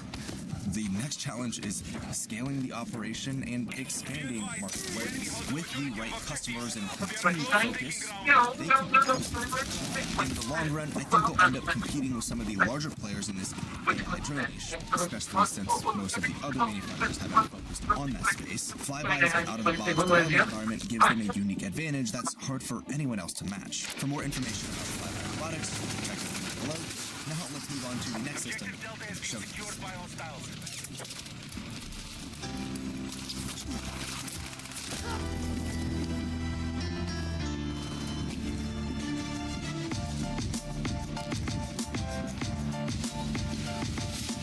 When you first hear hydrogen-powered, you might picture a complex, finicky system, especially when it's powering something as advanced as a drone. Over the years, a few companies have released hydrogen-powered drones, but many fell short of delivering a truly reliable product.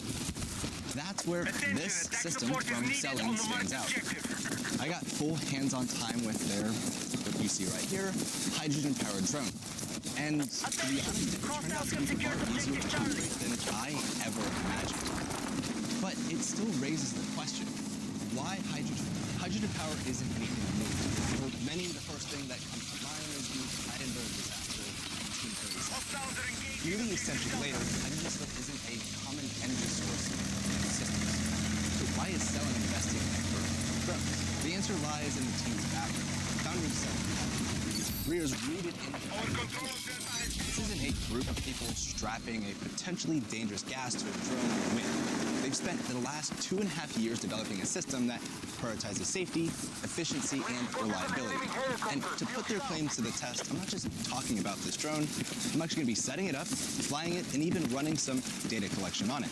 Before we take off, let's look at some of the specs. Starting out with the actual hydrogen system itself. You can choose between a 5-liter tank, which is what's on the system right now, that offers around 75 minutes of flight time with a payload like the 61-megapixel Sony ILX LR1.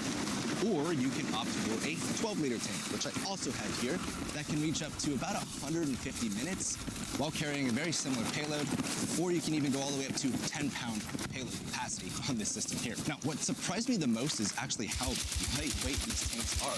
These are fully carbon fiber and basically taking no effort. Now, as for the hydrogen itself, it delivers a very impressive energy efficiency, which makes it super lightweight for systems like this, rather than relying on a combustion engine of a traditional hybrid system. It's also virtually zero emissions, making it a genuinely green power source. As for the cost of hydrogen itself, it's relatively inexpensive, anywhere from $7 to $20 per flight, which ultimately breaks down to anywhere from 6 to 13 cents per flight minute. The drone itself is built for endurance, with a fully carbon frame body, US-made motors, and carbon fiber props for strength and durability. The onboard hydrogen fuel cell outputs up to 2.4 kilowatt-hours, which is plenty for not just propulsion, but also powering any onboard systems. This model also supports high-end payloads like the Sony ILX LR1 for mapping and smaller LiDAR units, and even the Phase 1 P5 camera, which has an over 100-megapixel resolution, which is great for some serious mapping and inspection work. Control is currently handled with the HereLink and QGC. Despite the tech inside, the operation is remarkably straightforward. Let me show you exactly how it works by actually showing you setting up the system, getting the hydrogen up and running, and throwing the drone up for doing some collection. So system setup is fairly easy. You can see one-man operation here. After that, you're going to want to get all of your arms out, as well as lock them into place here. Then with the pressure reader that they supply to you, a little sensor cable that you plug into it, it's going to give you a pressure reading of the actual tank itself. It'll give you the specifications on what that needs to be at, so you can sit and operate it. Once you've confirmed that, then you want to plug the cable into the distribution interface. This is ultimately what allows the hydrogen to get from the tank itself into the generator down below. Once that's plugged in, we can then attach our quick connect tube into the actual tank itself. And then with your batteries already inserted, you're going to plug in the XT90 back. Chime that boots it up. And then we actually turn on the support is needed on the marked Here's some objective. fans spin up, and then you're gonna hop onto ground control, let everything go through its boot up sequence, and then you'll ultimately be ready to fly. And then taking the system off is pretty much as simple as really any other drone on the market.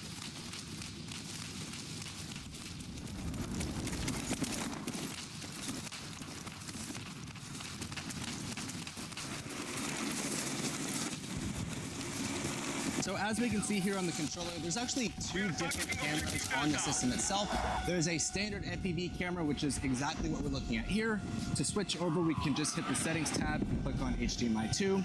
And now we're looking at the Sony camera that's on there. I can also touch on the screen to basically look at wherever you tap on the screen, so pretty cool. To center it, you click on the little gimbal icon in the top of the screen and click on center, and there we go. So let's go ahead and just get this system up. All signs. Aircraft now ready for deployment.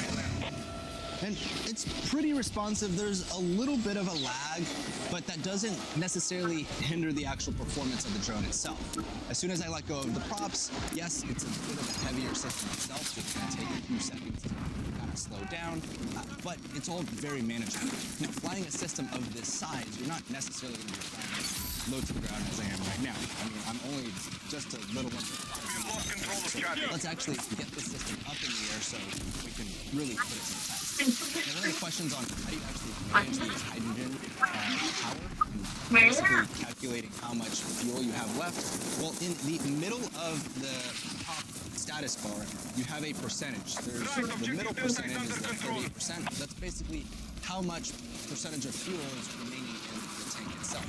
So honestly, it actually doesn't really matter which tank size you use, whether it's the 5 liter or the 12 liter, it's automatically calculated. So you actually don't have to recalibrate it when hopping between tanks, which I think makes for super ease use out in the field. That way you don't really have to think about battery management or a time countdown of maybe doing like a stopwatch or something. It's just all there. Now I've already gone ahead and switched over to the FPV camera, and we can see, I mean, it's a crystal clear view. Wide, super easy to get a sense of where the drone actually is up in the air. So operating this is very straightforward. Now, as much as I would have loved to show this system in action with its mapping and the integration that they currently have in place, it's not quite there, but I will say it's not necessarily a fault of Cellin with how the integration works. If you're using a lighter payload or just this thing operates fantastic. The way that they've integrated the hydrogen with everything else on the drone, it's a flawless execution. It's very responsive, very smooth, and very quiet operation of the system. But when it comes to payload support, this is where something that ultimately falls down on the open source nature that is Autopilot and Gremsy and Sony and all of these other components trying to talk together. Unfortunately, my time out here with the system, it did not work that well.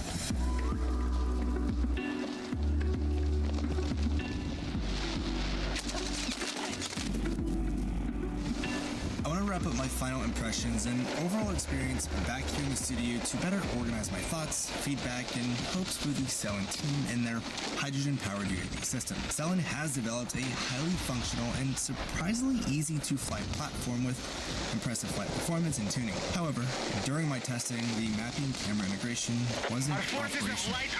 The team has since updated me that the issue is resolved and that the system now supports the Phase 1 150 megapixel camera, which is great, but that wasn't my experience in the field. Lighter payloads would likely perform flawlessly on the system, but anything requiring more complex data or communication beyond basic power will need further programming and integration to achieve consistent real-world reliability. The hydrogen component generally impressed me with how simple it was to operate. I required very little training to get this deployment, and it's clear the team put significant effort into making the process well, they nailed that aspect. With that said, hydrogen technology still faces practical and infrastructure issues. Refueling options in the U.S. remain limited, requiring specialized equipment and strict safety procedures. While Cellin noted that air gas facilities can provide refills, accessibility and safe handling are still concerns. Hydrogen power has come a long way in operating progress, but at the current system's cost, considering integration limitations, given the concept overall Cellin recommends impressive step forward in hydrogen power, but it needs further refinement of software and integration side to meet professional expectations. Cellin is still a relatively unknown name in the drone industry, with only 4 systems currently in circulation. From what I understand, I was among the first individuals outside of the company to gain experience with it. They're not the first to explore hydrogen propulsion. Other companies have tried and failed to sustain it, but some believes it can break through and become a leading solution for organizations that need a medium-less, long-endurance platform. The 2 biggest challenges I see ahead are scaling and energy accessibility. At Cellin's current size and funds level, scaling even to a few dozen systems will be difficult. Building a drone is one thing, but building a company around it is far harder. With limited systems in the field, questions around reliability, longevity remain open. The second major hurdle is the hydrogen accessibility. In the service world, downtime equals lost revenue, and refueling hydrogen isn't as simple as stopping by a gas station. Even with potential tank swap services, the logistics aren't yet scalable. While advancements are slowly improving hydrogen infrastructure in the US, it may take time before accessibility and cost reach project levels for operators. From what I've seen, the Cellin team is working diligently operations and scaling strategy. I provided direct, constructive feedback while in the field, and they were receptive and eager to improve. As a small company entering one of the most competitive markets in the US, drone manufacturing, I genuinely admire their courage. They face a steep road ahead, but with their upcoming market launch expected soon, they'll gain valuable real-world feedback to build on. Can they overcome these challenges? Absolutely. With patience, community involvement, and consistent iterations based on operator feedback. They'll need more systems in the hands of pilots, integrators, and real-world users to accelerate their learning curve. I am grateful for the opportunity to test the system firsthand. It's one of the best-tuned aircrafts I've flown in the past decade.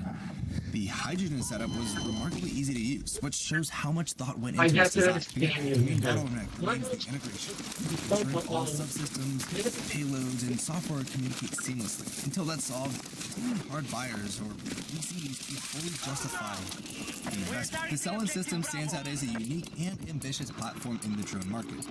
As a hybrid system, it doesn't fit neatly alongside traditional electric multimotors or vehicles. It's designed for endurance and moderate payload capacity, making it well suited for industrial and commercial use cases. However, before scaling to wider adoption, the team must software, payload integration, and operational logistics surrounding hydrogen-powered flight, partnering with third-party experts in supply chain, field services, and component support could accelerate the process. Look, I am genuinely excited to see how Cellin continues to evolve and push their hydrogen technology forward. More information about their system and company can be found in the below. With that, let's move on to the system. And walk without pulling. I don't do it. But I just want to use it. So don't find it. I don't know if even like it. There's 19 slides, increasing your mobility, and instant circulation without physical strain. Call now and be one of the first 300 callers. Obviously, I know the main focus Let's go of launch this local video. for $1 value. Yours, absolutely free. It's a faster order. When you take 1 kilometer steps per hour, the step counter to keep track of what's accomplished. The concepts work and the wireless remote supply. For the first 300 callers, don't miss this opportunity. Hurry, go now. Get access.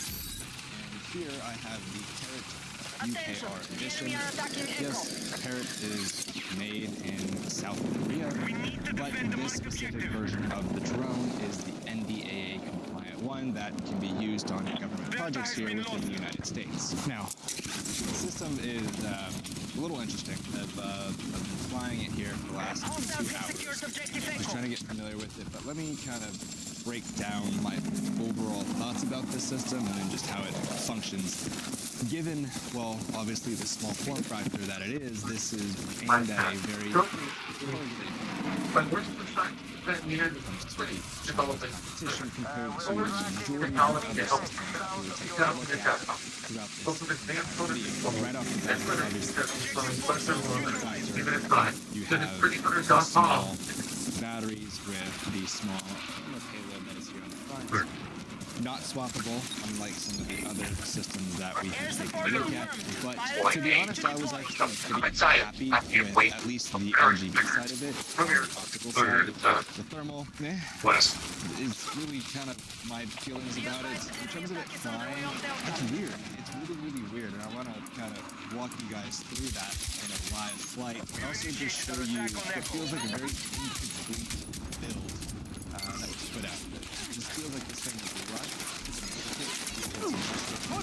Enemy tank! And which has its caveats.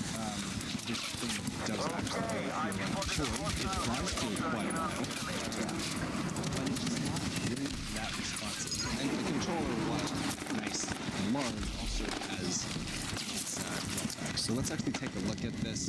Obviously, I'm not going to be able to show you the system manufactured. This is more of just buy, get here to the US, on government projects. But let me just take you through what this offering looks like. I'll let you guys make your own opinion on this here. Let's take this system off for an initial flight, and let me just walk you around the actual interface that you get on the Parrot UKR app for the Parrot UKR drone. So here what we can see on the left-hand side, we've got the actual camera itself. Now on the controller here, there's just see if I can get you some pictures here. There's no dials, dials at all. It's just all like thumbsticks as like up and down and down, which I don't really like because you'll kind of see why. It's not a lot of tactile control. It's just you move it moves a bit, you move it back just to get it zoomed less or tilted down less or what. I don't know. Let me just take it off. We'll simply just initiate the motors here. Alright, great. We're in the air. Now, feedback is a little lackluster, so I'm going to move the drone forward. So, it's kind of hard to tell. I mean, it is moving, but it takes a second for it to react.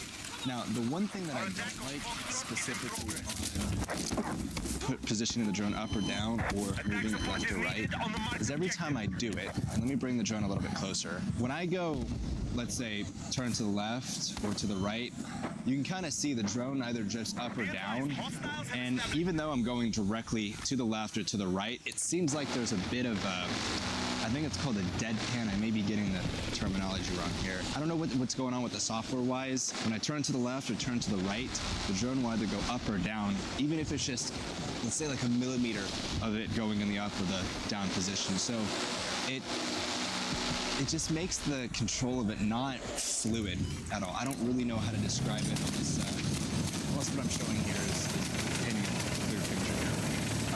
Now, back in the actual app itself, we can see on the left-hand side, like I said, we've got the actual camera view itself, and then on the right-hand side, we have map view. Now, I do have my phone's hotspot on to enable the actual internet connectivity, so we can actually see, right? And it's just like any other map. You zoom in, you zoom out, and it'll load the map tiles. Now, let me just re-center the camera here. There we go. So we're just gonna go, just like that, yeah. We'll try to go up and the drone drop down. Just very weird. Now, I'm just gonna make the actual camera view larger on the screen so it's a little bit easier. And we'll use this pole here. Yeah, you can kind of see. I'm gonna turn right now.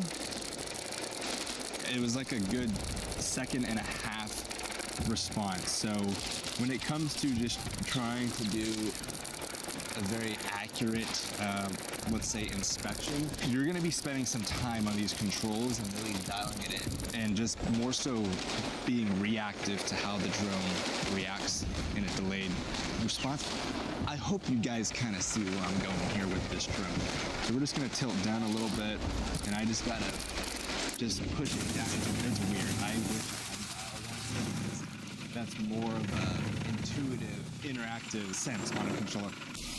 I know I'm just sounding very scatterbrained here, but it doesn't seem like there was an actual ergonomic engineer that was engineering this controller. Just said, all right, just throw these sticks on there. That'll be good enough. Controlling the actual. I don't like that. Now, the actual cameras themselves is actually pretty good. So if I zoom in on here, it's got pretty good optical and digital zoom. So we'll tilt up here, and let's say we want to just focus on this point, and this may take a second. Not the easiest. You can kind of see the drone just bounces up and down as well. Yes, I know there's a little bit of wind, but it should not be moving as much as it is right now. So maybe we'll zoom in a little bit more. And, I mean, I'm not even really that far. The drone is pretty having some weird transmission issues here on the video feed. But it just looks like it's focusing back. This is just not very intuitive at all. It's not finally focused. Now maybe I want to switch over to the thermal camera. There's a button that I can switch over, and it does this weird overlay. There we go. Now it's decided to work. Let me zoom out a little bit. Zoom out some more so you can see. Yeah, it does this weird, just doubled up overview. So the RGB and the thermal together. And then if I click it one more time, it'll go fully thermal. And you know, decent quality, but I really feel like this system was just a checkbox just to have another small form factor system to just throw into the market.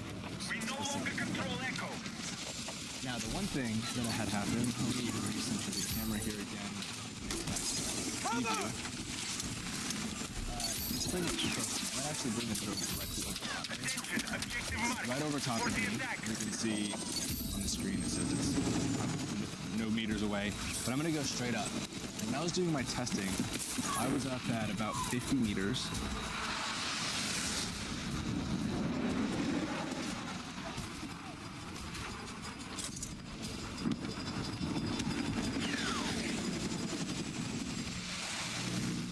Cut out. I'm trying to bring the drone down to me, and it's not responding at all. Yeah, now, literally in real time, I was trying to force it to do something, but yeah, the entire video feed cut out. I was up at 55 meters. That should not be happening on this system at all. Let me actually bring it down because now it's just making me feel a little uncomfortable having it that high.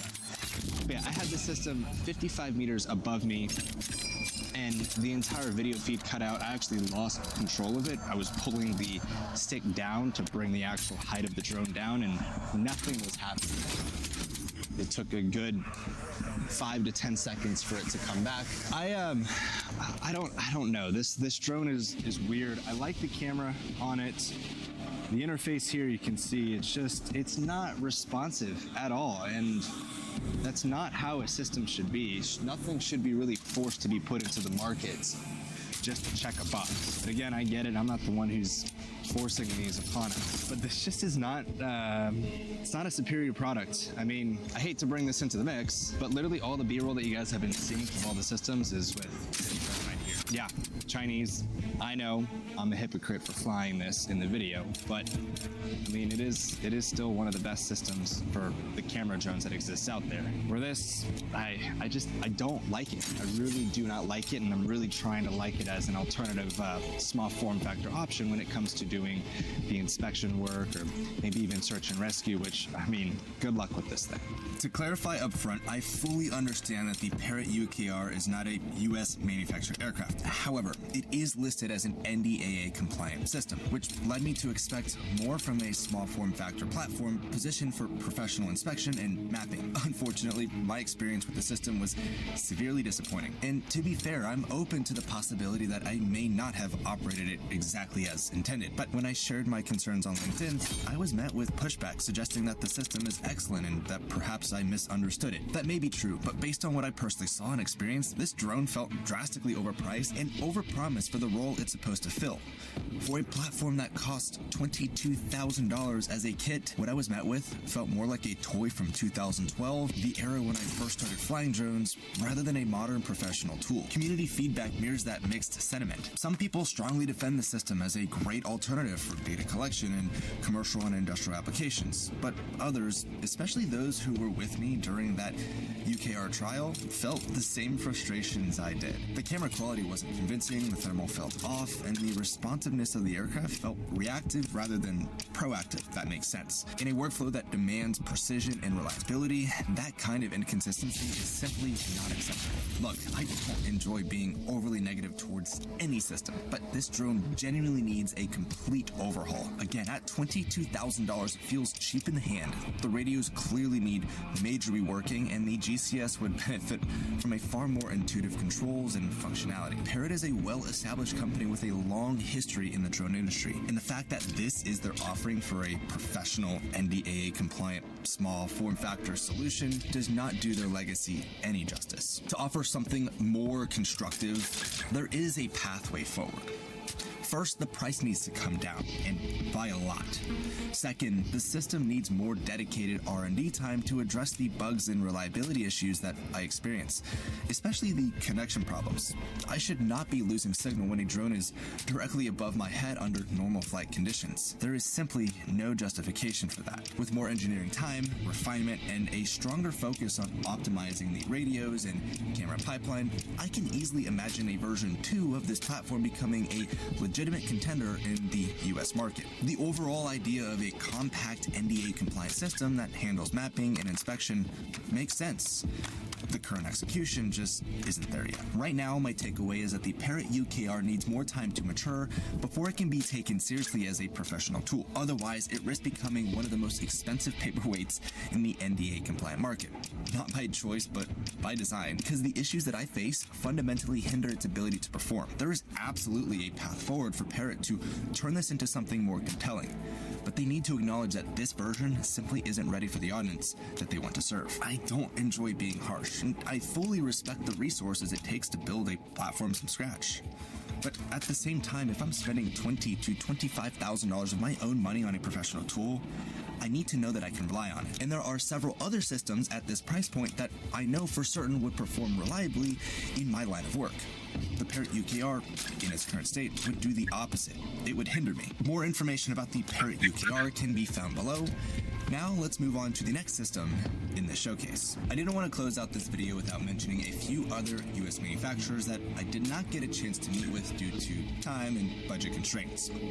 This will be in no particular order, but I still want to give a highlight to the other players in the market. I know I will be missing several other companies, but these were the ones that came to mind and ones that I wanted to visit in person. When you look at where Harris Aerial sits in the growing landscape of US-made drone systems, they fill a very specific and increasingly important gap: heavy lift, long endurance, multi-rotor operations. This isn't a company trying to recreate a DJI-style all-arounder. Instead, Harris is building platforms for the people and organizations that need to fly big payloads for extended periods of time, whether it's LiDAR, hyperspectral sensors, radar packages, or other mission-critical equipment. Their core platform, the Carrier H6, is one of the few US systems that can genuinely operate in 3 different power formats: electric, hybrid gas electric, and even hydrogen that swap between them within minutes. That alone positions them uniquely in the market because they aren't just offering a drone.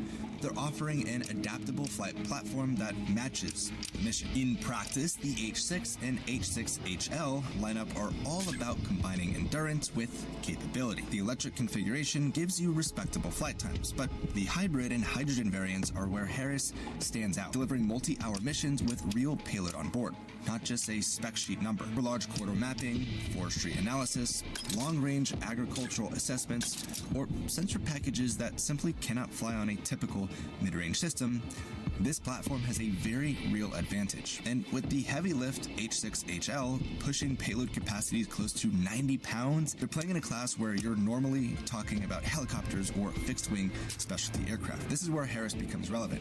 They offer the versatility of a multi-rotor with the uptime and lift capability needed for serious industrial work. Now, none of these systems come without trade-offs. Systems like these naturally introduce more complexity. Hey boys, we're trying to pause it right there. Ground support gear and overall